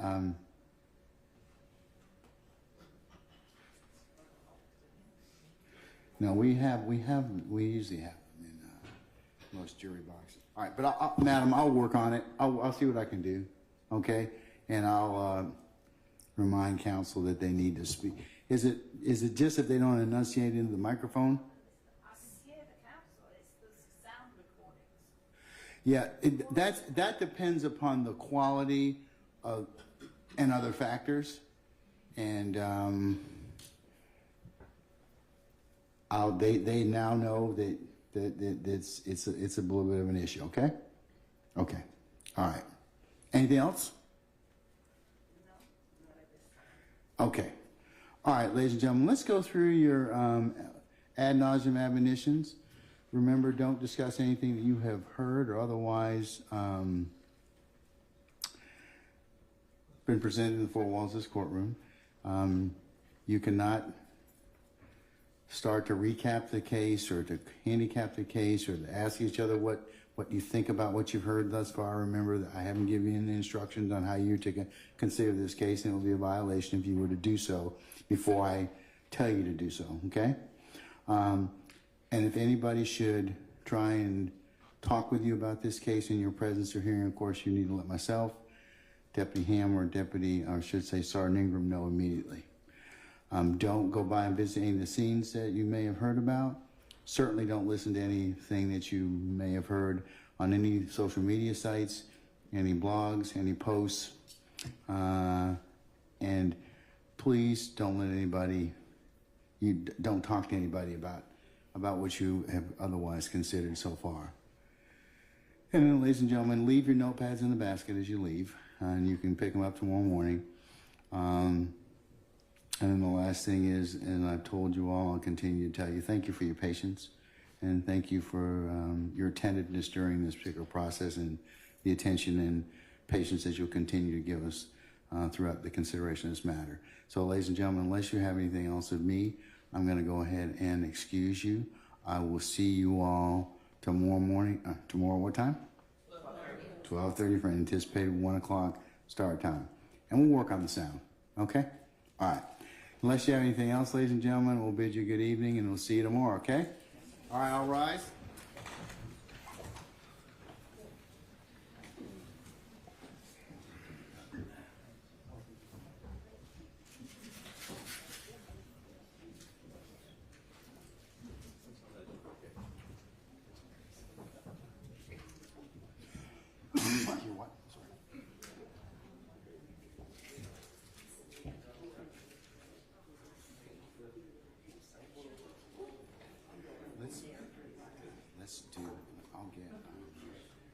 I'll get Aaron to do that. Okay. All right, ladies and gentlemen, please be seated.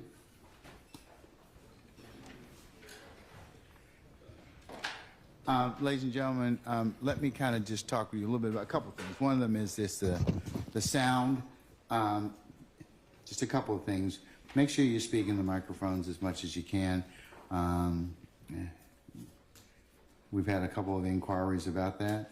As for our juror that just asked me about that sound, we can probably accommodate her by a listening device that runs right into the sound system. So I'll ask our tech folks to go ahead and do that and see if we can't resolve that particular issue. All right, as for, you should have an envelope in front of you. It is marked confidential. It has some material inside that may be appropriate for the particular witness that we just examined and some of the issues thereof. It is marked confidential. You need to sign for the document that is inside the envelope. It will be sealed and made part of the record, but it is not in any way to be disclosed to any third parties.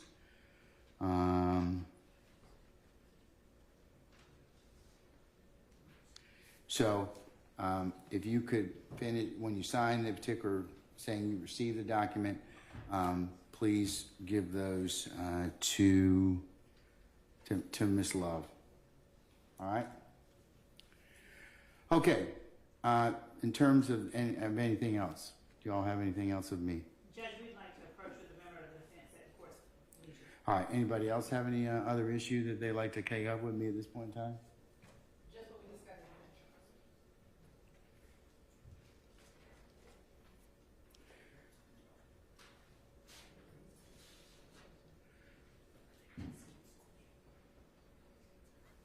Oh, yeah. Oh, yeah. apologize. Okay, can we have our witness come in to begin with?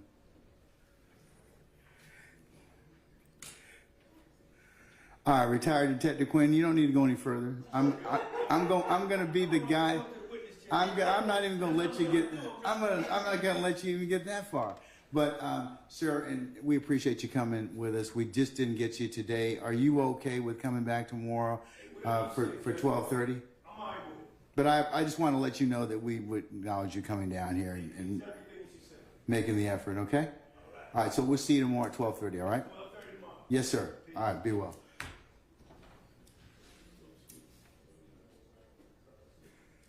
Okay, was there anything else I need to take up with you all in terms of other than the bench conference, Ms. Lowe? No, Your Honor, nothing else. Thank you. All right. Does it need to be taken out? I mean, taken out so the rest of the folks can hear it? No, it doesn't. I just need a member of the defense. Okay, all right. Mr. Shard, anything else? No, Your Mr. Honor. Botts, you stood up, anything?